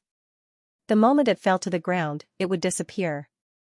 This ghost was cunning. That was not blood at all, but, with a buzzing sound in his head, Gu Meng suddenly reacted and shouted sternly, "Junior, come to me." Mo Shi held his iron sword. Under the moonlight, his handsome face turned and looked at Gu Meng with his dark brown eyes. However, he did not understand Gu Meng's meaning and did not understand why Gu Meng would suddenly say such a thing. In his eyes, he really regarded Gu Meng as a useless senior who needed to rely on the younger generation to protect her. Therefore, he did not pay too much attention to Gu Meng's reaction. Gu Meng's expression had completely changed. Quickly enter the barrier. Before Mo Shi could answer, a strong smell of blood suddenly appeared behind him. He quickly turned around and saw a rotten corpse breaking out of the ground behind him. Sand and mud rustled as it pounced towards him. He immediately drew his sword to block, but the rotten corpse bit his arm. Mo Shi groaned and stuck an explosive talisman on the rotten corpse's forehead. Then, he suddenly pulled out his bitten arm and retreated several feet. Only a boom was heard. The rotten corpse exploded into dust. Mo Shi lowered his eyes and gasped for breath. His face was ashen as he looked at his injured arm. He suddenly turned around and said fiercely to Gu Meng, "Don't come over. What nonsense are you talking about? You, don't move." Seeing that Gu Meng was not listening, Mo Shi suddenly pointed at the lightning barrier. Instantly, a flying snake curse appeared on the lightning barrier. It was the immobilization curse that only pure-blooded nobles could cast and break. After casting the curse, Mo Shi slowed his breathing. His chest rose and fell. His originally neatly tied black hair was slightly messy, and a few strands of black hair hung by his cold and handsome cheeks. Mo Shi's Adam's apple bobbed. He gritted his teeth and said in a low voice, "You'll be safer inside the barrier." He also knew what was wrong. That lump of cucumber ghost that did not bleed and only emitted black smoke was not its original body. As the saying goes, a cunning rabbit has 3 nests. After that fellow realized that it was not Mo Shi's match, it took advantage of the fact that Mo Shi had stabbed it to disperse its spiritual form. It also pretended that blood splattered on the ground, but in reality, it had quietly snuck into the soil. It was waiting for Mo Shi to transform into a human form when he was unprepared. Mo Shi bit his lower lip. He looked at the black and purple smoke that was quickly climbing up his arm from his wound. His expression became more and more unsightly, and his breathing gradually became turbid and heavy. This ghost was too cunning.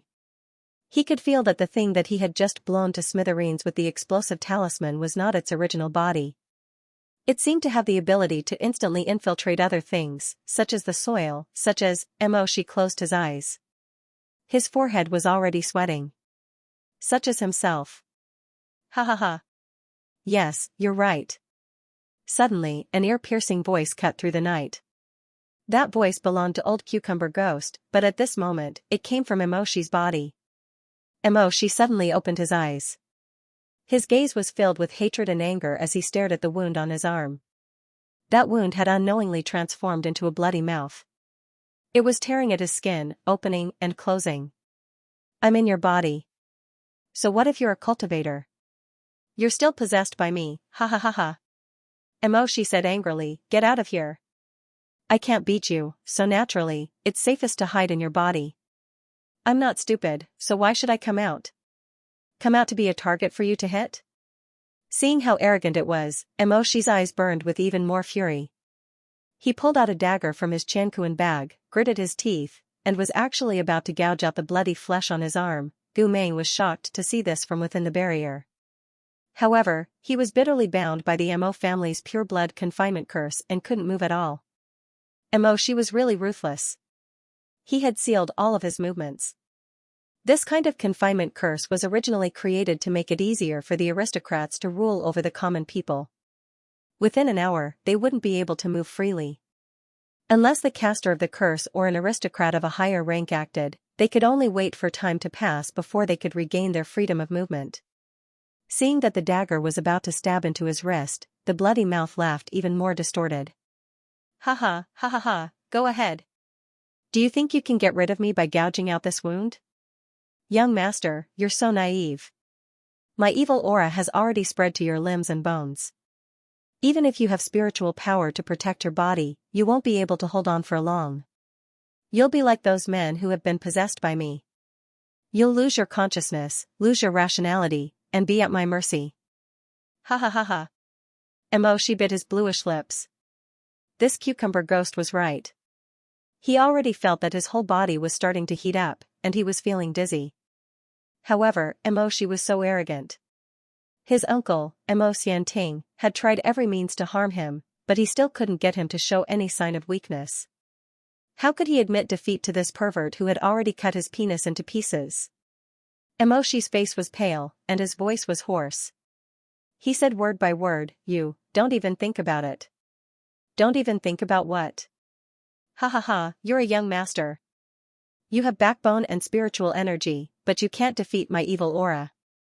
When you lose your sanity, I'll be able to control your body to do whatever I want. I'll use your body to do all kinds of evil things. Haha, I'm afraid you'll have to thank me for burying your heroic spirit in the land of gentleness.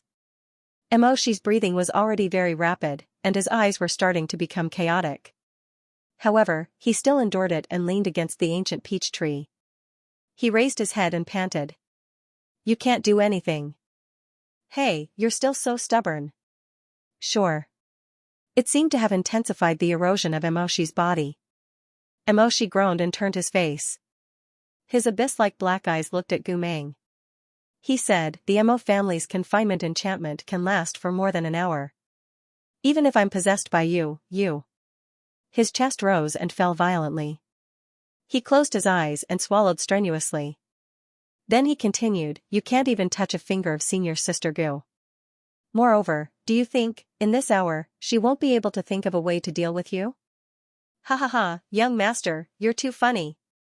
Do you think that after I possess your body, I won't control your body and release the shackles around her body?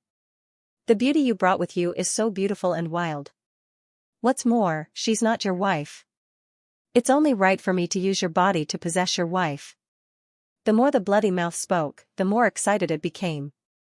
Its tongue smacked and made a gluttonous sound. How about it, are you scared? Ha ha ha, there's no use being scared. Since I've successfully possessed your body, you're useless now. Extinguished closed his eyes and panted for a while. Just before the malicious spirit could react, he suddenly opened his eyes. His dark brown eyes moved slightly. He raised his hand and there was a crack sound. He actually dislocated the fingers on his left hand. It was horrifying. No one expected things to turn out like this. Emoshi looked up. His pale face was filled with hatred. He gritted his teeth and said, you're daydreaming. You. My hand is broken. I can't do any hand seals. Emoshi clenched his teeth. He lowered his eyes and said, do as you please. The bloody mouth didn't speak. After a while, it suddenly laughed like a vulture. Ha ha ha. Good. You're ruthless. You're good. But even if your bounded domain can protect your sweetheart, can it protect the other women around here? Emoshi suddenly opened his eyes.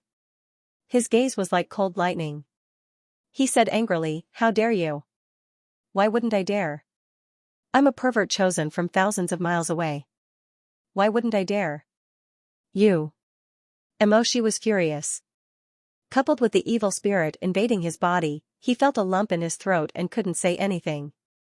Only his long and thick eyelashes were trembling. You ruined my pleasure tonight. I'm going to take your body to the brothel and sleep with 7 or 8 girls.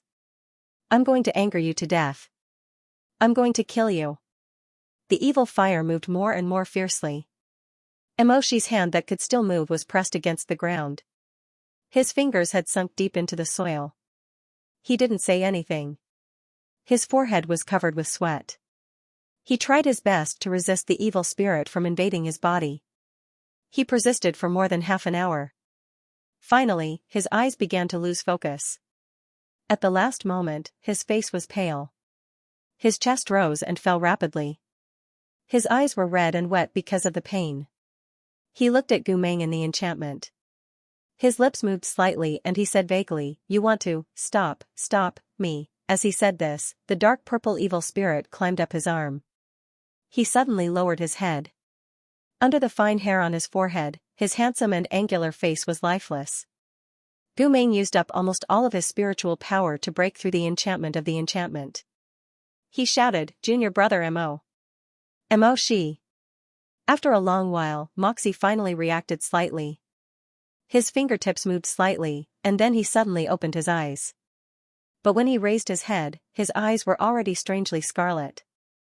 Gu Meng's heart trembled. He wanted to say something, but he was once again sealed by the enchantment of the Mo family. He couldn't say a word or move an inch.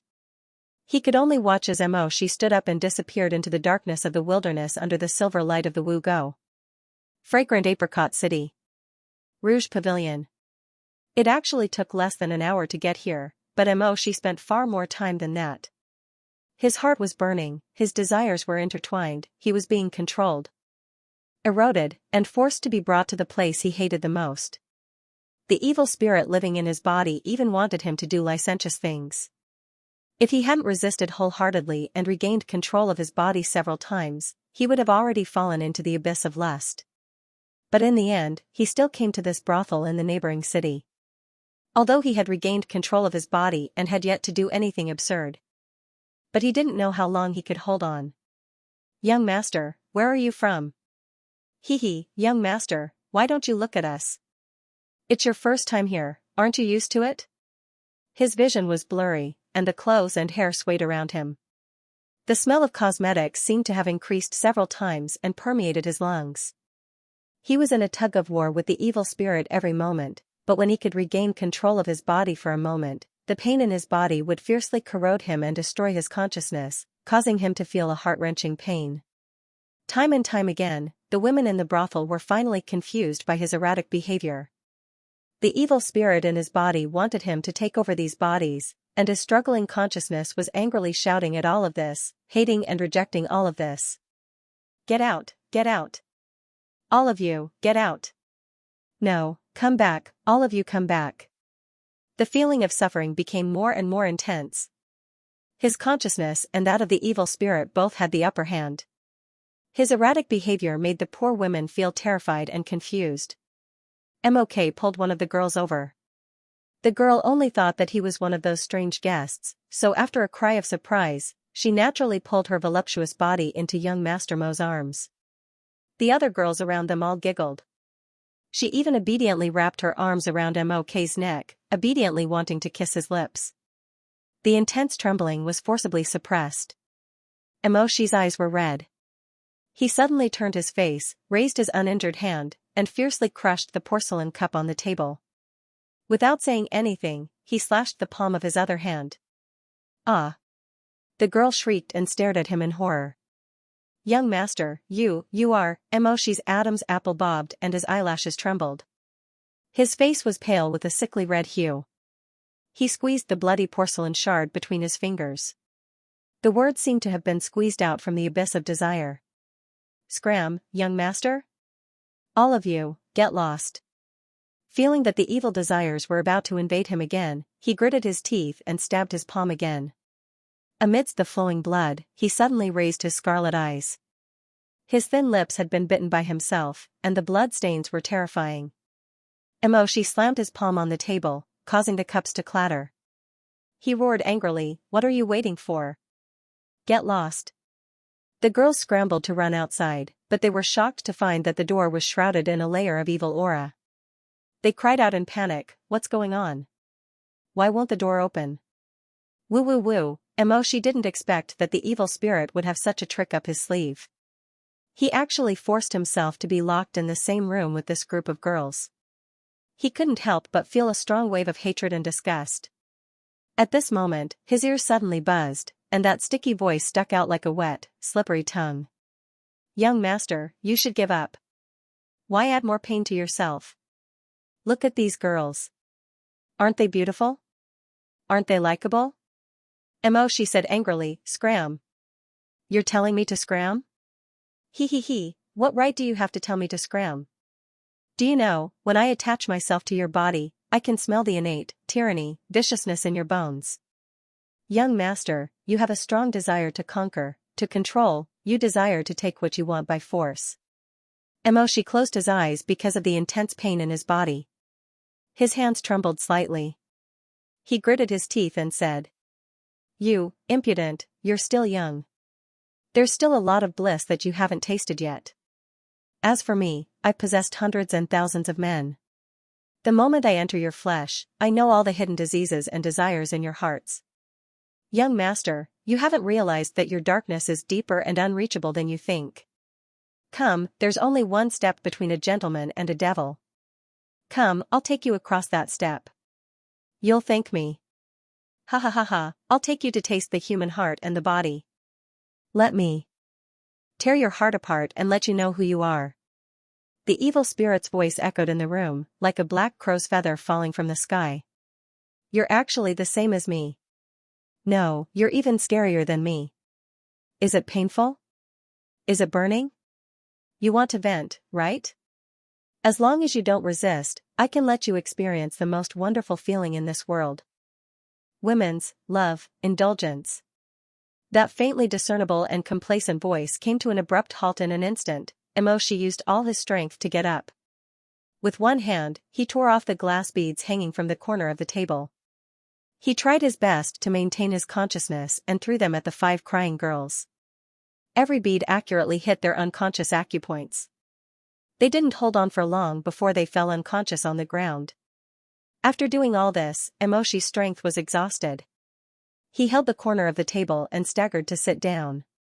The world spun in front of him and his consciousness drifted further and further away. With his blood-stained hand, he held the sharp porcelain shard and stabbed it into his palm and leg again. It was painful, but it could maintain his last bit of consciousness. His vision slowly faded. He couldn't see clearly what was in front of him. There was only a buzzing in his ears and he couldn't hear the sounds around him. He didn't know how much time had passed. In the end, he wasn't even sure if he was really awake and how long he could control himself. Before he lost consciousness, he vaguely heard an anxious shout from outside the door. Emoshi. Who was it that had found him so quickly, half an hour ago? At the unmarked graveyard. As soon as the restriction spell lost its effect, Gumeng immediately broke the thunder barrier. He didn't care that his hands and feet were numb and quickly made a tracking gesture. Spirit dog, lead the way. A golden red light broke through the air from the talisman paper between his 2 fingers and entrenched itself into the shape of a hunting dog. Gumeng said to the hunting dog, Go, chase after junior brother Mo's whereabouts.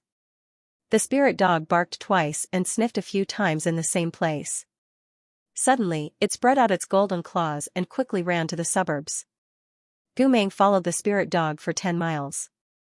They passed through the paddy fields and several small villages and all the way to the nearby Apricot City. This was the nearest main city to the incident. Although its structure was far less grand than the imperial capital, it was still bustling. Although it was late at night, the city was still full of people. Young men and women strolled along the heavenly street. 3 to 5 big men sat by the roadside and drank supper. Among them, there were many cultivators who passed by to rest. The spirit dog moved left and right among the crowd, leaving golden plum blossom paw prints wherever it passed. Finally, it stopped in front of a building decorated with lanterns and colored banners. Woof, woof. Got it. It's here, right? Woof. Gumeng nodded and raised his hand to put the dog back into the talisman paper. Just as he was about to enter, he was stopped by a slender arm that stretched out diagonally. Hey, please wait. Rouge House is not a place where a girl like you can enter. A woman wearing an emerald green dress and a plain gauze overcoat walked out gracefully. She was eating pumpkin seeds and her beautiful eyes were full of mockery. I'm going in to look for someone. Of course you're going in to look for someone. Men come here to seek pleasure and women come here to seek revenge. Oh my, we're just a small business. We can't afford to be disturbed like this. When you quarrel and break tables and chairs, won't the house have to pay for it? Gu Mei was startled. His beautiful black eyes moved from the woman to the building behind her. Just now, he was so anxious to save people that he didn't look carefully at where this place was. Now he realized that it was actually a brothel in the city. The woman in front of him was dressed in a unique and gorgeous style, but he didn't recognize her at first glance. Go back, go back. Sister, if you really want to settle accounts, you'd better wait until daytime to settle accounts with your sweetheart. Gu Meng didn't expect that things would turn out like this. He was always joking, and his words were always 70% nonsense and 30% sincerity. But this didn't mean that he was really an irresponsible guy. He just didn't think that someone would take all his jokes seriously. He casually said, I don't know anything, you have to protect me. That young master really believed it. He couldn't help but start to blame himself. Why did he have to joke with such a serious person? Lu Zhanqing was right. If the person who accompanied junior brother Mo this time was another senior brother, such as Jiang Yeshue, then such an accident would never happen. Gu Meng bit his lower lip and glanced at the brightly lit brothel. He abruptly turned around amidst the giggling of a few ladies who were soliciting customers, and quickly walked towards the nearest deserted alley. Alas, what's wrong with these little girls recently? They don't have enough charm and can't keep the men's hearts. One by one, they come to our brothel to look for trouble. After the girl in green drove away Gu Meng, she nibbled on the skin of melon seeds and chatted with the sisters next to her. How many have you persuaded to leave this month? This is the 7th. To be honest, this girl is quite beautiful. Hee, why can't she control her sweetheart's legs? Isn't it because our sisters in the brothel are too beautiful? Ha, that's right. We are all very charming. Although that girl's eyebrows are good, but if you think about it carefully, her face is too handsome. She doesn't know how to dress up and doesn't wear any makeup. Of course, she is inferior. Don't you think that she is too tall? With this kind of figure, it must be uncomfortable to hug her. No wonder her sweetheart came to our brothel. This group of girls chatted for a while and laughed together. They were too happy and didn't notice that someone came out from the narrow alley next to them. It wasn't until that person stopped in front of them that the women raised their heads and were stunned. They saw an excessively handsome young man standing in the shadow of the red silk lamp. He was tall and straight, with long legs and broad shoulders. He had a tall nose and slightly pursed lips. A pair of bright black eyes were very beautiful. He looked down at them with some anxiety and uneasiness. His face seemed familiar, as if they had just seen him not long ago. But where did they see him? Such a good-looking man should have a photographic memory. Can I go in? Only then did the girls come back to their senses. Then, they fought to be the first to invite him in. Of course you can. Why can't you? Young master, please. Is this your first time here? Young master, do you have a girl that you like? What do you think of me? I'll give you free tea. I'm not, young master, don't be shy. Strangers the first time, but friends the second time. The young man surrounded by the butterflies was none other than Gu Meng, who had removed the effects of the appearance-changing powder and changed into a man's clothing. Gu Meng greeted them as he walked into the brothel with them. He quickly scanned the entire hall and didn't find Emoshi's figure. He raised his head and looked at the stairs leading to the second floor. He silently chanted an incantation and focused his senses. He immediately felt a strong ghost aura coming from a room upstairs. Gu Meng turned his head and smiled apologetically. I'm sorry, girls. I won't trouble you for now. I have a friend waiting for me upstairs. I'll go find him. Your friend? So young master already knows a girl in the brothel? Io, could it be that we're not beautiful enough to enter young master's eyes? Gu Meng was worried about Emoshi's safety. His heart was already on fire. He avoided the girl's eyes and wished that he could turn invisible and quickly go up to rescue her. Thus, he broke away from them and turned around to smile at the disappointed faces. How could I? You're all very pretty too. It's just that I already have an appointment today. Next time I'll definitely look for you to play. Although the brothel girls were rather disappointed, since he had already spoken so nicely, they could only bitterly say, "Ai, alright. I'm really envious of the girl he found."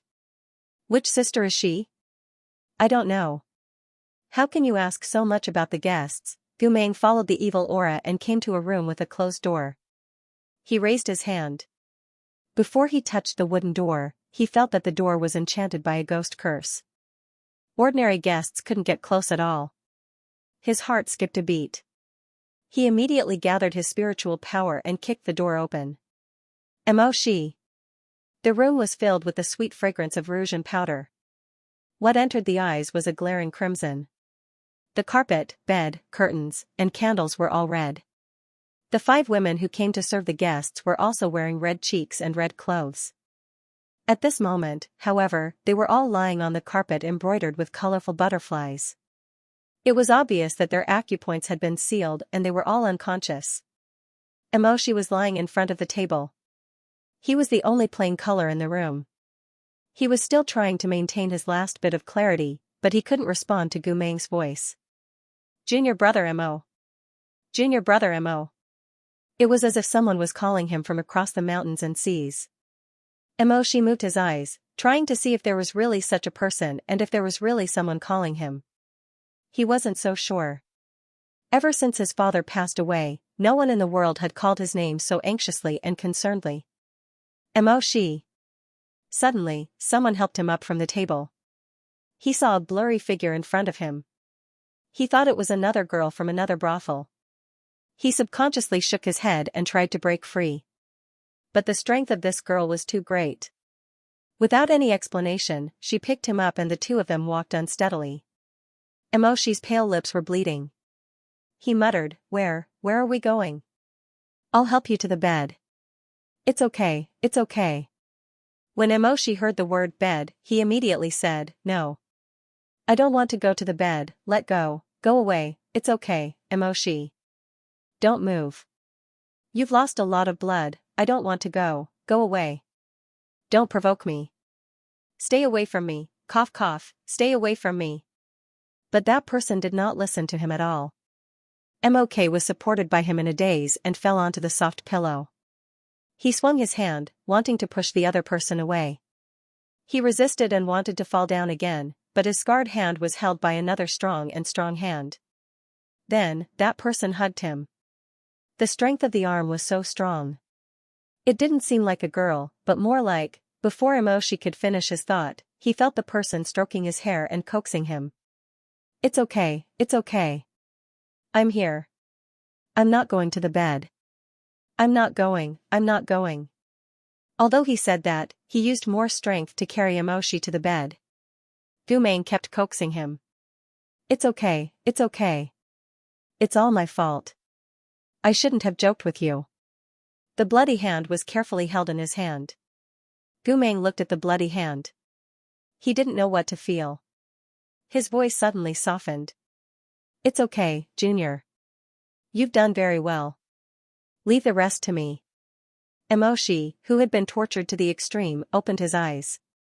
In front of him was the scarlet gauze curtain and the swaying bead curtain. There was also a blurry reflection. No matter how hard he tried, he couldn't see the person's face clearly. It was just like he couldn't distinguish all the sounds around him.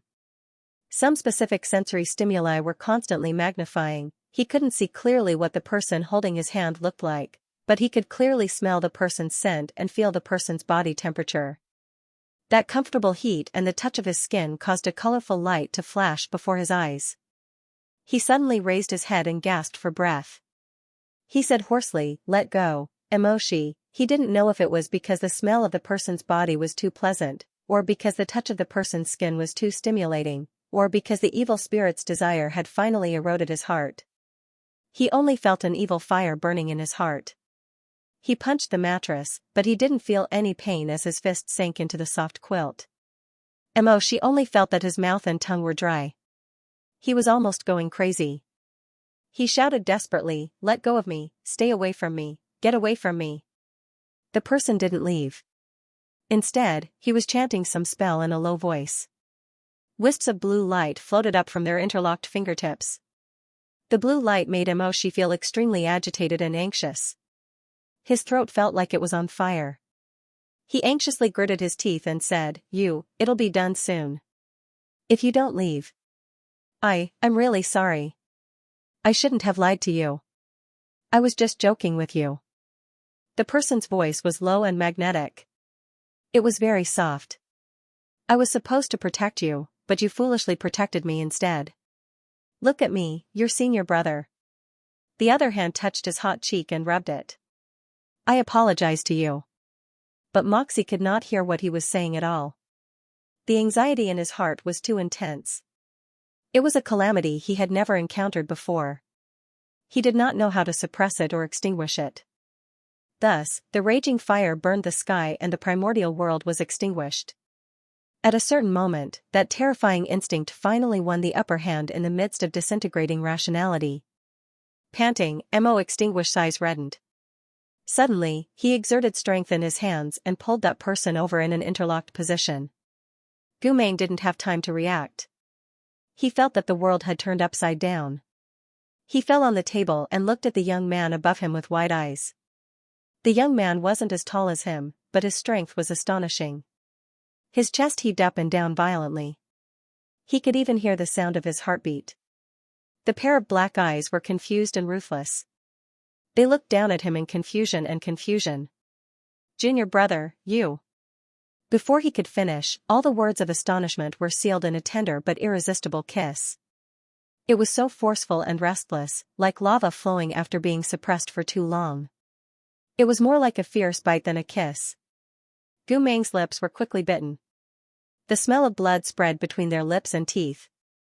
This was too sudden. It was completely unexpected.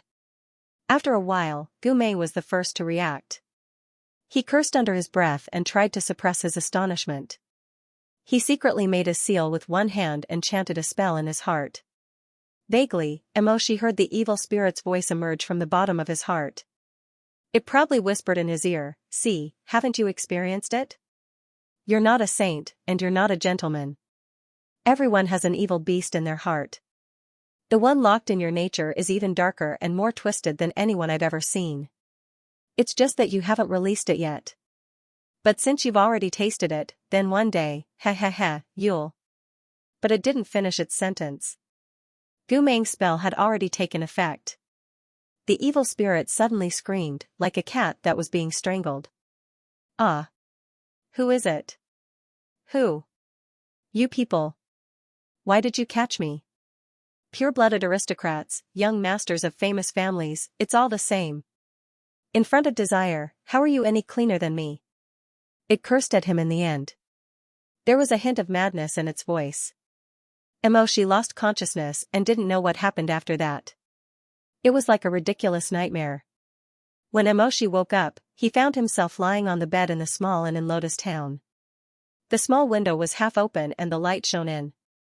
The balsamine flowers in the clay vase were soaked in a soft golden light and dust was floating in the light. His eyes were still a little unfocused at first, but at a certain point, he suddenly focused and sat up on the bed. Last night's scenes rushed through his mind like a flood.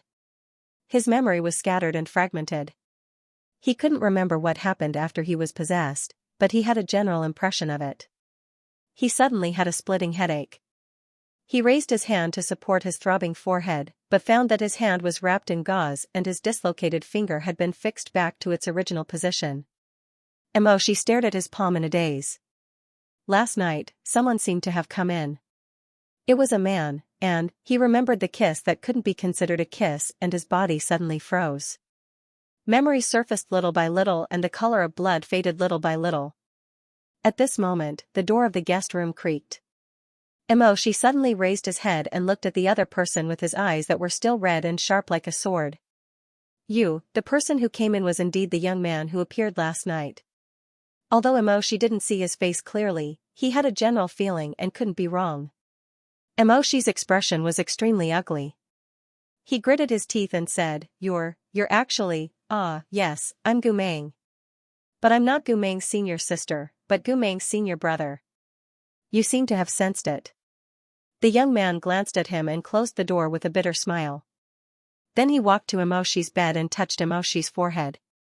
Emoshi instinctively wanted to dodge, but because of anger, not only did he not dodge, but he also blacked out and almost fainted again.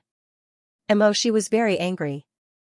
After panting for a while, he stretched out his hand that was wrapped like a bear's paw and slapped Gumeng away. He choked on a mouthful of anger in his chest, almost forcing him to vomit blood. This guy with the surname Gu, he could obviously fight, but he acted shamelessly and said that he had no ability. He was obviously a man, but he never confessed to him along the way. Instead, he teased him in every possible way, and even, cough cough cough. The more he thought about it, the angrier he got. Without saying anything, he turned to the side and coughed violently. You just woke up, and your body hasn't recovered yet.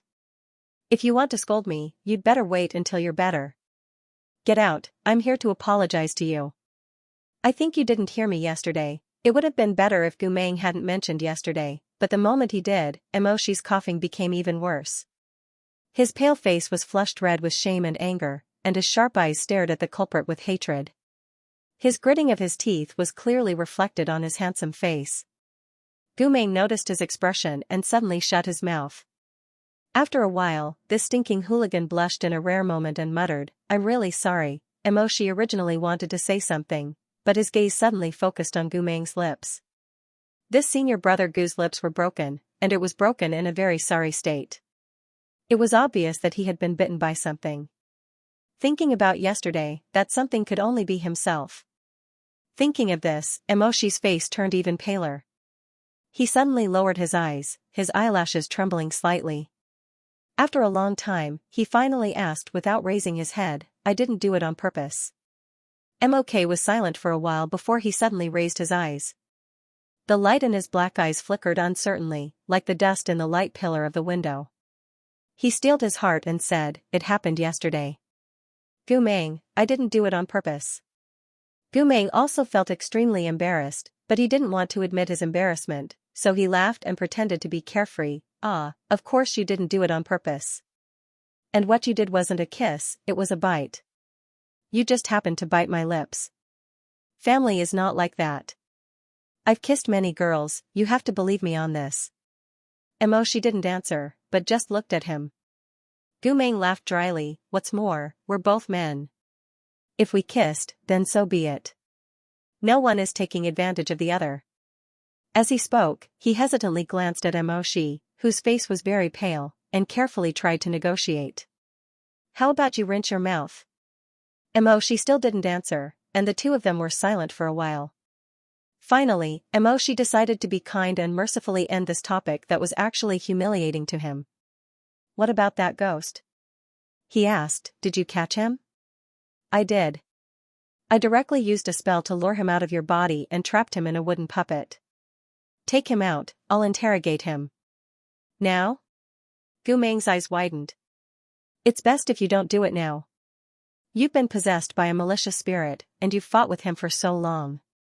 Although you're a pure-blooded and your life isn't in danger, I checked your pulse yesterday.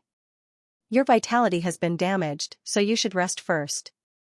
What's more, even if you ask him now, he won't be able to answer you. Why? Of course it's because of you. You didn't want to be invaded by him yesterday, so your consciousness suffered a great backlash. He didn't even know when he was in your body, but after he left your body, his soul scattered. I'm afraid he won't be able to reform until tomorrow morning. Gumeng sighed, you're really amazing. After being possessed by him, you could still hold on for so long and didn't even touch a girl. Emoshi glanced at him coldly. Gumeng sat down beside his bed, and said, sigh. But I'm really sorry. I didn't tell you my true identity on the way here, and even caused you to suffer so much to save me. If it weren't for your strong willpower, I would have gotten into trouble. Even if you say that, I won't plead with the elder for you. Gumeng was startled, then smiled. He extended his hand to Emoshi. Not only do you not need to plead with the elder, you can also hit me as much as you want. I won't fight back. Emoshi looked at him indifferently, as if he was really going to hit him. Gumeng immediately screamed shamelessly, ah. It hurts. But the truth was that Emoshi's hand hadn't even landed. He raised his bandaged hand and said expressionlessly, "I haven't hit you yet." Gu Meng. Oh. Waking up was one thing, but Emoshi's body was indeed affected by the evil energy and was greatly damaged. Gu Meng sat beside him for a while.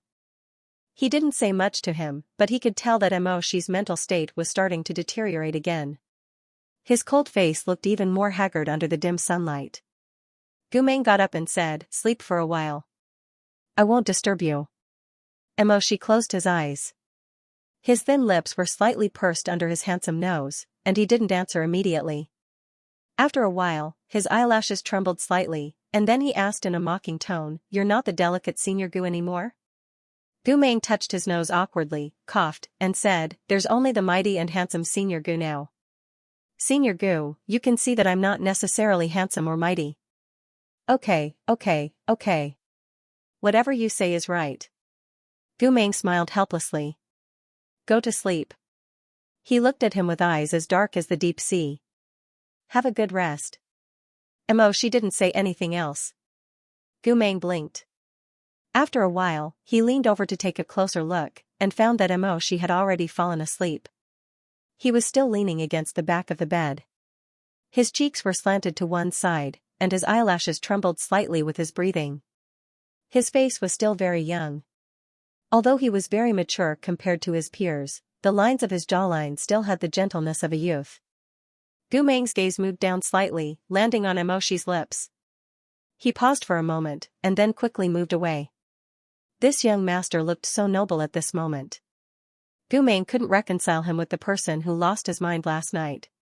He also couldn't see the passion, ruthlessness, or even a little tyrannical in this person last night. His lips were so thin, and gave off a sense of abstinence, but he didn't expect it to feel like, stop. The more he thought about it, the more he felt that something was wrong. Gu Meng raised his hand and subconsciously wiped his lips that he had wiped many times before. He got up and helped Emoshi to lie down on the bed. He covered him with a thin blanket, and then gently closed the moon-white canopy. Black Tortoise Defense Array. Howling Barrier. Dream Companion. Gu Meng only came out of the guest room after making 3 hand seals. There was no one in the corridor. He took out a puppet carved out of paulownia wood from his Qianquan bag.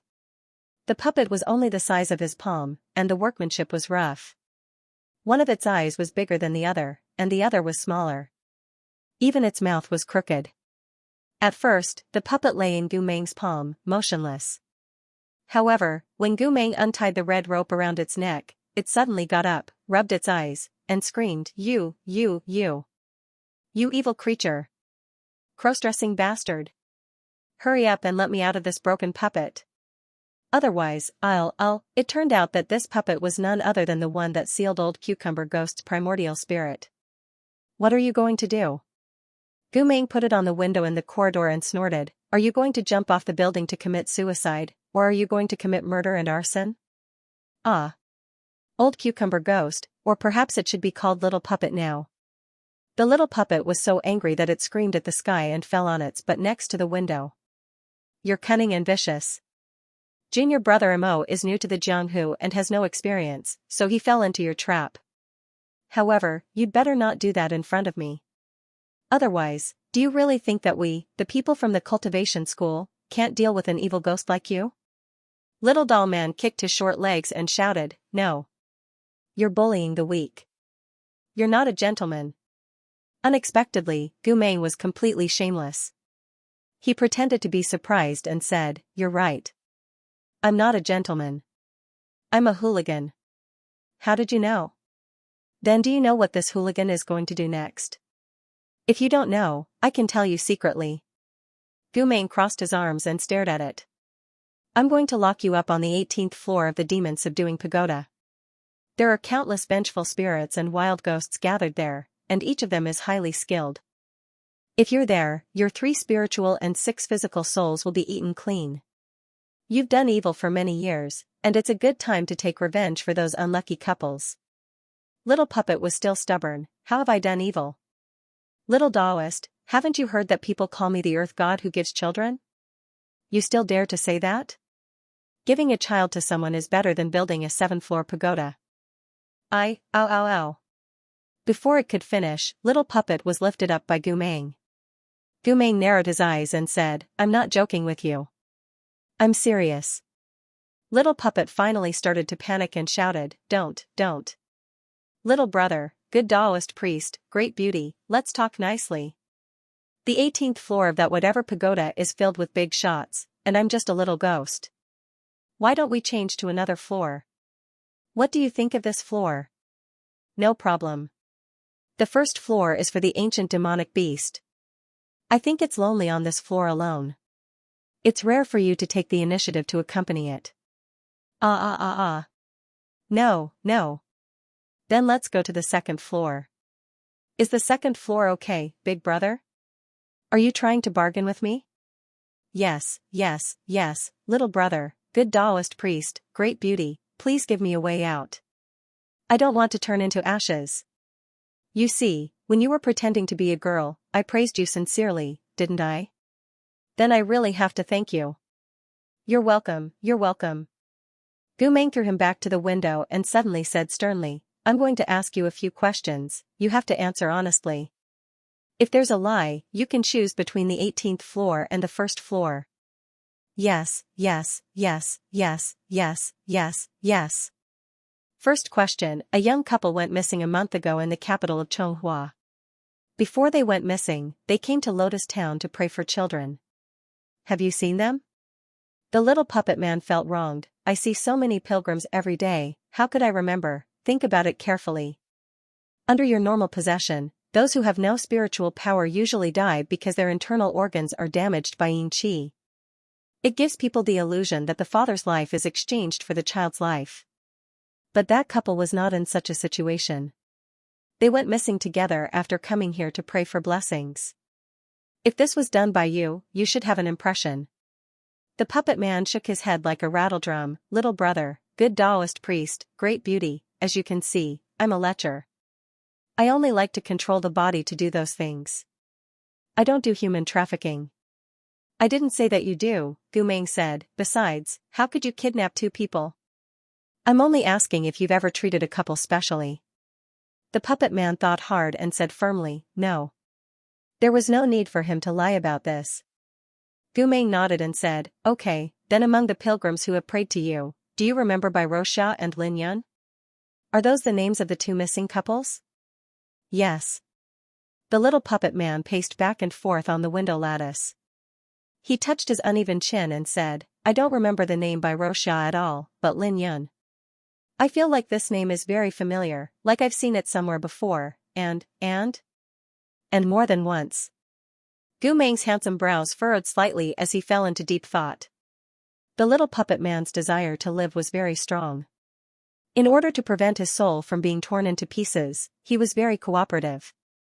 He hugged his head and tried to think for a long time. If puppets had blood, his face would have turned red by now. But in the end, he sighed and shook his head, I can't remember. But Lin Yun doesn't seem to be a name I've seen on the wishing card. I think so too, Gumeng said dryly, otherwise, you wouldn't have thought that you've seen it many times. Okay, you can think about this question slowly. I'll ask you the second thing. Oh, then I'm so obedient and willing to turn over a new leaf. Little brother, you must plead for me. Don't send me to the 18th or first level. Gumeng thought to himself, this guy's real face is extremely ugly. Yesterday, he kept humiliating junior brother Mo, but his acting skills are top-notch. He pretends to be innocent, and pitiful. His talent in double-dealing is unparalleled. The puppet man was still nagging, actually, I'm also very helpless. If I say that I was lying to you before, and that I've never even touched a woman before, would you believe me? Gumeng thought about the cucumber slices of the old cucumber and shook his head. But after a while, he said, answer my second question first. After that, maybe I'll believe you. He looked down at the little puppet man sitting by the window and said seriously, who moved your corpse under the ancient peach tree? Little doll man was shocked and jumped up. Huh? Master Immortal, you're amazing. How did you know that my body was moved here? You're talking nonsense. The peach tree that you were buried under has a lifespan of 1,000 years and has been worshipped by people. Its roots are upright. If you were buried under this tree from the beginning, even if you were full of resentment at the beginning, you would gradually be assimilated by it. There would be no reason for you to become more and more evil. You're right. You're absolutely right. Little Doll Man was excited. His wooden eyes were shining. I was moved here by someone. Tell me the details. Little Doll seemed to have hit the nail on the head. He was very excited and seemed to have a lot to say. Therefore, he first sat down, then stood up and walked around in circles. Finally, he made up his mind and said, F***ck, so what if it's embarrassing? I'll tell you what it is. But can we find a more secluded place? Gu Meng asked the innkeeper for a room and placed the cucumber-colored Little Doll Man on the table. Go ahead. Little Doll Man picked up a teacup from the tray and flipped it over. He climbed up on all fours and sat down. He took a deep breath and rolled his eyes. He did not speak immediately. Just when Gu Meng thought that he was going to regret, he sighed and opened his mouth. To tell you the truth, I used to be a poor man in the neighboring city of Apricot. When I was alive, I liked 3 things. Gambling, drinking, and women. Didn't you say that you didn't touch a woman when you were alive? Let me finish. Little Doll Man waved his hand and signaled him to be quiet. I wasn't born well. My parents died early, and I don't have any spiritual power. I can only be a commoner for the rest of my life. But it doesn't matter.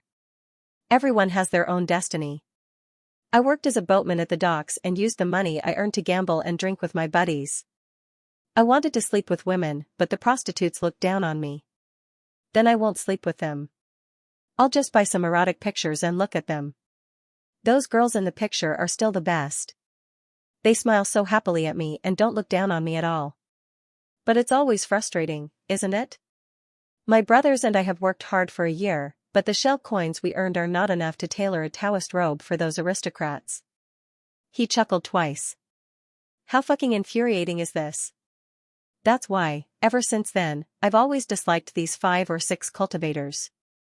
But I'm not talking about you. Little big brother, grow up and be a beauty. Even as he was filled with resentment, he didn't forget to add, don't throw me to the 18th floor of the Yao Ceiling Pagoda. I don't want to go to the 1st floor either. Gu Meng sat at the table with his arms crossed as he listened. He replied, remove the great beauty, and I'll consider it again. Alright, little brother, I wish you all the best.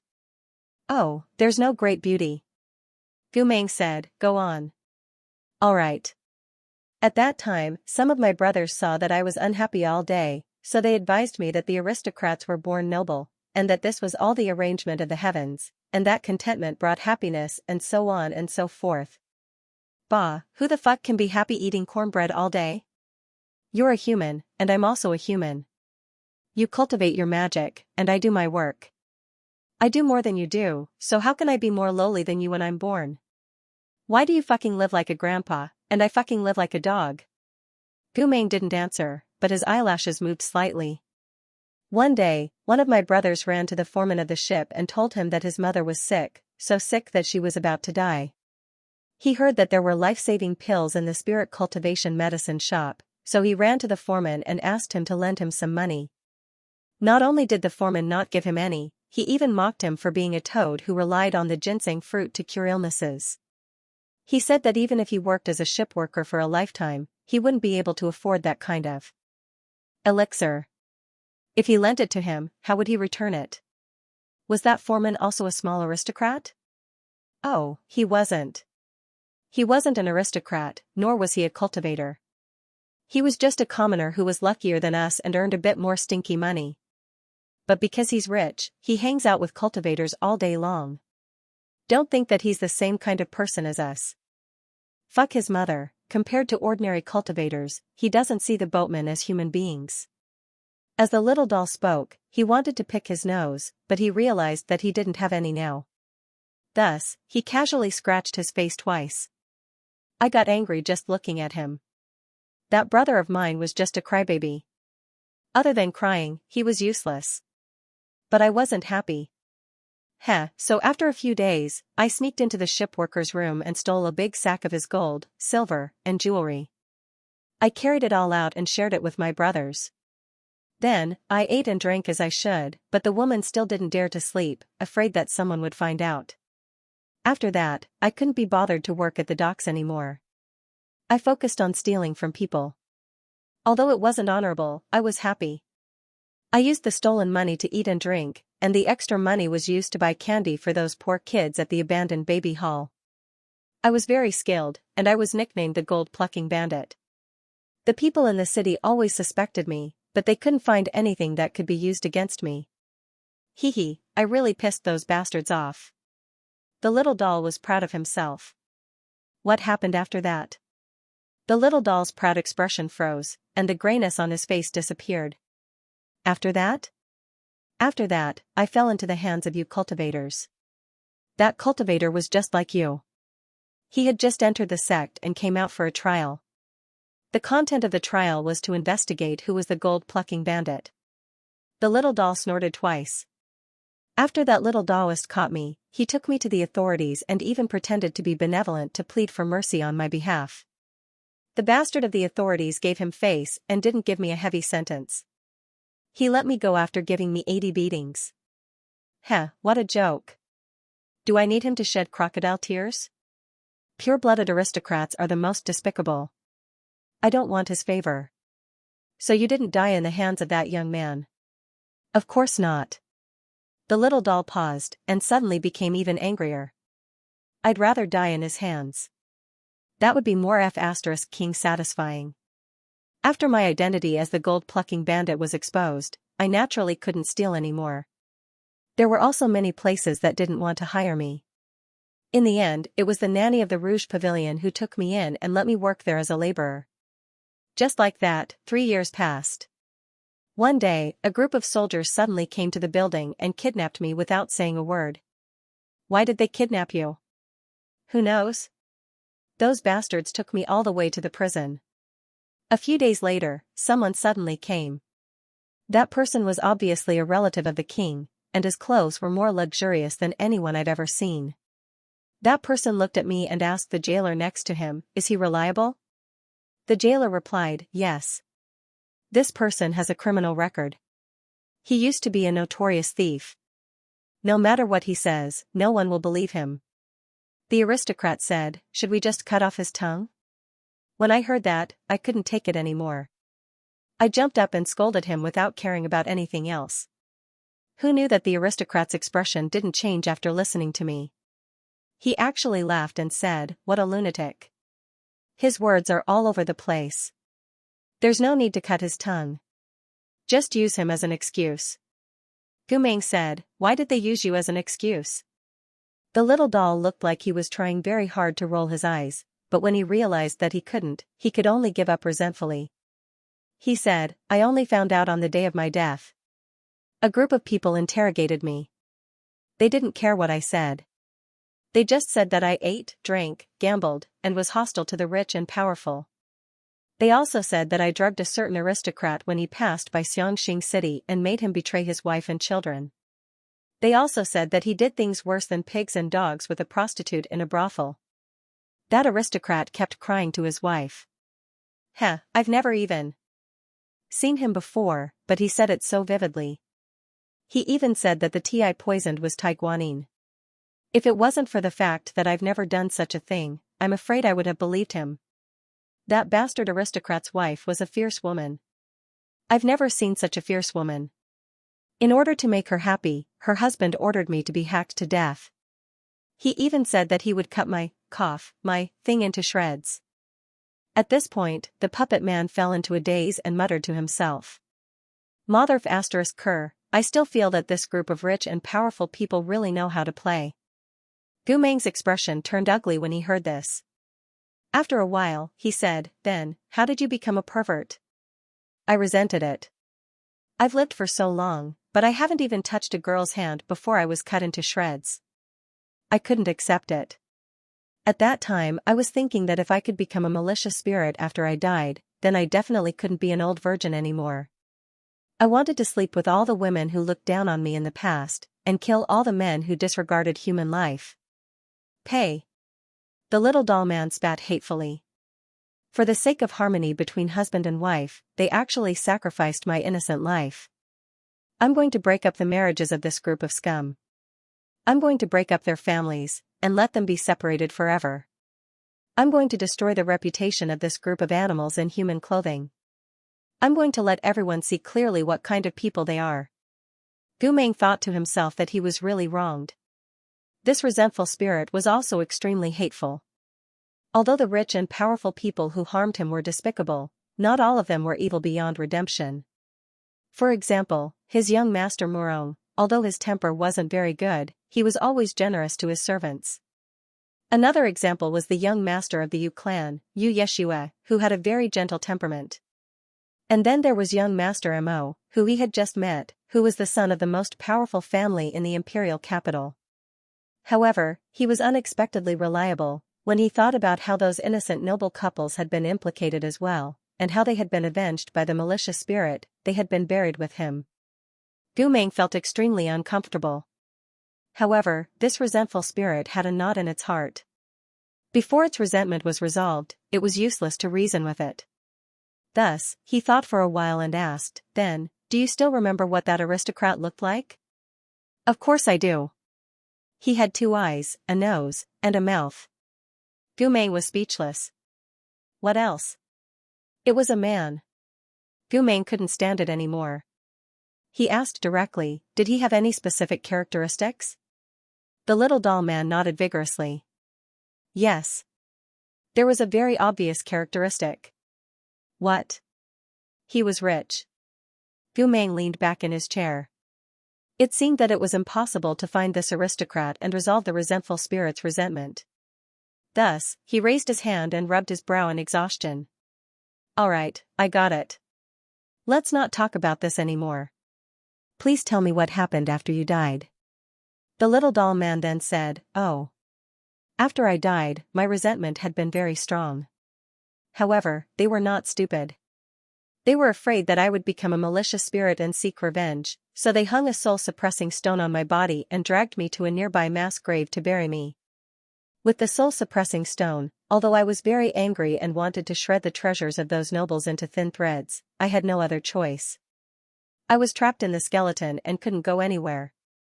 All I could do was count my birds for fun. Do you know how many birds I have in total?" It raised its head excitedly, but when it saw Gu Meng's expression, it immediately retracted its neck. "All right, I know you are not interested in this. Then I will continue." The days passed like that. Gradually, I felt that there was no hope for revenge. I became more and more disheartened. I almost wanted to give up. However, on the 620th day of my death, Gu Meng couldn't help but be curious. "You remember it so clearly?" "Yes, I have a total of." Gu Meng was curious again. He raised his hand and said, "Don't say it." The little doll man looked very wronged.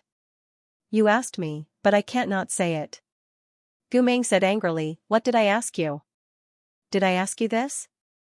"You asked me why I remember it so clearly." "Because every day, I would tie a knot on one of my birds." Doll man said confidently, "They dug out 365 strands for me, not one more, not one less. I knew that a year had passed when they dug out all the strands, and I knew that 2 years had passed when they dug out all the strands. You asked me. That's why I answered you." Gu Meng was speechless. The man and the tree stared at each other for a long time. Gu Meng leaned back, crossed his hands, and gritted his teeth. All right, continue." On the 620th day, my grave was suddenly dug up. A beam of light came in. Before I could see it clearly, I was put into a gunny sack. Then, the person held the gunny sack and shook it violently. My bones were shattered into pieces. Then, he poured me into a small jar. I was so angry inside that I went crazy. But at that moment, a hand reached in and picked up the soul-suppressing stone from my bones. Even today, when I think about it, I feel so good. It's like I've been holding in my urine for hundreds of years. I feel so relaxed. My soul was finally no longer suppressed. Although it was still sealed in the jar, it was much better than being suppressed by the soul-suppressing stone. That person brought my earthen jar to the ancient peach tree and buried it. Then she told me that she knew what happened to me when I was alive. She also hated those bastards who skinned and drank their blood. She hated that she couldn't let all of them die without descendants and suffer all kinds of hardships. She found a way for me to absorb the offerings under the tree and become strong. She let me lean on those men's bodies to exhaust their young energy and humiliate their wretched women. Hee hee. It had just laughed twice when it suddenly realized that it had been caught. It immediately stopped smiling and said expressionlessly with a stiff wooden face, "That's it." Gumeng did not speak immediately. He was thinking as he listened. His knuckles subconsciously tapped the corner of the table, and his eyes flashed with light. After a while, he looked up and asked, "Have you seen the face of your benefactor?" The little wooden man shook its head. Gumeng did not have much hope. Seeing it shake its head, he did not show any disappointment on his face. Moreover, according to the way the little wooden man described its enemy, it said that he had 2 eyes and a mouth. The obvious characteristic was that he was rich. Even if he saw it clearly, it would be useless. The little wooden man continued, "But I remember that in the first year, in order to make my resentment stronger, that person would come to the place where I buried my bones every day and recite a spell." Gumeng suddenly looked up. "What spell?" "My liver and gallbladder are as hard as iron, my life is as low as dust. Hate and blood roast my bones, hatred and resentment boil my heart." Gumeng listened for a while. Suddenly, he tapped his knuckles on the table and said, "If I come back, I will eat your bones." "Huh? How do you know?" Gumeng's expression was very ugly. He said, "This is not the Chonghua's spell, but the Liao country's blood demon spell." "Liao country?" The little wooden man was shocked. "Isn't that our Chonghua's old enemy?" Gumeng suddenly stood up and put it into his Qianquan bag without saying anything. The little wooden man shouted, "Hey, where are you going? Hey!" His silhouette was swift, and before long, he had reached the ancient peach tree. It was still early in the day, and no one was praying yet. Gumeng spread out his slender fingers and placed them on the ground, silently reciting an incantation. Very quickly, he opened his eyes and walked to the southwest side of the ancient peach tree. Squinting his eyes, he raised his hand in the air, and saw the meridians on the back of his hand bulge. He growled, "Rise." The mud and pebbles trembled and were instantly pushed to the side. A jar bound by chains broke out of the ground and floated in the air with Gumeng's movements, right under his palm. The little wooden man poked its head out of Gumeng's Qianquan pouch, flabbergasted at the sight. "Even though I've touched your junior brother, I'm still trying my best to confess my crimes. Big brother, why are you digging into my urn?" Gumeng picked up the jar with the clanging iron chains and put it in front of his eyes. The black iron chains with 7 stars coiled around it, and the jar was covered with talisman paper.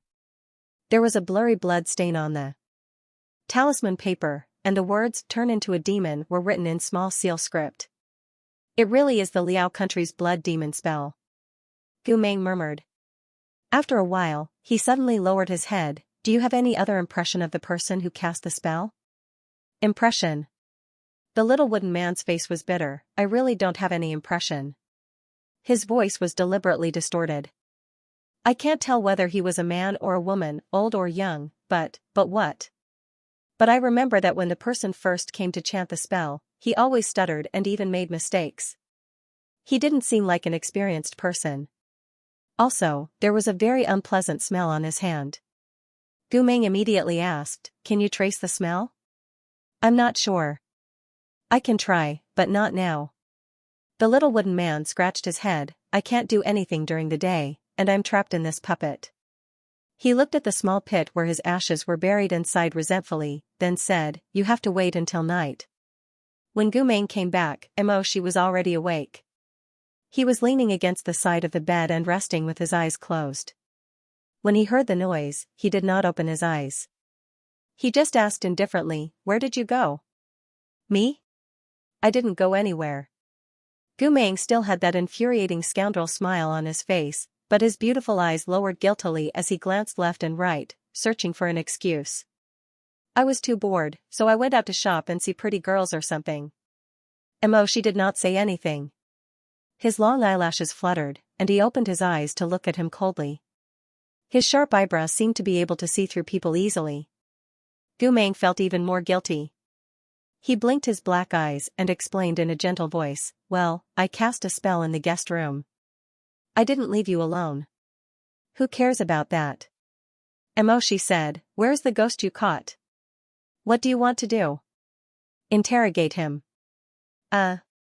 Didn't we agree to interrogate him after you've rested?" Gu Meng said to Emoshi with a smile when he felt the little wooden man twisting uneasily in his Xianxia bag. "Let's wait until tomorrow. I just checked it. It hasn't gathered its primordial spirit yet. I'm afraid it can't answer any of your questions." Before Emoshi could question him, Gu Meng laughed and said, "Oh right, do you want to eat anything? I'll go down and buy it for you. How about fish porridge?" "No need." "Okay, lean meat porridge then. Lie down obediently. I'll be back soon." After saying that, he left the room and closed the door with a bang. Emoshi, after a while, the door opened again. Gu Meng returned to the room. "Where's your money bag?" Emoshi frowned and said, "On the tea table." "Why?" Gu Meng walked over and saw that young Master Mo's money bag was carelessly thrown beside the vase on the tea table. Like a mole stealing fruit, he took out a handful of shell coins and stuffed them into his pocket. "What are you doing?" "I'm using money to buy porridge for you. Do you want me to pay for it?" Gu Meng said confidently and walked away. Walking up the stairs, the little wooden man poked his head out and asked curiously, "Why didn't you tell him what we found?" "I think he's quite a ruthless person. If you want to investigate something, he'll definitely be able to help." Gu Meng stretched out a finger to press it down and said, "He is quite ruthless. I counted when I was debriding his wounds. Do you know how many cuts he made on his hand to stay conscious?" The little wooden man shook his head. Gu Meng said, 27. His entire palm has been slashed, and his leg has been stabbed 3 or 4 times. All of them are so deep that the bone can be seen. The little wooden man didn't want to stay in the Xianxia bag, so it struggled to poke its head out and said flatteringly, "That young Master Mo is really intimidating." Gu Meng squinted at it maliciously, "Who gave it to you?" The little wooden man retracted his head back into the bag. Gu Meng swaggered down the stairs and said to himself, "I can't let him participate in the next appointment. It was my fault that he suffered because I didn't do it well. His trial is already over. Now it's just you and me. We'll settle this matter tonight. Do you understand?" The little wooden man's muffled voice came from the Xianxia bag. "Oh, I understand." However, when Gu Meng went upstairs with the porridge, the wooden man in the bag couldn't help but mutter, "Little immortal elder brother, to be honest, that noble young master isn't as noble as you think." Gu Meng didn't care and asked casually, "What?" "I said, the young master in the guest room is just like the noble who killed me. They're both beasts dressed in human clothing." The little wooden man muttered, "I've seen his nature. He's just suppressing himself. Or rather, no one has made him lose his mind and expose his innermost thoughts. He's not what he looks like at all. I tried to make him submit yesterday, but he was too stubborn. That's why I failed. The noble young master has another face that isn't noble. It's just that the young master doesn't want to accept it." Gu Meng immediately thought of Emoshi's handsome face. Because of his forbearance and suppression, his facial features were particularly sinister, and his scarlet eyes were dangerous. That pair of eyes suddenly opened from last night's memories and looked at him anxiously and with restraint. Gu Meng felt as if he was being stared at by a vulture. He couldn't help but feel a strong chill. After a while, he gritted his teeth and said, "Shut up." He punched the Xianxia bag. The little wooden man cried out in pain and immediately stopped talking. The porridge was cooked with japonica rice. Since it was Emojia's money, Gu Meng generously stuffed a few extra shell coins to the inn's waiter and coaxed the chubby female cook to add more ingredients. Thus, when it reached Emojia's hands, it was a bowl full of thick, fragrant porridge. The minced meat was very finely mixed, and the porridge was tender and smooth. On top of it were green onions, white sesame seeds, and lightly fried rice crust. There was even a yellow hard-boiled egg cut into 2. It was a very tempting bowl. Although the ingredients weren't very expensive and the chef's skills couldn't compare to the Mo family's chef, Gu Meng himself was quite satisfied with the smell. But who knew that the young master wasn't easy to serve? Because he insisted on not letting anyone feed him, he had to use bandages to slowly feed him. Not only was it strenuous to eat, it was also very embarrassing. After 3 or 4 spoonfuls, she silently put down the spoon. You don't want it anymore? I don't want it anymore. This is, too, wasteful. She frowned and asked, what's wasteful? Hearing this, the little wooden man got angry. Obviously, he thought of the days when he was rich and meat went to waste. He angrily stomped his feet in the Xianxia bag. Only then did Gu Meng realize that the young master in front of him didn't know the cost of daily necessities. It was a waste of effort to bargain with him. He could only coax him, you'll recover slowly if you're hungry. In any case, you should eat more. But she looked tired and didn't want to use the spoon again. Gu Meng didn't know what to do. He stared at the porridge bowl. It was impossible. There was a lot of meat in it. If he really poured it out, he would be very distressed. So in the end, he turned around and went out. He found a place to squat down, hugged the bowl and secretly ate by himself. Hearing the noise, the little wooden man crawled out of the Xianxia bag and looked. He was shocked. What are you doing? Gu Meng didn't even raise his head, eating. But this was eaten by the noble young master. Didn't you say he's a noble young master? Gu Meng said indifferently, anyway, the way he eats is very refined. He doesn't eat spoonful after spoonful. Look, he only ate a few spoonfuls. It's fine. But this is leftovers. You've never eaten leftovers before? But you're a cultivator. The little wooden man was a bit confused. You cultivators should. Gu Meng ate the sweet egg that she didn't even touch and said vaguely, should what? The little wooden man was speechless, noble and elegant. Gu Meng quickly ate the porridge and stuffed his mouth full. His cheeks were bulging and he looked at the little wooden man as if he was looking at an idiot. Then it seems you have a big misunderstanding about cultivators. Not all cultivators in Xianxia Academy are nobles. After saying that, he lowered his head and ate like a hungry ghost. The little wooden man's awareness was refreshed. It climbed up shakily and used its small hand to poke Gu Meng's bulging cheek, still unwilling to give up. If you're hungry, why don't you go buy yourself another portion? I don't have money. The little wooden man almost fell off his shoulder. Aren't you very rich? You disregard human life and do whatever you want. That meat pool, that forest something. Thank you for your kind words.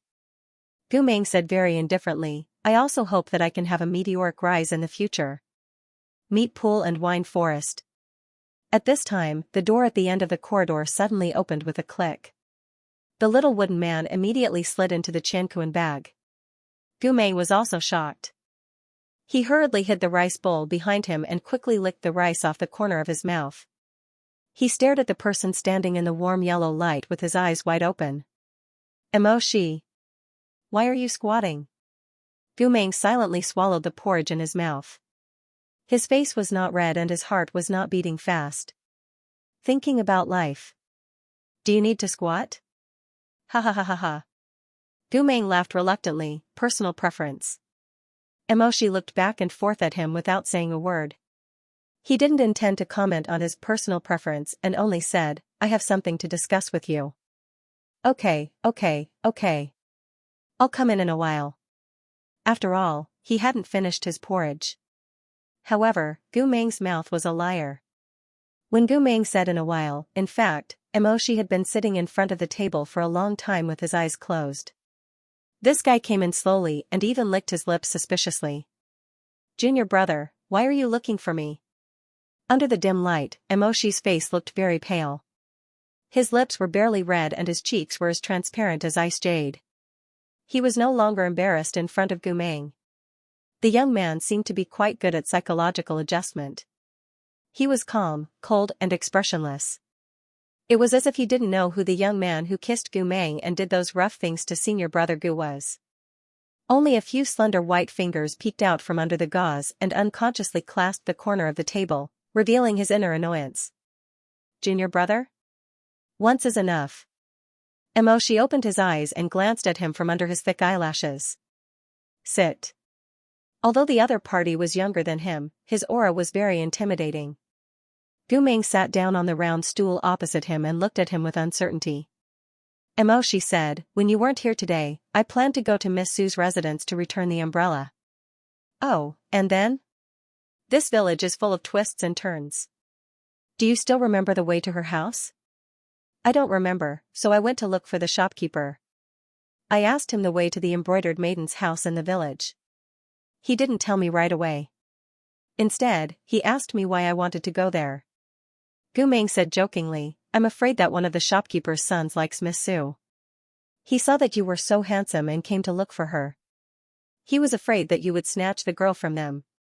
Stop laughing. She said, I told the shopkeeper that I'd borrowed an umbrella from Miss Sue. I was going to return the umbrella.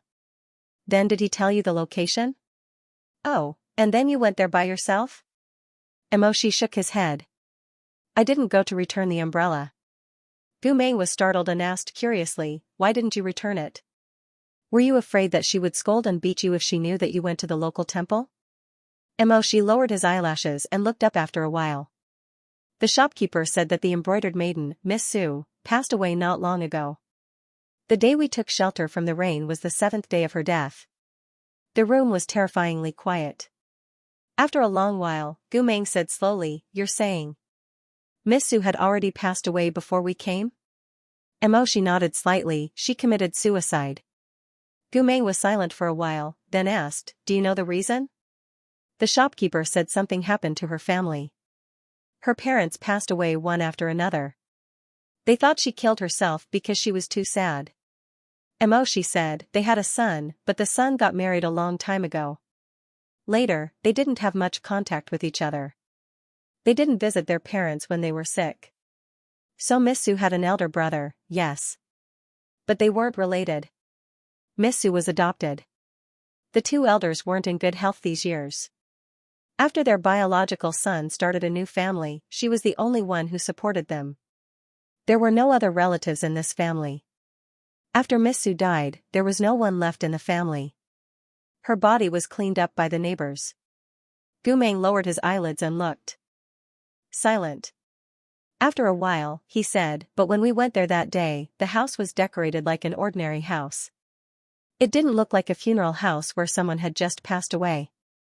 Because it's unlucky to die in an empty house, the neighbors buried her without stopping the coffin. She said, no one was willing to take care of the things in the house. The silks and satins ordered by the officials were still piled up inside. They knew that the embroidery girl died halfway through her embroidery. They were afraid that it would bring bad luck, so no one wanted to take them. This was probably the longest speech she had ever said since they met, but Gumeng wasn't in the mood to joke. Instead, his frown deepened. Gumeng still shook his head, we saw her that night, and I didn't feel anything wrong with her. What about you? Do you think there's anything strange about her? No. That's strange. Even if she's a ghost, even if we didn't use magic at that time, why didn't we feel anything? We can't fail like that, right? She said, I've thought of a few possibilities.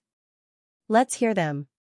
First, the person we saw that night wasn't the real Miss Sue, but someone else in disguise. What about the second? Secondly, Miss Sue didn't actually die.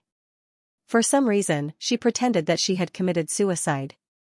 She also knew that no one would clean up the house after her death, so she continued to hide there. Thirdly, Miss Sue is indeed dead, and there is no one else in the house. What we saw that night was indeed her ghost, but because of some unknown magic, she was able to hide her evil aura very well. If we didn't look carefully, we would have thought that she was no different from an ordinary person. Gumeng nodded as he listened. Is there a fourth one?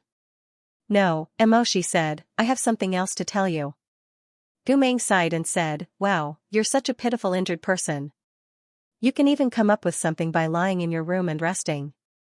Tell me, what else do you want? It's about the missing couple, Lin Yun and Bai Roxia, whom Elder Qianling ordered us to investigate. She paused and looked serious. Lin Yun is Miss Sue's brother. What? Gumeng was really shocked this time. How do you know? The innkeeper told me. She said, the embroidery room we stayed in was called Lin Shoga. It used to be managed by a couple with the surname Lin. Lin Yun was their biological son who got married long ago. As for Su Qiao, she was the daughter of a butcher who was on good terms with them. After a pause, he continued, do you remember Su Qiao said that this village was full of miasma and people could easily get sick and die? Gu Meng nodded and said, I remember. Su Qiao's biological parents passed away when she was 4 or 5 years old because of this reason. The Lin couple couldn't bear it, so they adopted her. That's why I told you that this pair of brother and sister were not related by blood. So Lin Yun should be her adopted brother. She paused and closed his eyes. Then he continued, the disappearance of the Lin couple and Miss Su Qiao's death all happened this month. I don't think it's a coincidence. Gu Meng muttered, I don't think so either. She looked up. Besides, I don't think you were just strolling when you went out. Yeah, I wasn't. Gu Meng answered absent-mindedly and suddenly froze. Then his black eyelashes fluttered and he looked at She hesitantly.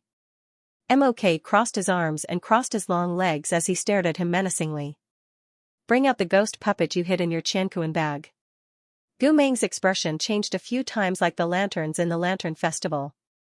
In the end, he put on a scoundrel smile, but his feet stepped on the ground uneasily. He pretended to be deaf and dumb. What? The ghost puppet, the one that sealed the resentful spirit under the old peach tree. You don't have to hide it. When I woke up, I already knew you were lying to me. There was nothing more to say. Gu Meng laughed dryly. Shitty, look at you. Why can't I hide anything from you? Aha, aha ha ha ha. She said coldly, it was in my body for so long last night. Do you think I couldn't sense it? Gu Meng had no choice but to pick up his Qianquan bag and pour it out on the table. Clattering, he poured out a messy pile of talisman paper, concealed weapons, a pile of soft sweets and leftover wheat straw candy wrappers, but there was no sign of the wooden man. Gu Meng sighed and shook the bag twice.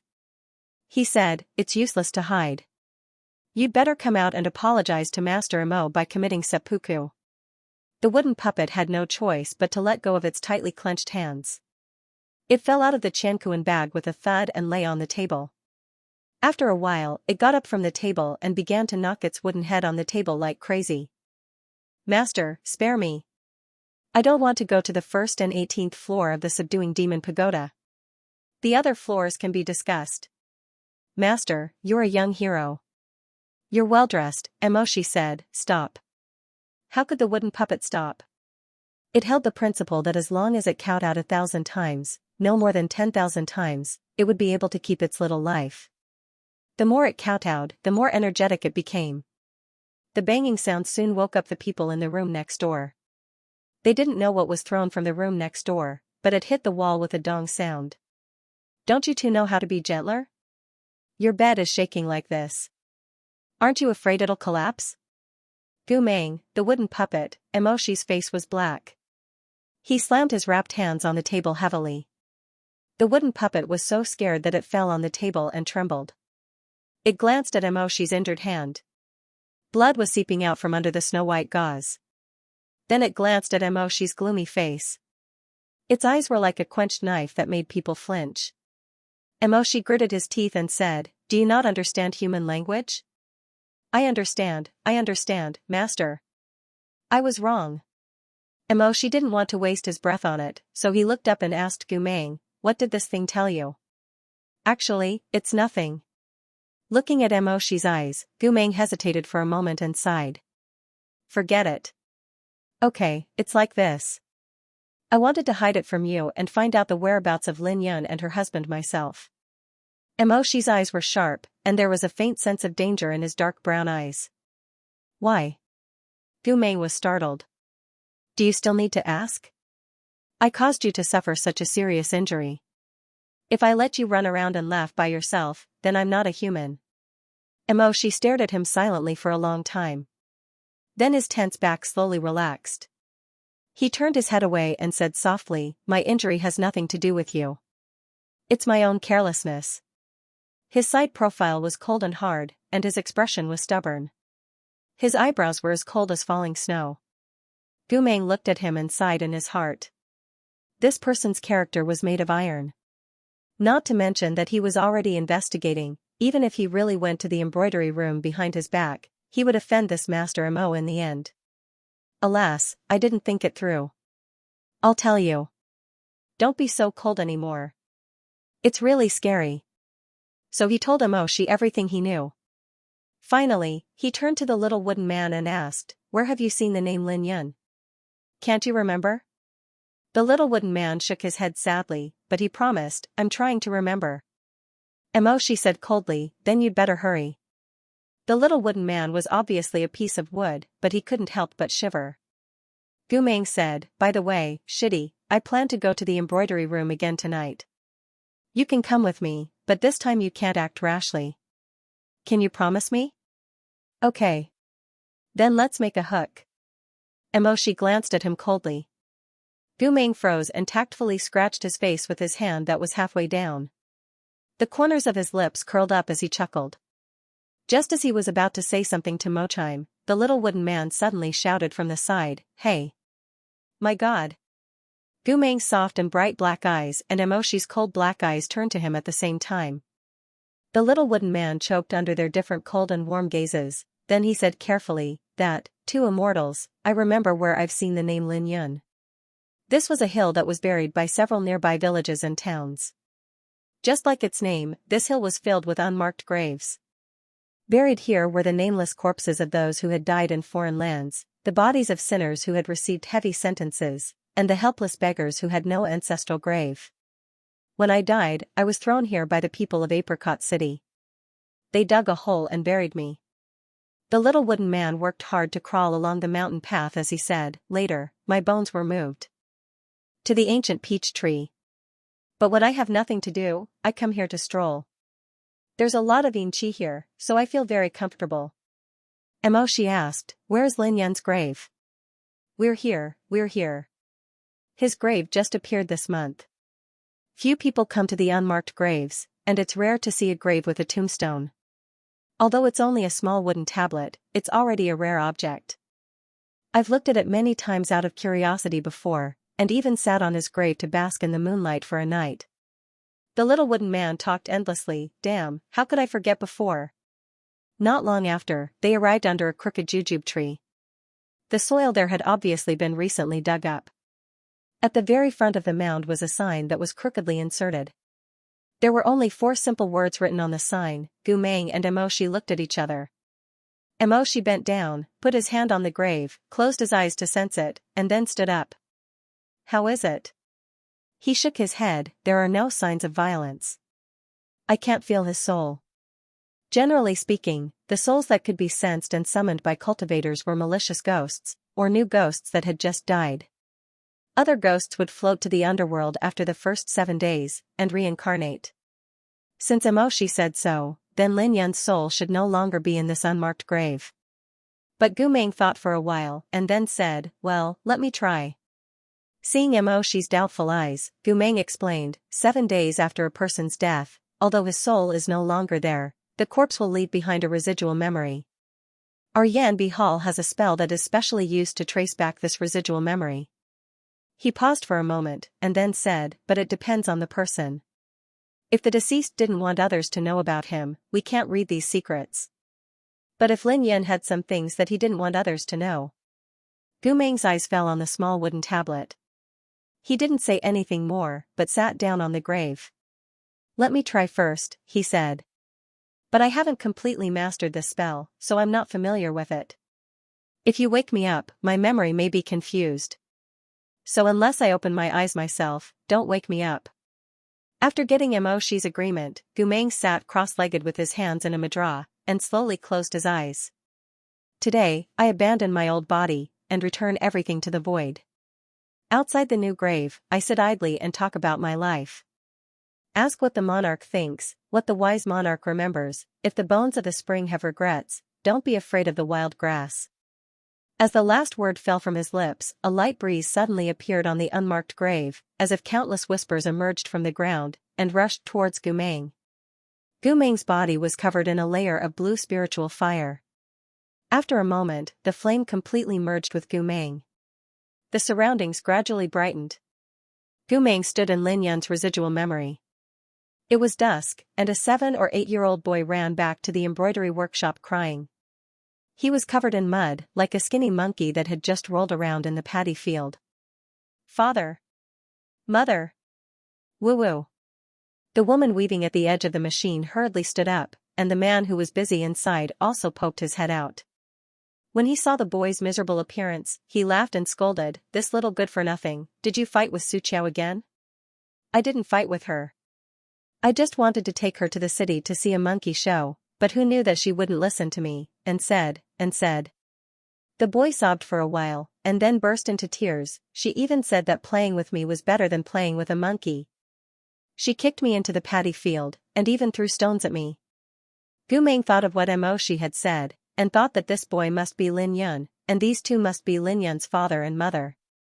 Lin Yun's father laughed, "You're older than her, and you're still a man, but she chased after you and hit you every day. You're still crying, I feel ashamed for you." As he spoke, he scratched his face twice. Lin Yun's mother turned around and glared at her husband. "All right, can you stop making sarcastic remarks? Come, Yuner, follow me to the backyard to take a bath.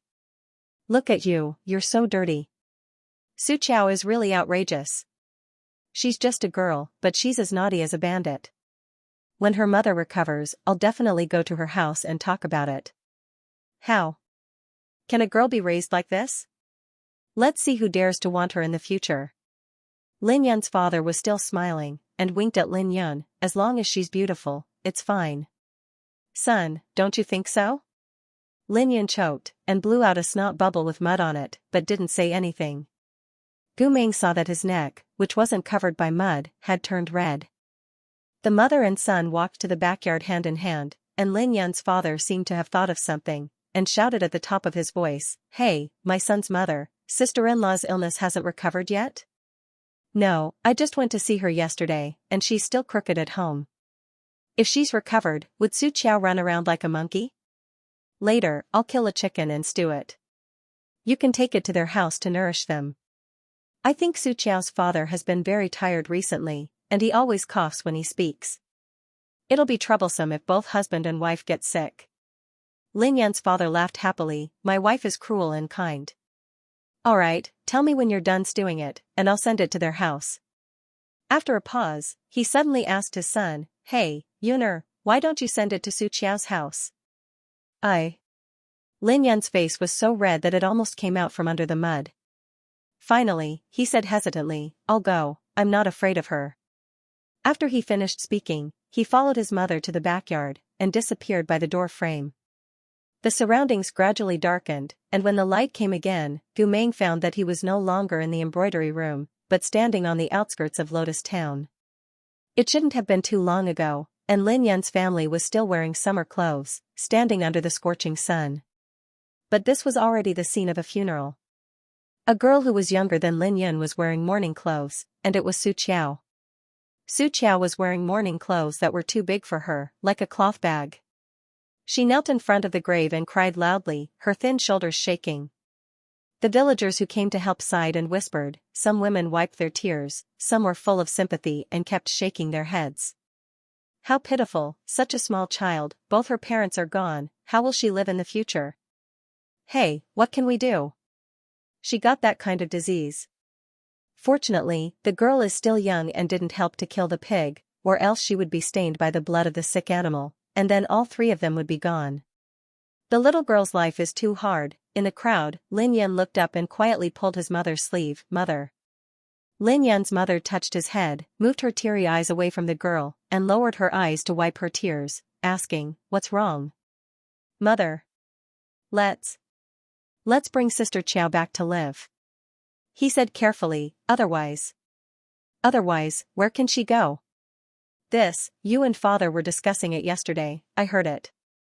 "Mother, although our family isn't rich, if we leave Sister Xiao alone in her original house, the house will be empty, and her parents won't be there, how pitiful." Seeing his mother's hesitation, Lin Yun said, "Let her live with us, she's nimble and can help you.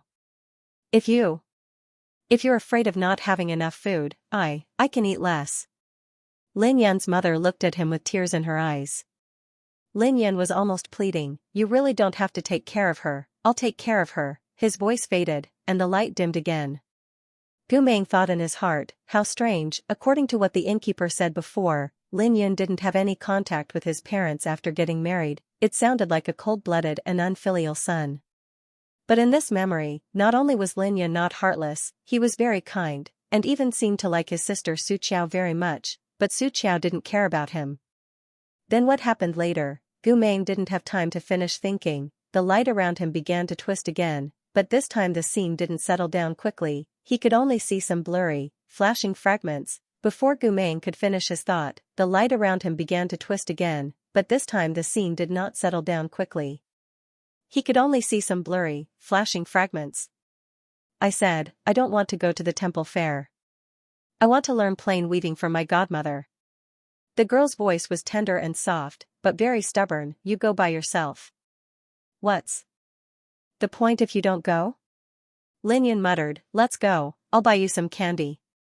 I don't want to. Humph, who's like you? Godfather has been teaching you for a month, but you still can't make indigo dye. She made a face at him, ha ha ha, you pig brain. The scene changed again. It was the Willow Bank, and the community theater was jubilant. Golden red fireworks bloomed in the night sky, and then rippled out little bits of light like the tail of a carp.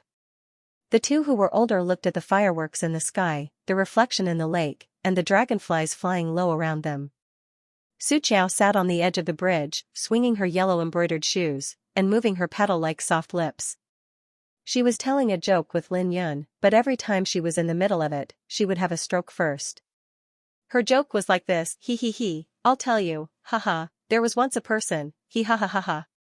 Then because he stuttered, ha, you know. Then he ha, oh my god, it's so funny, I'm about to cry from laughing, ha. She really wiped the corner of her bright eyes. Hey, why aren't you laughing? Lin Yan really cooperated with her and smiled. Su Qiao was satisfied and rubbed Lin Yan's hair. That's right, I'll tell you another one, this one is even funnier, ha. This kind of innocent scene in front of Gu Meng was like a passing river. The young man and the young girl were like shadow puppets, becoming more and more mature. From a young child to a young man, in Lin Yan's memory, he had always secretly admired Su Qiao, but from the beginning to the end, Su Qiao had never understood his thoughts. She laughed with him, drank with him, and talked to him.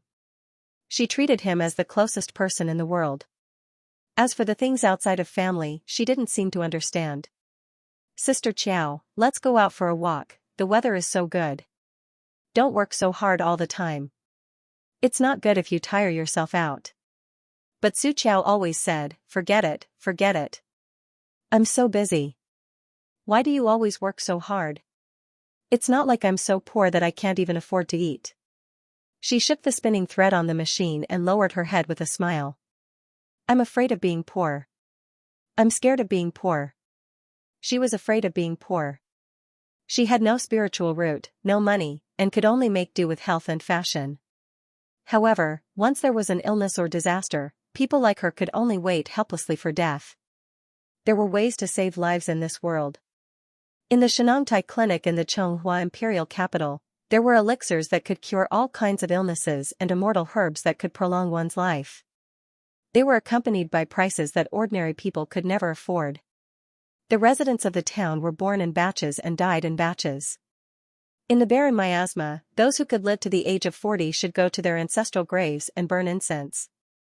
Su Qiao saw this and often felt inexplicably anxious. Especially when she heard the helpless cries of the young children when their parents died, she couldn't stop spinning in her hands, as if the slender thread was the only life-saving straw she could hold tightly. For this reason, she was willing to bow to the rich young masters and smile apologetically to the young ladies. Order some clothes? Our family's craftsmanship is very good. She always worked so hard to attract business, tirelessly working in front of the machine. Her shoes were the most beautifully embroidered and sold the best, so she repeated this series of actions all year round, bending down, kneeling in front of the customers, carefully holding their noble feet with her slender hands, patiently measuring their feet.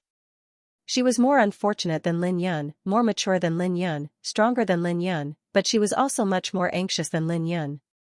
Day after day, she became more and more paranoid and anxious.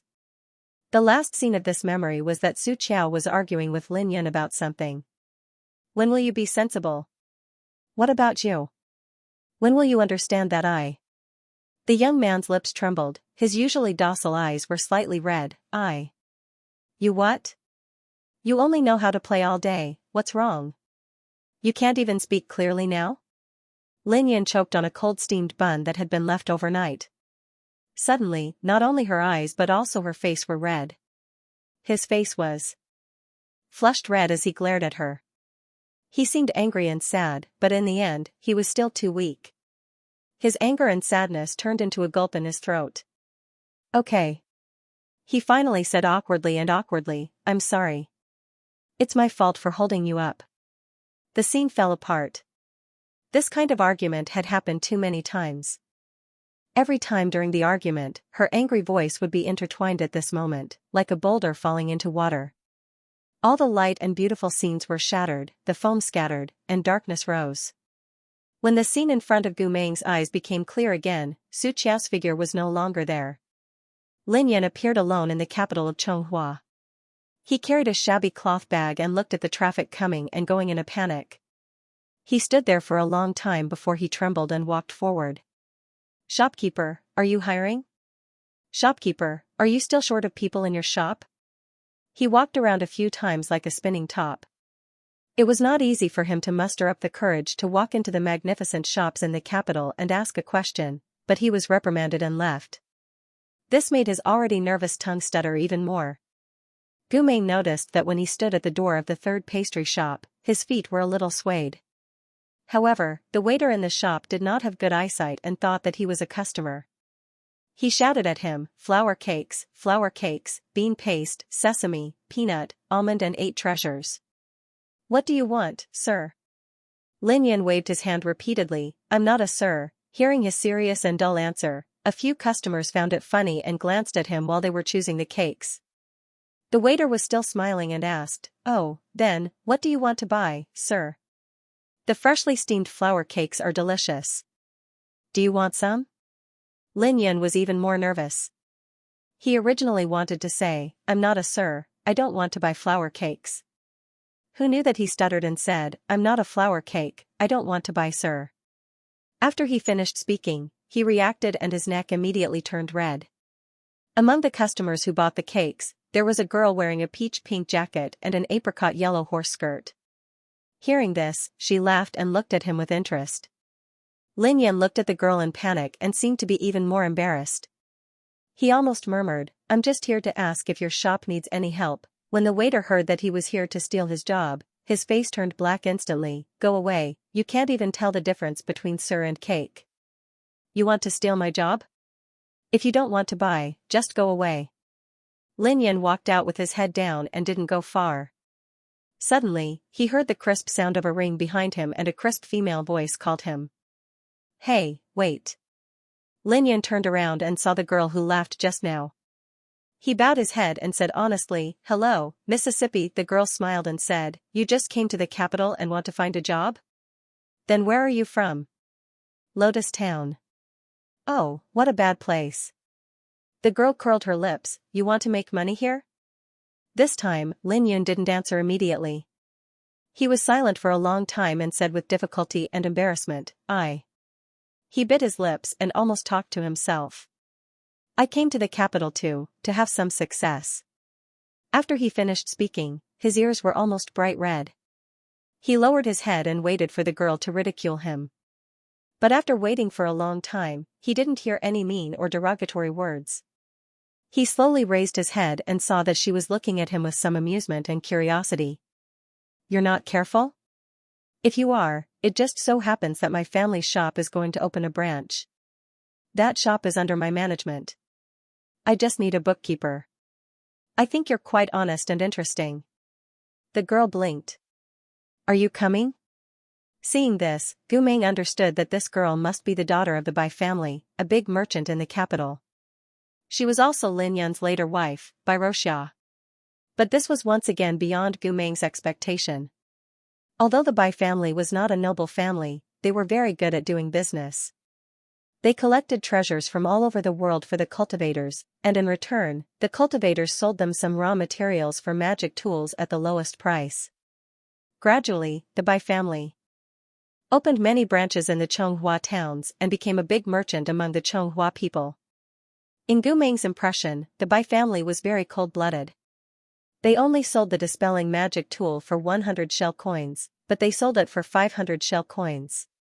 Those who could afford it would use it, and those who couldn't would die. Anyway, there was no other place to provide better magic tools for the common people. Like the Yu family and pharmacist Zhang's mansion, they usually only provided things for the nobles. So Gu Meng thought that Bai Roxia should be a stingy person before. He even guessed that the reason why Lin Yun's relationship with his biological parents became weak after he married the Bai family might be because of Bai Roxia's fault. And he wondered why the daughter of the Bai family would give herself to such a poor boy, but everything in front of him made him understand more or less. The dull poor boy and the curious rich girl probably had something in each other's lives that attracted the other. The picture kept changing, showing the days and months when Bai Roxia and Lin Yun met and accompanied each other, and from being accompanied to knowing each other. Bai Roxia was bright, kind, and playful. She was very different from Su Qiao. The light and shadow related to her was always warm and golden, accompanied by her carefree laughter. In Lin Yun's memory, the stubborn embroiderer rarely had time to rest, and she was rarely gentle. Su Qiao was not unkind. She often went to the street to buy a lot of biscuits after earning embroidery money and gave them to the orphan children from house to house. But Su Qiao saw the hardships of life too clearly. Perhaps because she had been immersed in this kind of hardships, she had to be clear-headed, so she could not rest at all. Her figure seemed to be sewn together with the machine, so that a fire was always burning in her eyes. Looking from afar, a line of words seemed to be deeply engraved on her face: "I don't accept it, I want to be outstanding." They were both as beautiful as flowers, but one was full of thorns, and the other had a gentle stem. Lin Yun held the thorny flower for so long, hoping that it would bloom, but its bud was always closed, and its beauty did not appear.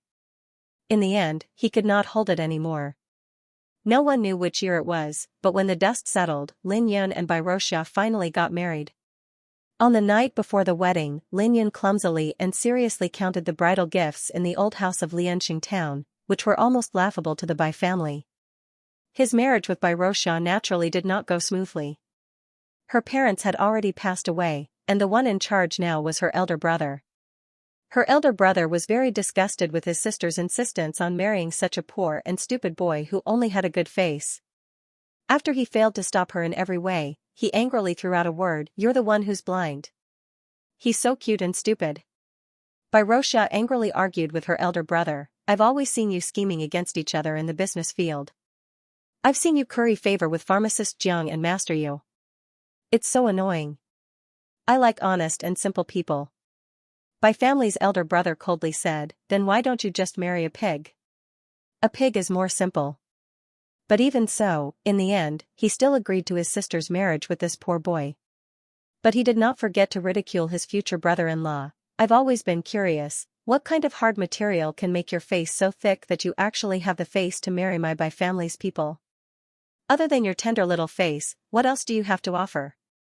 Lin Yun actually really thought that this young master Bai was questioning her sincerity, so she blushed and stuttered: Big brother, I still have a sincere heart." Bai family's elder brother was speechless. "Okay, rich." Until the night before the wedding, Lin Yun was still confused and did not understand that he was despising her for being poor. Her parents were very happy, but they were also worried. They didn't like the betrothal gifts before. "Although you're marrying into the family, you're marrying into the family. Aren't these gifts too little? Alas, we still feel like we're in a dream." Although the Bai family is not a noble family, among the commoners, it's a big family. "How did their daughter fall in love with you? Mother, Yuner, do you think they'll kill you and sell you?" Just when he was about to mumble something awkwardly, suddenly there was a sound of footsteps upstairs. Gu Meng looked up together with the family and saw Su Qiao walking down the stairs. Maybe it was because the light was dim, or maybe it was because Lin Yun was in a complicated mood. She did not dare to remember Su Qiao's face too much. So Gu Meng could not see her expression clearly. Until she came in front of them and walked out of the shadow. Xianxia was actually smiling. Her smile was as heroic as before, but it seemed to have some gentleness that was rarely seen before.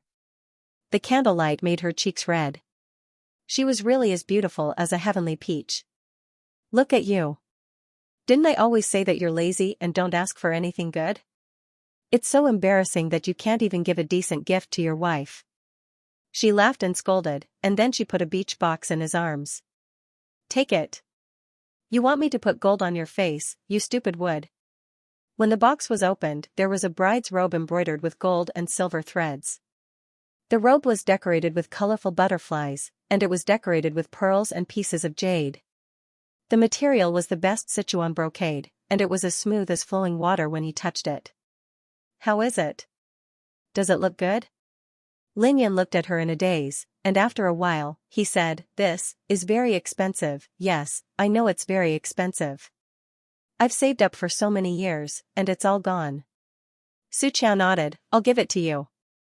The Lin couple also came back to their senses and murmured, "Xiao, how can this be, this robe, how many years of work have you done in vain?" Xiao looked impatient, Okay, what does it matter?" She patted Lin Yan's chest and said with a smile, "Our little Lin is going to be the Bai family's son-in-law. Do I still need to worry about this little money? Hey, you have to remember my good points.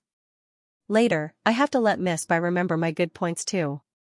The more she said, the happier she became, and she was in high spirits. I'm rich, in the future I can lean against a big tree and enjoy the shade, ha ha ha." Lin Yan silently looked at her, and then silently looked at the robe in the box. With this kind of embroidery, he did not know how long it would take to sew every stitch. He said, "Sister Qiao, don't be so polite, you're treating me like an outsider."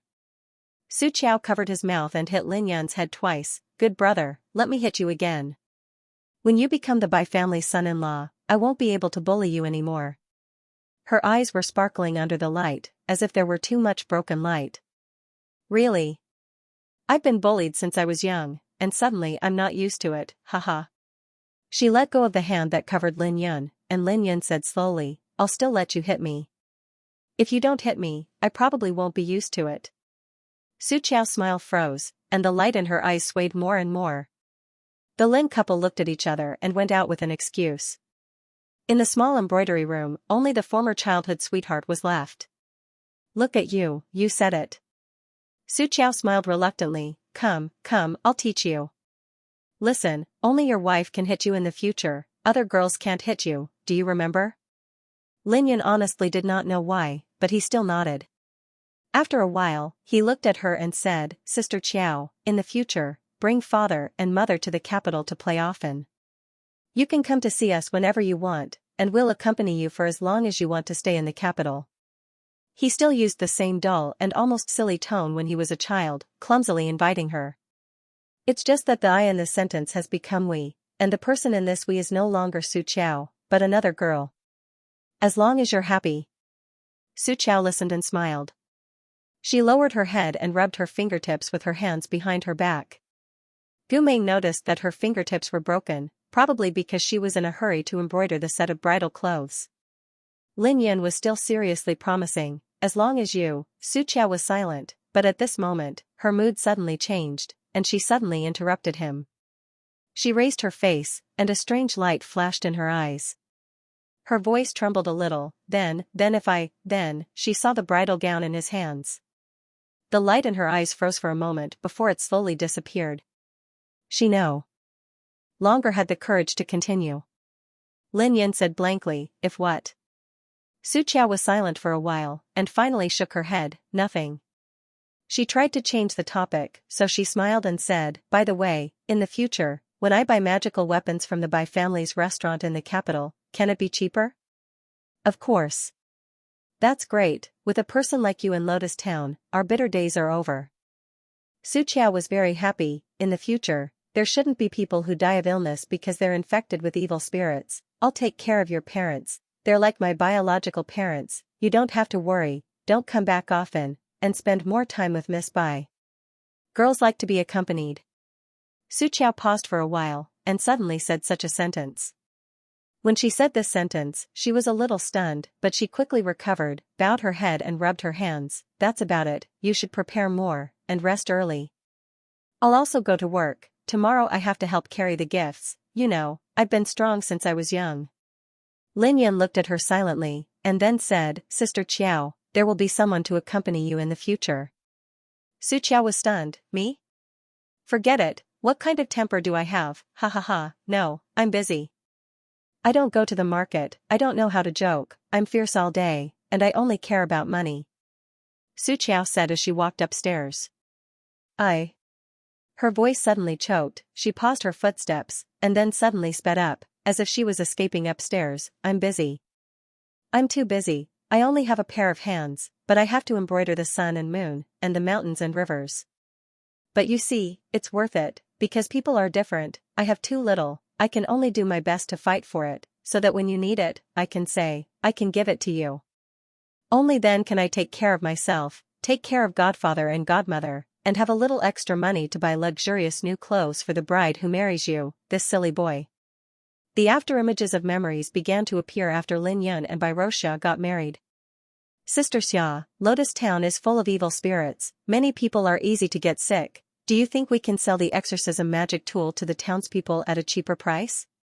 Lin Yun cautiously asked Bairosha, who was dressed as a bride. If you are willing, I will go and talk to my elder brother. Why do you want to talk to him?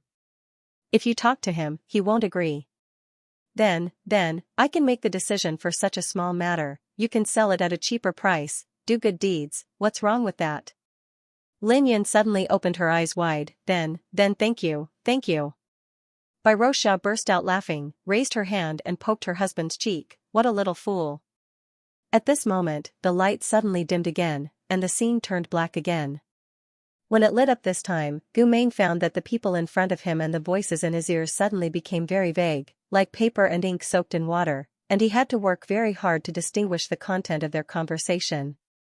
Gu Meng was stunned. He knew that usually, this situation only meant one thing: this memory had been stolen once when Lin Yun died. And he was already the second person who read it.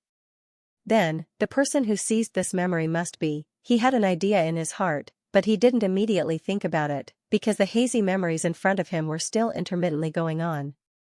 Gu Meng barely recognized that it was elder brother Bai who was talking to Lin Yun. Elder brother Bai's voice was originally very low, and at this time it was even scarier.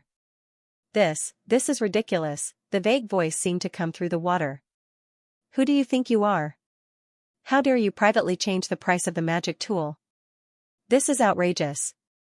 Come, beat him. A woman's voice sounded angrily. Gu Meng recognized that the woman who shouted was Bairosha. What are you doing? I asked him to sell it cheaper, is that wrong? Our family has earned so much money, and now our life is better, but have you forgotten that we used to have a hard life? We are not nobles, don't you remember what kind of hard life our parents used to live? What's wrong with me being willing to do some good deeds? If you feel like you've lost out, I'll compensate you. Her almond yellow figure pounced on Lin Yun. Are you all rebelling? He's my husband, I won't allow you to hit him. Shopkeeper. The servants looked at each other and hesitantly looked at Big Brother Bai. Brother Bai waved his hand and said impatiently, fight. Brother. Is your blood cold? Young miss, don't hit me. Big brother. What would happen if you earned less dirty money? In order to please the Yu clan, you learned everything from the Yujun Tian. You flattered everything from the Yujun Tian. Do you still have any conscience? As she shouted more and more angrily, her elder brother's voice sounded more and more indifferent. Bairosha. You'd better remember this clearly. I'm the one in charge of this family, not you. You look down on me for begging for Yujun Tian, but what do you know? In Chonghua, we have to rely on the aristocrats. If we tamper with the price and offend the Yu clan, we'll be done for. So, those who can't afford magic tools deserve to die. Her elder brother said coldly. I'm running a magic treasure hall, not a mercy temple. If you and your poor husband want to save the world, then get out of here. You. Let's see if I won't keep you. In the midst of the tearing and chaos, Gu Meng heard Bairosha scream. Following that, the scene in front of him became even more blurred. Those Zhui servants gathered together, and in the end, Gu Meng's eyes were only large patches of scarlet blood. After a long time, Gu Meng could vaguely make out some clues from the clamor and chaos. It turned out that Bai Roxia, in order to resist his elder brother, was carelessly pushed and kicked during the dispute. She didn't even know that she was pregnant at that time. Dark red continuously surged up in his memories. The sound of footsteps, curses, cries of pain. In the end, there was only a low sob. People were divided into 3, 6, and 9, and within the 3, 6, and 9, they were further divided into 3, 6, and 9. Although the Bai family's young miss was wealthy in the eyes of the commoners, the house was large, and the Bai family was originally a commoner. Their days were not as glamorous as Su Qiao and the others thought. Everyone had no choice. In terms of doing something for Lotus Town, Bai Roxia had really tried her best. She lay on the bed.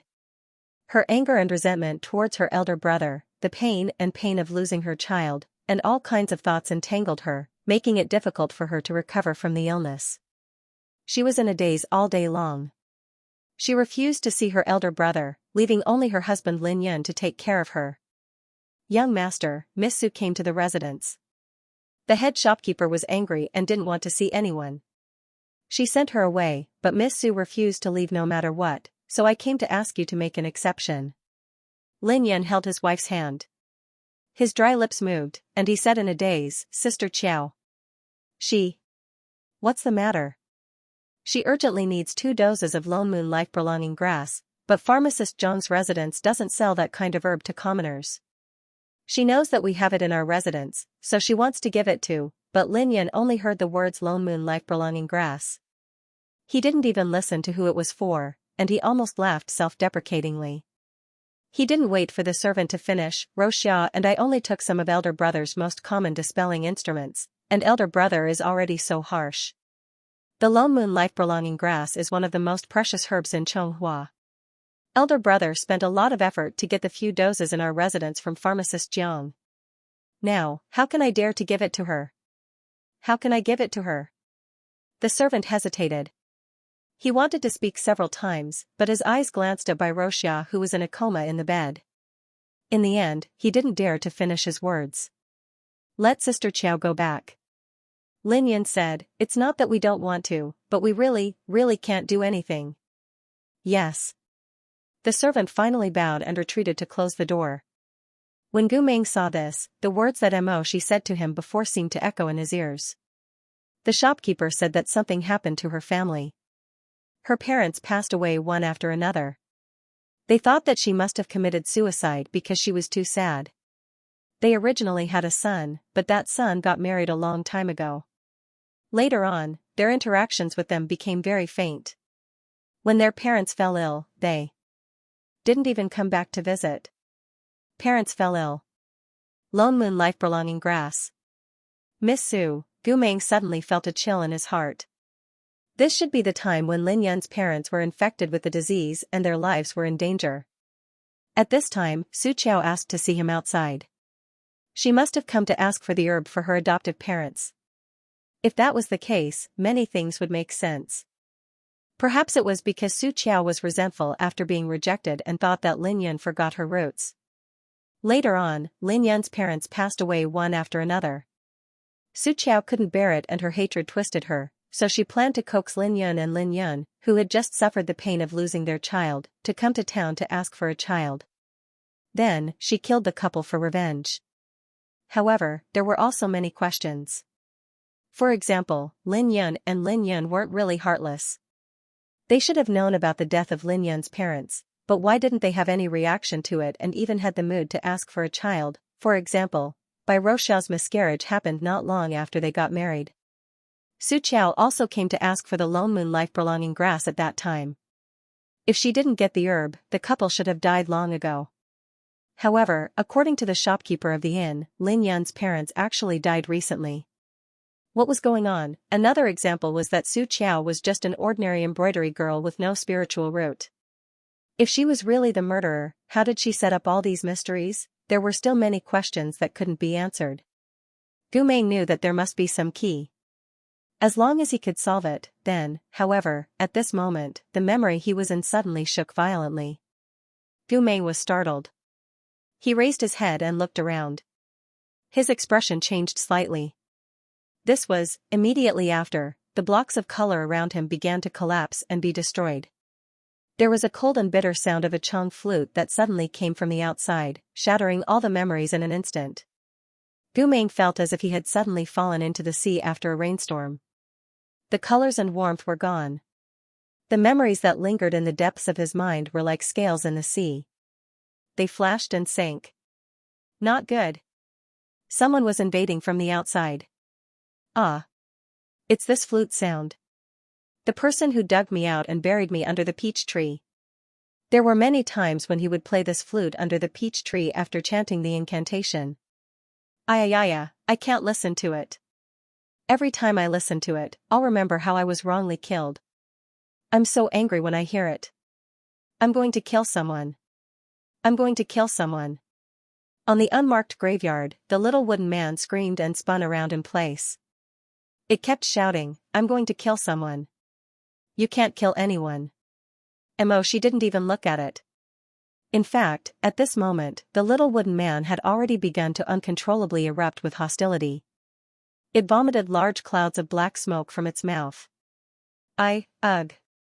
What's going on? Spirit sealing wood. No matter how deep your resentment is, if your cultivation is not high enough, you can only spit out black smoke from the wood.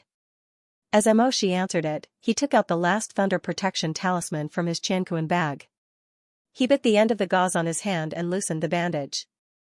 His wounds didn't heal that quickly. Some of them were even stuck to the gauze. However, Emoshi didn't care. His expression was solemn as he suddenly pulled the gauze off. Thunder barrier, open. The talisman was suddenly ignited between two fingers. The barrier of light descended around Gu Mei. Come up. After doing all this, he reached out his hand to the little wooden man. The little wooden man was still vomiting black smoke violently.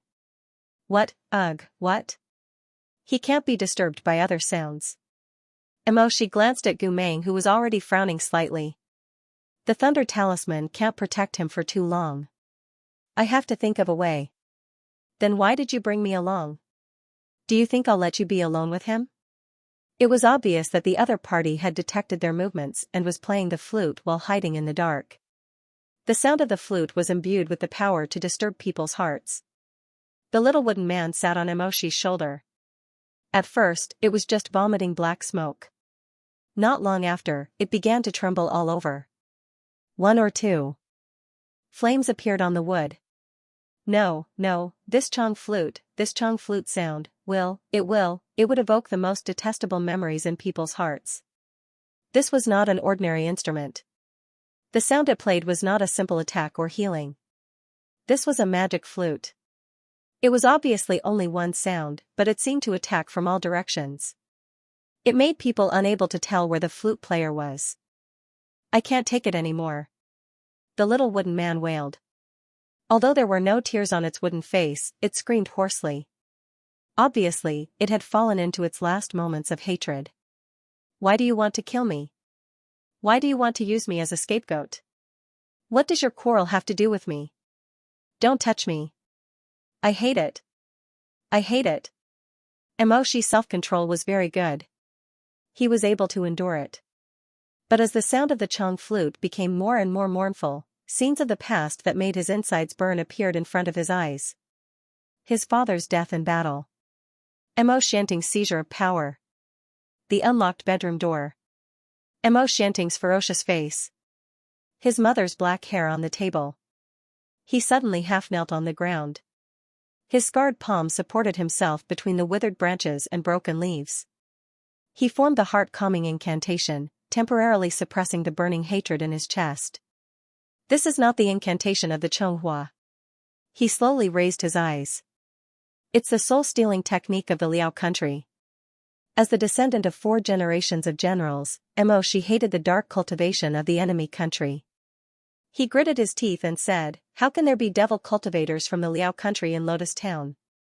I don't know. I want to tear you all apart. I want to destroy your hypocrites. The little wooden man's voice became sharper and higher. I want you all to die. I don't want to. I don't want to. The burial mound of heaven and earth was spinning. She tried several times to summon the snake transformation whip, but only a wisp of golden red smoke came out of his fingertips. Then, the ring of trials on his wrist restrained his spiritual flow, accompanied by the faint voice of the hidden spirit elder sealed in the ring of trials. The weapon trial prohibited the summoning of any family's high-grade weapons. Mia cursed in a low voice. The devil cultivators of the Liao country had already infiltrated Chonghua's village, but in the end, the weapons they left for him to use were only some ordinary iron weapons and a few elementary-level spirit talismans. The sound of the Chong flute was like weeping and complaining, spreading all over the mountain. The sound of the flute was getting thicker and thicker, almost becoming a string of invisible chains, strangling Moshi's neck and penetrating his internal organs. For a moment, he seemed to hear a familiar sorrowful war song among the rustling of the grass and trees, meandering from the deserted tombs and withered graves. At the end of the year, Yin and Yang hastened the short scene, the frost and snow from the end of the world cleared the cold night. The drums and horns sounded solemn and stirring, the Milky Way of the Three Gorges shook, his vision became blurrier and blurrier. She vaguely saw a slender figure walking towards him amidst the sound of the flute. His silver armor was shining, and his appearance was solemn. Extinguish. Father. In the mist, the man's face was blurred. He slowly approached Quench and extended his palm. Behind him, black clouds of smoke billowed, good child, come forward with me. The sound of the Chong flute lingered around them. It was so clear, as if the person playing the flute was sitting beside them. She closed his eyes. No. His father had died in battle long ago. This was fake. It was an illusion created by the magic flute. He did not move forward. He retreated, even though every step took a lot of effort, and every step was floating between reality and chaos. In the fog, the man's face started to become ferocious. His eyes became long and narrow, but he still maintained the last trace of hypocrisy. Extinguish, why don't you come over? Why are you? The sound of the flute suddenly became urgent. The man's face suddenly twisted and turned into a ferocious ghost. He suddenly pounced on Emoshi, his voice sharp like an icicle. You're not going to listen to me anymore? Darkness suddenly engulfed Emoshi, and the cold air soaked him like seawater. Extinguish, don't you hate them? They treated you like that. Don't you want to take revenge? Xianting humiliated your mother. He bullied you. The voice was like a nightmare. He bullied you, take revenge on him, hate him, let me teach you, beep. While he was waking up from his dream, an extremely shrill and resounding sound suddenly rang out, as if a glaring fireball had shattered the darkness with a bang. The fog and the illusion retreated like horses and disappeared in an instant. Beep, beep. The music that broke the spell continued to play. Emoshi panted and got up from the ground. Even the little wooden man gradually stopped sobbing and cursing. It sat on Emoshi's shoulder in a daze, and slowly came to its senses. This is... Emoshi listened for a moment. His expression was strange. Swana, that's right. This was the tune played by the Swana. The sorrowful sound of the Chong flute was crushed by the Swana the moment it was played. The Swana was like a gangster who bullied men and women. It went on a rampage on the unmarked graveyard and covered all the other noises in an instant. The flute player struggled at first, wanting to play harder. However, it was useless. He only played 2 notes before the Swana crushed it. The following notes were carried by the Swana all the way to Java. It was a war song filled with grievances. However, when the Swana was played, the tune was strangled and turned into a messy and vulgar tune. Sleeping Dragon and Jumping Horse finally returned to the yellow earth. The sound of human affairs is lonely, little sister, look back.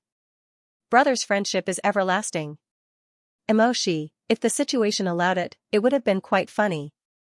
He heard the sound of withered leaves breaking behind him. He turned around and saw Gumeng, who had woken up at some point, walking out under the setting sun. Gumeng held a long and simple Swana in his hand. The white silk tied to the end fluttered in the wind. His young face was full of contempt and disdain. With one hand on his waist, he stepped on the tombstone of an unlucky person and played the suona in the desolate graveyard of withered vines and old trees. Enter the light muslin tent with you, it pierced through the clouds and the sun. Emoshi looked at Gumeng. Gumeng also noticed his junior brother's gaze. Senior brother Gu blinked his beautiful eyes. The setting sun shone on his brilliant face and covered his silhouette with a layer of lazy golden color. Don't be a lover. Are you okay? Emoshi asked him after dispelling the demonic sound. Gumeng smiled as he panted. His lips were moist and rosy, and Emoshi couldn't help but stare at them for a moment. Then, as if he had thought of something, he suddenly looked away. What could happen? Gumeng said, how dare she show off in front of me with such little tricks? He wiped his mouth, and his firm and tight chest heaved. She has to hold on for a while longer. She'll vomit blood. Emoshi looked at the suona hanging in his hand, the white gauze fluttering in the wind.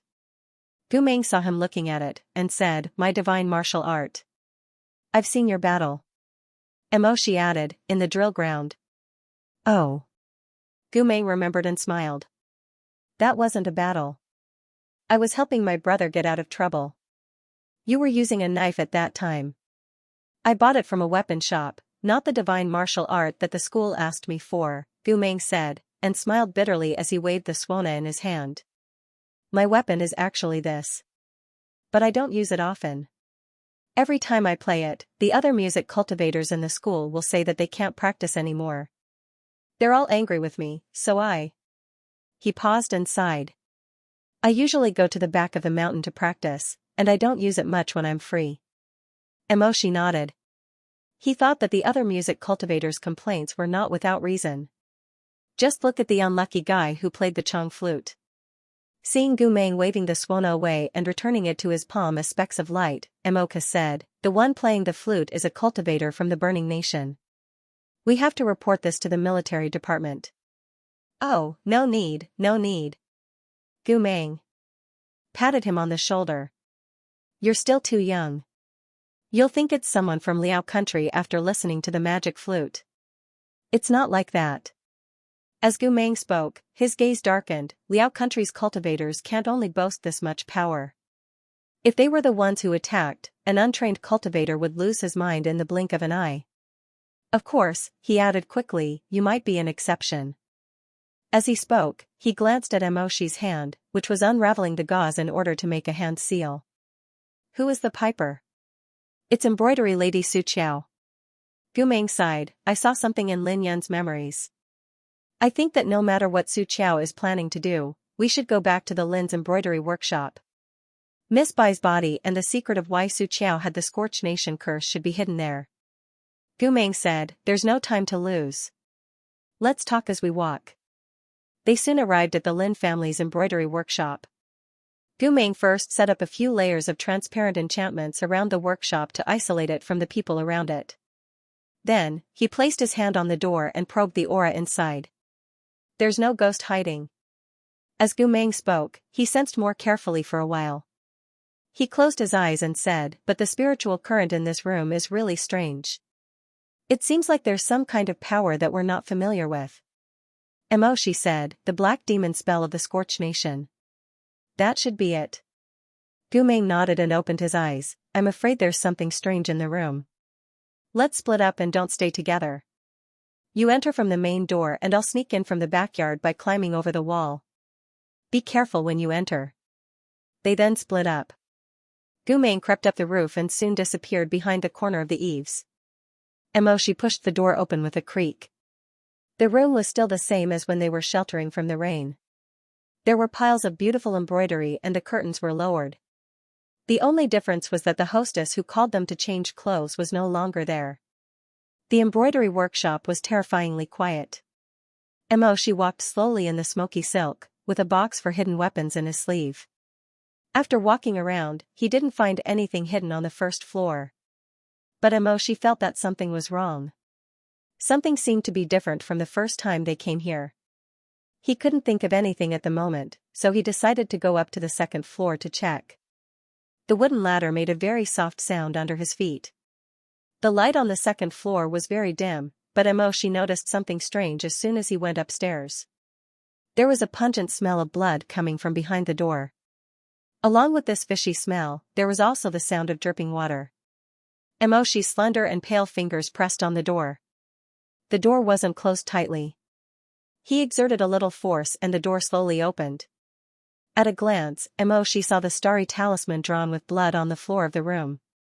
A black wolfhound was lying in the middle of the talisman array. Its abdomen was cut open, and its heart, liver, spleen, stomach, and lungs were dug out and placed in the 5 corners of the talisman array. The dripping sound was the sound of the black dog's blood seeping down. The dog seemed to have been killed not long ago.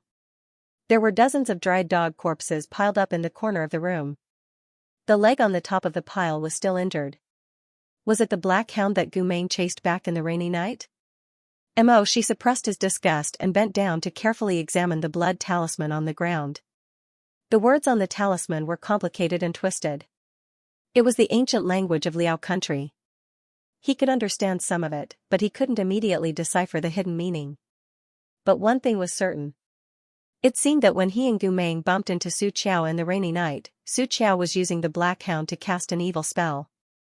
But the black hound accidentally bit her leg and escaped. That was why she limped out in the rain and chased after them. She went on to check the other rooms. He didn't find anything strange. So he went downstairs and planned to meet up with Gu Meng in the backyard. However, just as he passed by the place where he and Gu Meng had rested that day, he inadvertently glanced at a certain part of the room. He didn't notice it at first, but after a while, he suddenly remembered something and stopped in his tracks. The words that Gu Meng said at that time flashed through his mind. This Miss Su is really amazing. Not only did she embroider the landscape and birds so vividly, she even made the female figure so beautiful. Look at the silhouette on the gauze. Doesn't it really look like a graceful lady? He knew what was wrong. That night, they sat here and warmed themselves by the fire. Together, they admired a pair of bright yellow gauze embroidered with the silhouette of a female figure. It was the size of a real person. At that time, Gu Meng even laughed and said, although this female figure isn't as detailed as the red-crowned crane next to her, it's very interesting. I just don't know what such a large embroidery can be used for. But now, this embroidery was gone. No, it shouldn't be said that the embroidery was gone. The bright yellow gauze was still hanging on the beam, but the female figure, that was as tall as a person, had disappeared without a trace. This was because, what they saw that night wasn't an embroidery of a female figure at all. At that time, behind the yellow gauze, there was a real person standing. Moshi's expression suddenly changed. He suddenly got up and walked out quickly. Gu Meng. At this moment, in the backyard, Gu Meng walked back and forth between the piles of dye vats that filled the yard. The little wooden man sat on his shoulder and shouted, "Ah, yes, that's right. This is the smell. The person who moved me under the old peach tree and chanted incantations at my grave had this smell." It was normal for Su Qiao to have the smell of dye on her body. The smell of these 10 vats of dye was extremely suffocating. The embroiderer worked day and night in these vats, so it wasn't strange for the smell to seep into her bones. However, Gu Meng didn't wander around here to study the smell. He kept rummaging in the yard, obviously looking for something. "What are you looking for?" "Looking for someone." "Looking for the Miss Su you mentioned?" "No, another person." After Gu Meng finished speaking, he lifted a pile of cloth in the corner of the yard. Seeing that there were only some withered branches and withered leaves, he turned around and lifted other things to cover himself. There were too many things piled up in the backyard. Some of them had been rusted over the years. When he turned them over, the rust fell off and dust flew everywhere. However, Gu Meng didn't seem to mind the dirt. Not only did he not care, he even turned more vigorously. He just saw the last paragraph in Lin Yun's memory, which was also the most important paragraph. Before Lin Yun died, she received a letter. In the letter, Su Qiao didn't mention the death of Lin Yun's parents. Instead, her words were gentle. She told Lin Yun that his parents were fine, but they missed him very much. They were also worried that Miss Bai hadn't been pregnant all these years. His parents were old and anxious to hold a grandson. They hoped that they could go back to town to talk. The big tree behind the Earth Temple, The one you often went to pick peaches from when you were young. It probably cultivated for thousands of years and became a tree immortal. It's very effective in praying for children. Bring sister-in-law back to take a look. These were the original words written in the letter. When she received this letter, Su Qiao hadn't contacted Lin Yun and his wife for a long time. Lin Yun knew that Su Qiao was angry at him for rejecting her outside the house. After that, he wrote a letter to explain. However, he didn't know whether it was because the servants of the Bai house didn't send him out or because Su Qiao was still angry. After that day, the two never met again. Lin Yun originally wanted to go home to visit, but unfortunately, Bai Roxia's body wasn't very good after the miscarriage. She was also in a bad mood. It was easy for her to get sick just by walking by the lake, not to mention going out on a long trip. After a while, she was delayed. One day, she suddenly received a letter from Su Qiao. The tone was calm. It was obvious that Sister Qiao was no longer angry. Lin Yun was naturally happy and went to his wife's bed to tell her about it.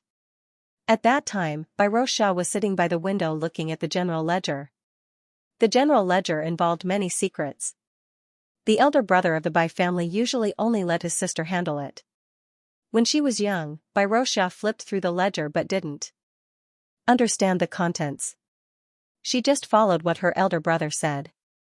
However, as she grew older, she had her own ideas. When she looked at the ledger, she became more and more disgusted.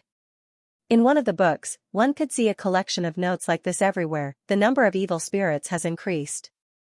The supply of exorcism bells can't meet the demand. The price of yellow sky copper and soul-returning grass has increased. The Yu house needs a large amount of snow yen wood to view. This is the main material for the Peace Guard pillar. The Yu house cannot offend it. The price of the Peace Guard pillar will be increased immediately. Bai Roxia originally had a good heart. After the miscarriage, she saw these cold words and felt even more uneasy. She had been bedridden for so many years. In fact, a large part of the reason was that she hadn't let go of the knot in her heart. The Bai family has done many wrong things. They were born with the same bloodline as the common people, but they relied on the pain of others to raise the price. I have been sick for a long time. I'm afraid this is retribution from God. Lin Yun found her with Su Qiao's letter and showed it to her. After reading it, she sighed and said, "It's great that Sister Qiao doesn't blame us. Then let's go back to Lotus Town to see father and mother. You haven't been back for many years. Go and pack your luggage. You don't need to bring anything else.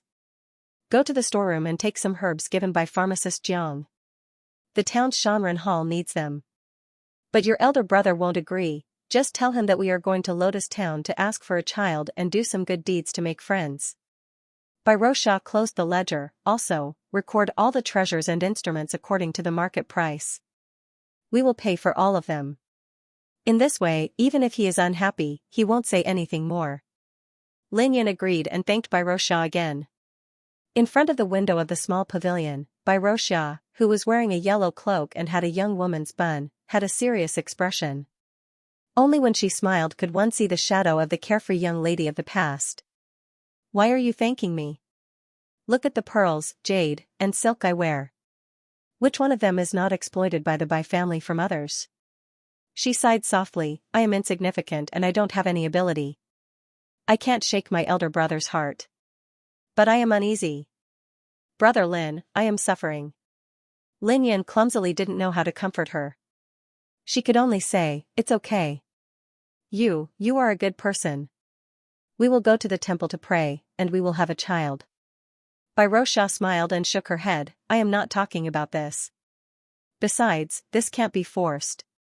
Compared to asking for a child, I actually want to talk to Sister Qiao more. You are careless. You don't know how hard she has been these years." "I know, you only know a little." Bai Roxia stretched out her white hand and showed the distance of a fingernail. "I am a woman like her. She was born in a poor family, but she has done more good deeds than me. Her little body contains the ambition that my elder brother has never had. It's just that the ambition is too big. She is afraid of being ridiculed, so she never says it." "Sister Qiao has an ambition? What is it?" Bai Roxia shook her head and didn't answer. She just said, I haven't seen her many times, but I can see that she has a big ambition, a heavy heart, and is very proud. Every time she asks for something from me, I can see that she is very embarrassed. Although she always looks indifferent, she doesn't even dare to look at me. She is afraid that I will be angry, afraid that I will think that she is too troublesome, afraid that we will drive her away. Lin Yun murmured, so it is like this, yes. Later, you really drove her away, which is equivalent to the fear in her heart. She doesn't know what kind of person I am. She only thinks that after you came to the Bai family, your heart became harder and harder because of me. In the end, you abandoned her and her parents like old shoes. That's why she has been angry with you and me for so many years. But I wrote to her to explain, Bai Roxia said with a bitter smile, you grew up with her since you were young. Don't you know that she is very proud? Do you think that before she calms down, she will be willing to read the letter you wrote and be willing to see you? Now I am finally looking forward to her letter. Tell her that thank you for her request. We will soon set a date and go to Lotus Town to visit her and her parents. After the matter was settled, they picked a good day and returned to Lotus Town with 7 or 8 bags of elixirs in their Qianquan brocade bags. Su Qiao acted as if nothing had happened and received them with a smile. That night, the couple walked into a trap that had been carefully prepared for several years. Su Qiao prepared a table of good wine and dishes and lied to them that her parents went to the city to buy meat. She coaxed them to drink a cup of poisonous wine each. Lin Yun's memory was interrupted here. The last thing he remembered was the sharp pain in his stomach, Bai Roxia lying on the table, and Su Qiao's blurry face under the candlelight. Gentleness, hatred, pain, pleasure, all of them surged on that beautiful face at that moment. Little Lin, sister-in-law, what happened to you? She asked tentatively, her voice was strange and cold, and slightly trembling, can you hear me? Until he died, Lin Yun did not fully realize what had happened. In the last memory, he was confused, at a loss, fearful, and puzzled, but he did not doubt Su Qiao. He even wanted to remind her foolishly, nothing, it's just that this wine seems to be spoiled. It will be very uncomfortable to drink it. Sister Qiao, you must not drink it. You and your parents should not be so frugal. Why is the spoiled wine still here? But these words turned into a murmur in his throat that was dripping with blood. Everything was over. Found it. After rummaging through many places to no avail, Gumeng used several kinds of spiritual detection magic tools. Suddenly, he shouted. The Stygian demon compass in his hand spun wildly, and a beam of red light shot towards one of the dye vats in the courtyard. Gumeng quickly ran over and looked into the dye vats. The dye in the vat was some kind of oily turbid, the color was strange, and the content inside was even more difficult to distinguish. Gumeng stared at it for a long time and could only see his own dirty reflection. He was about to look for a pole to fish in, but at this time, he suddenly felt a cold hand on his shoulder. Gumeng stood motionless. After a while, he saw a woman's face slowly appear behind him in his reflection. It was deathly pale as it peeked out from behind him and looked into the vat with him. Their eyes met in the reflection. Bai Roxia.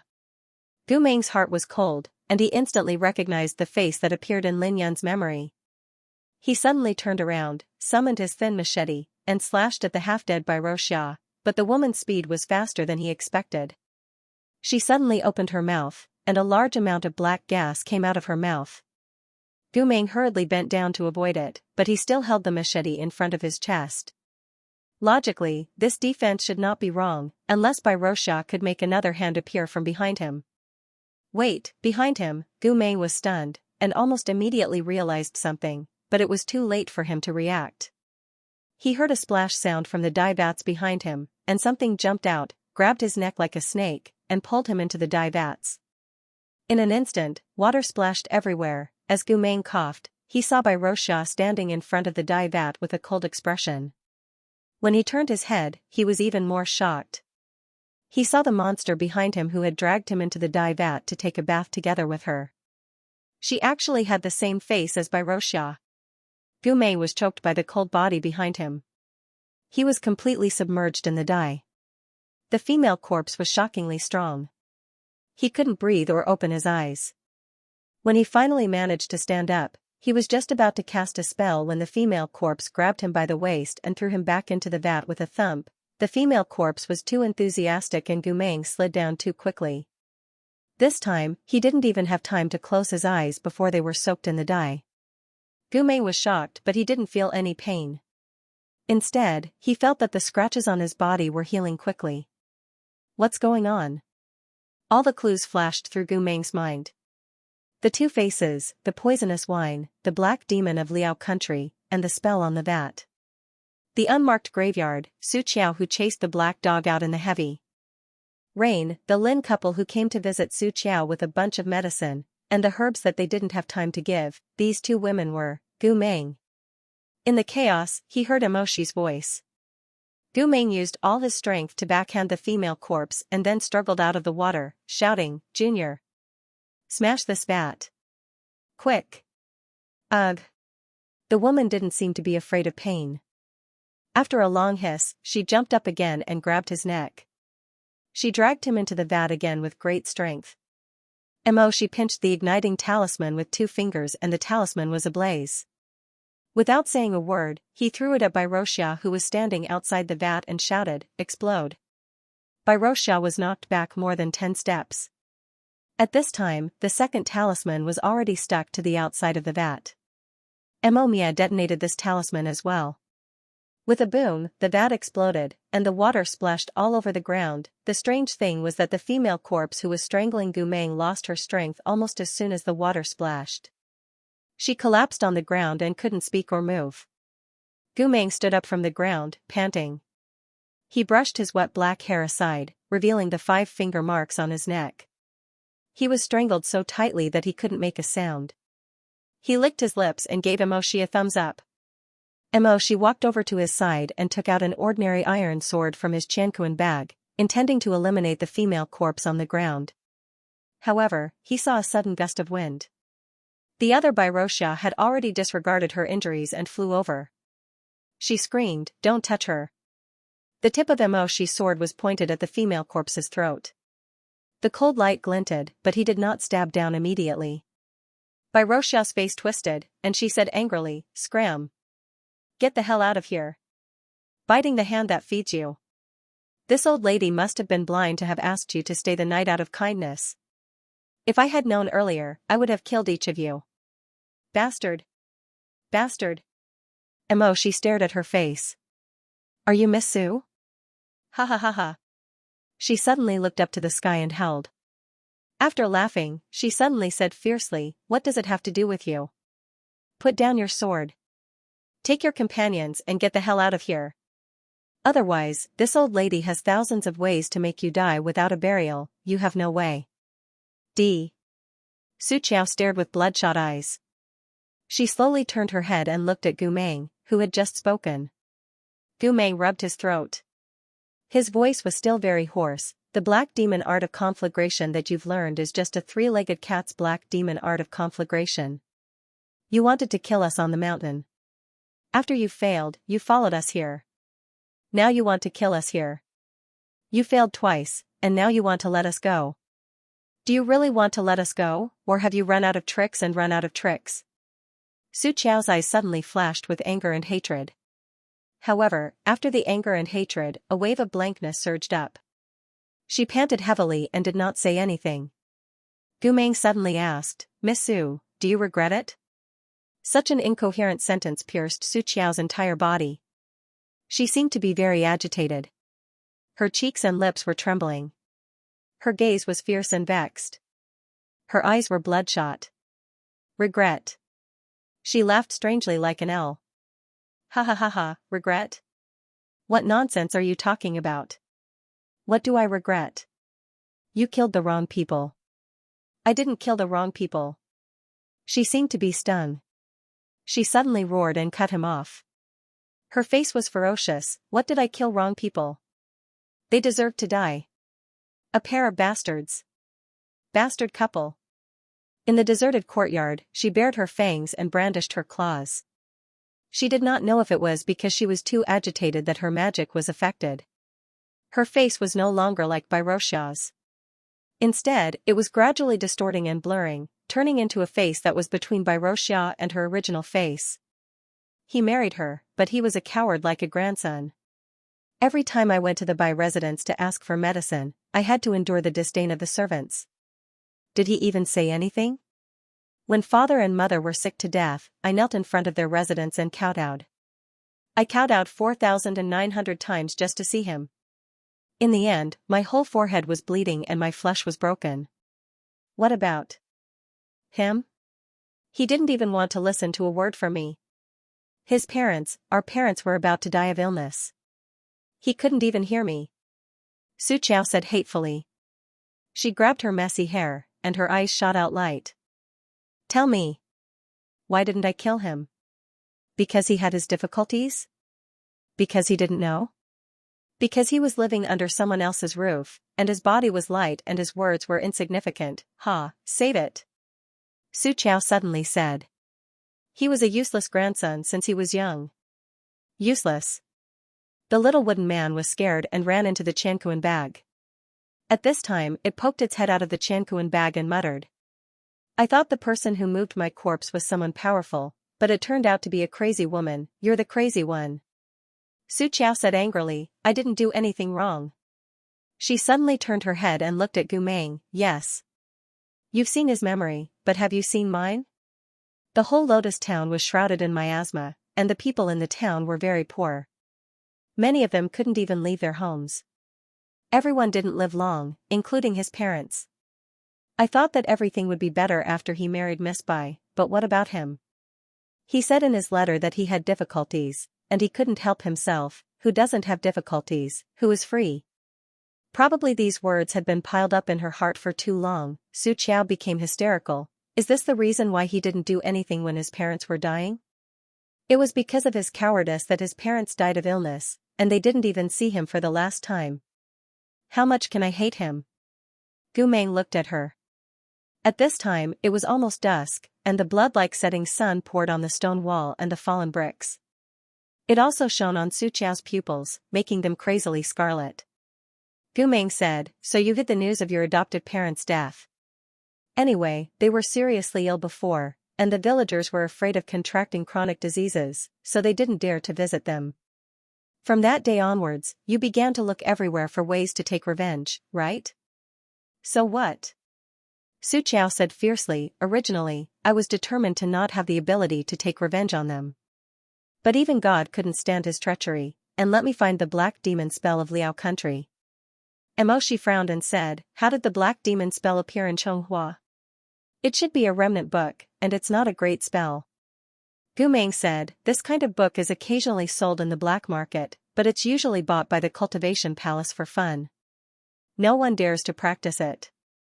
The spells of Liao country are very evil, and no one knows what will happen after practicing it. Even if those spells were given to me, I wouldn't want to touch them. Xianxia snorted at this time, yes. She narrowed her eyes and said, it's a remnant book, and the price is really heavy. She grinned, revealing a ghostly smile, but no matter what. The so-called orthodox spells of Xianxia can only be mastered by people with cultivation, but the spells of Liao country don't. No matter if you're a beggar or a prostitute, as long as you're willing to pay the price, anyone can become a cultivator. Ha ha ha, what's wrong with that? She said. You're crazy. Crazy? No, I'm very sober.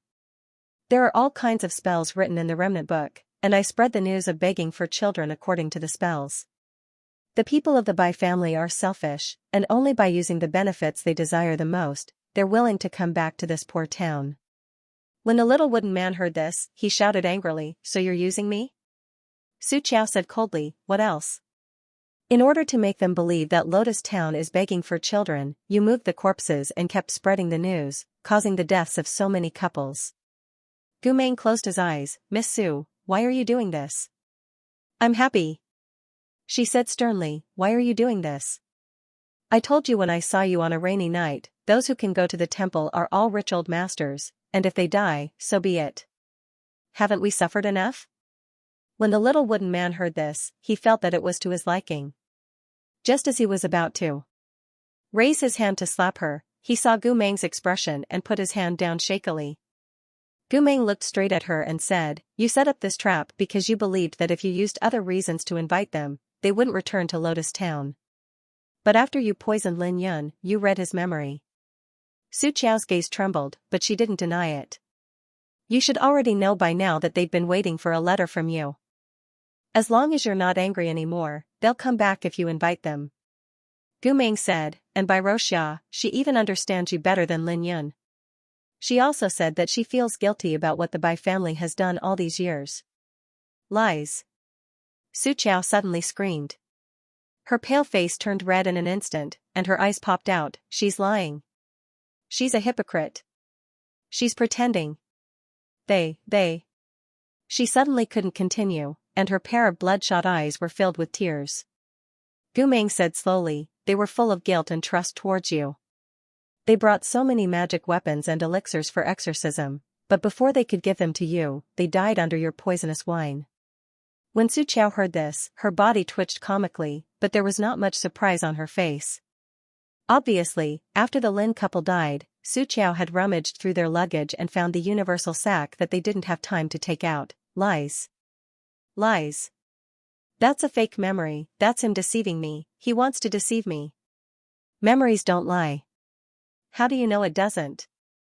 Su Qiao screamed at him with all her might, but tears were rolling down her cheeks.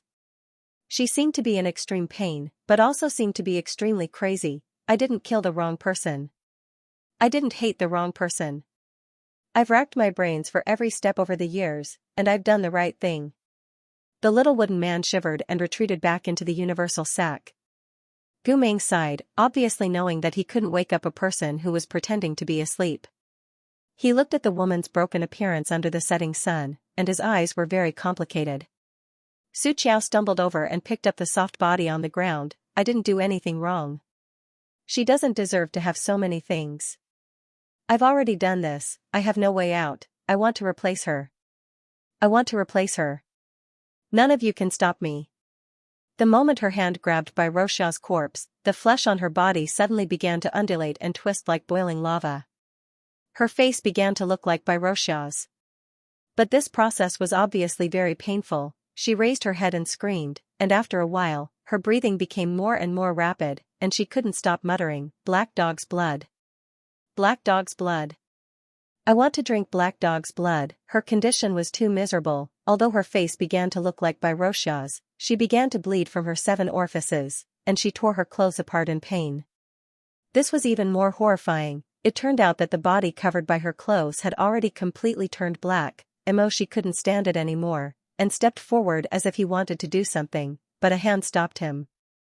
Gu Meng's expression fell in the golden afterglow, and it was the first time he looked so serious. He looked at Su Qiao, and said to Emoshi, "You can't help her. This is the consequence of using the burning country's evil arts to cultivate. She's about to die." She was stubbornly refusing to admit defeat, and was fighting like a cornered beast. "But did you see the area below her collarbone? It's all rotten." "Why did she?" Gu Meng said, "You heard her just now. She felt that Bai Roxia didn't deserve to have so many things. She must have found a permanent disguise from the black demon arts, and she wants to kill Bai Roxia and take her place. If she succeeds, Su Qiao will return to the capital as Bai Roxia, and continue to do what she wants to do." The woman in the courtyard was still screaming and laughing wildly. Her appearance was becoming more and more similar to Bai Roxia, but there was more and more blood, and the blood that flowed out was ominous black in the end. Gu Meng said softly, "But she obviously failed. Bai Roxia's corpse aura has corroded her, and she has been using the black dog's blood to suppress the decay of her body, but this can't change anything." After he finished, he lowered his eyes, and his eyelashes shattered the afterglow. The setting sun and the woman's screams mixed, with the blood flowing all over the ground. "Do you know why we couldn't detect anything strange about her before?" Gu Meng closed his eyes, because she was indeed not a dead person. But when she began to use evil arts to try to invade Bai Roxia's body, she was no longer a living person.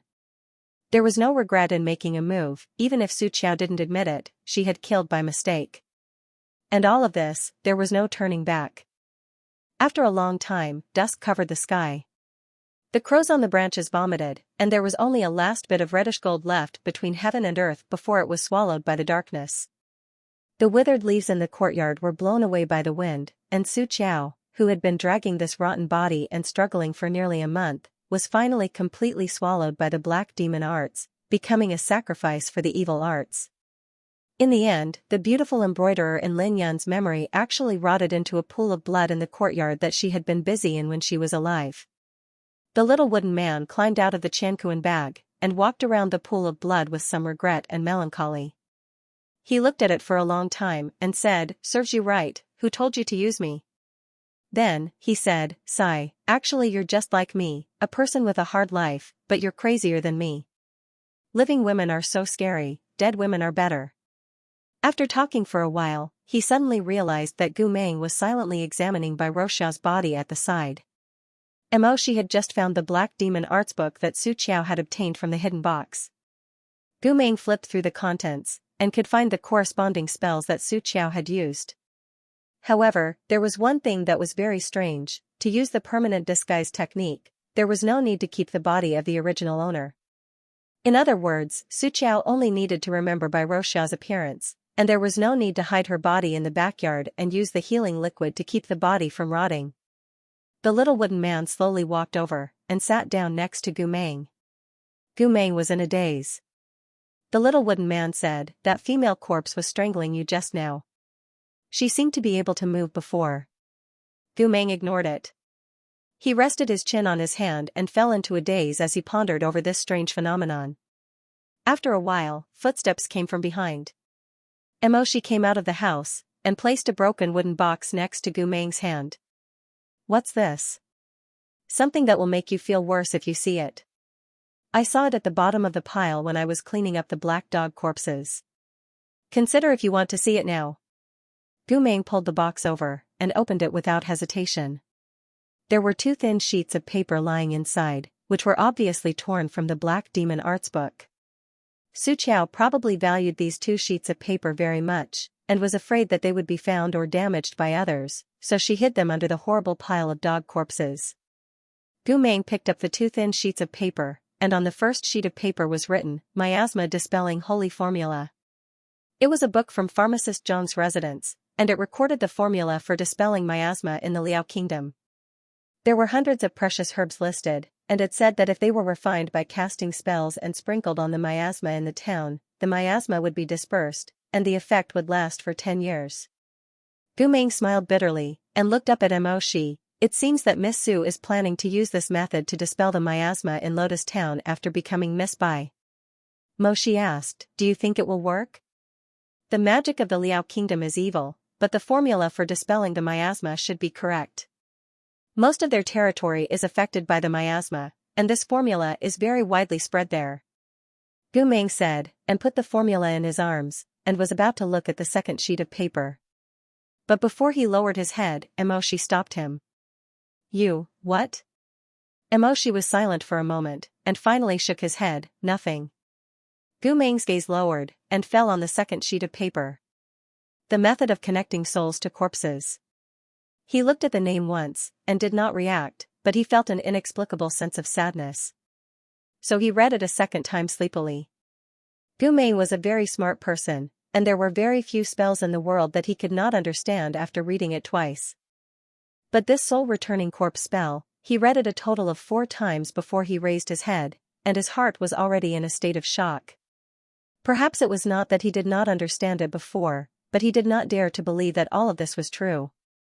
Perhaps when he first saw these words, he already vaguely understood what it meant. Soul-returning corpse spell. Sacrifice one's own life to summon the soul of the deceased. The deceased's body must not be rotten or damaged, and in order to confuse the judge of the netherworld, the sacrificer's appearance must first be changed to be exactly the same as the deceased's with the permanent disguise spell. Disguise is not something that can be done overnight, and it is often unpredictable. The items needed to perform the spell are listed below. Gu Meng couldn't read the rest of the small regular script no matter how hard he tried. Finally, he only saw the last line, "This spell is dangerous. At first the corpse can speak and move, but as time goes by, the sacrificer will suffer intense pain, and only the black dog's blood array can slightly suppress it. However, the festering of the flesh cannot be stopped, and the sacrificer's internal organs will rot and turn into pus and blood when the deceased's soul really returns. Less than 5 out of 100 people have tried this spell. Think thrice before you act. Gu Meng held this piece of paper in a daze, and gradually felt that his body was a little cold. He understood. At first, Su Qiao really did want to kill the Lin couple and then replace Bai Roxia to return to the Bai family.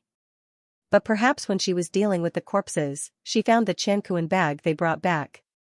This discovery made her feel vaguely uneasy, so she read Lin Yun's memories.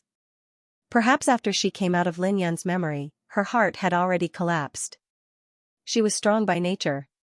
Although she refused to admit that her many years of calculation and planning were wrong, her regret prompted her not to use the permanent disguise spell to change into Bai Roxia's appearance, but to choose the dangerous soul-returning corpse spell, hoping that she could use her own life to exchange for the person she wrongly killed from the netherworld.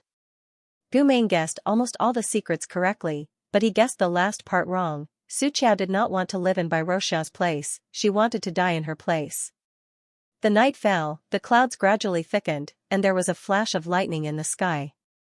There were many thunderstorms in the early summer, and the weather was the same as the day they first came to Lotus Town. Emoshi arranged Bai Roxia's corpse, and turned to look at Gu Meng, who was still staring blankly at the thin piece of paper. He sighed and said, "It's going to rain. Go in and take shelter from the rain." Gu Meng raised his head slowly, and stared at Emoshi for a while. Then he sniffed and showed a forced smile. "I was soaked in corpse water just now, so it's good to wash it off in the rain. You go in, I'll stay for a while." After he finished speaking, he stood up from the ground and patted the dust off his body as if nothing had happened. The little wooden man said, "Then do you want me to stand and stay with you for a while? I also fell into the corpse water, and I'm now a treant. Will I wither if I don't get wet?" It wanted to say something more, but Emoshi had already picked it up and put it into his own universal bag. He looked at Gu Meng's back and walked into the house. The house was full of silk and jade, and a curtain shocked the garden. Thunder rumbled from the end of the sky, and after a while, the rain poured, and it was another long night. Emoshi stood in the house, looking at the place where Bai Roxia stood before. The night they came to take shelter from the rain, Su Qiao was performing the soul-connecting spell, right? Later they came, although the corpse could listen to orders, it was too stiff to climb the stairs, and could not be hidden upstairs. And Su Qiao could not even bear to let Bai Roxia go back to the courtyard in the pouring rain, so she only ordered the corpse to stand behind the curtain, despite the danger of being discovered. She was not stupid. She just felt guilty in her heart and could not say anything. Even in the end, when she was about to die and dissipate, when all her efforts were in vain, she was unwilling to admit that she was soft-hearted in front of them. She was unwilling to admit that she was wrong and that she had lost. Or perhaps Su Qiao was tormented too much by all this before she died, and she was on the verge of madness, but no one knew. In the wind and rain outside the courtyard, suddenly there was a distant mournful sound. The swana pierced through the thunder and lightning, and the sound shook the 9 heavens. But the sound was very confusing, and there was more than one song. It seemed that the person playing the swana did not know what to do, and he was simply playing randomly. The clear sound at first played 100 birds paying homage to the phoenix, then it became a storehouse full of grain, and finally it became a song of lifting the bridal sedan, crisscrossing in the thunder and rain. After a long time, the sound of the swana stopped, and Gu Meng walked in from outside the courtyard.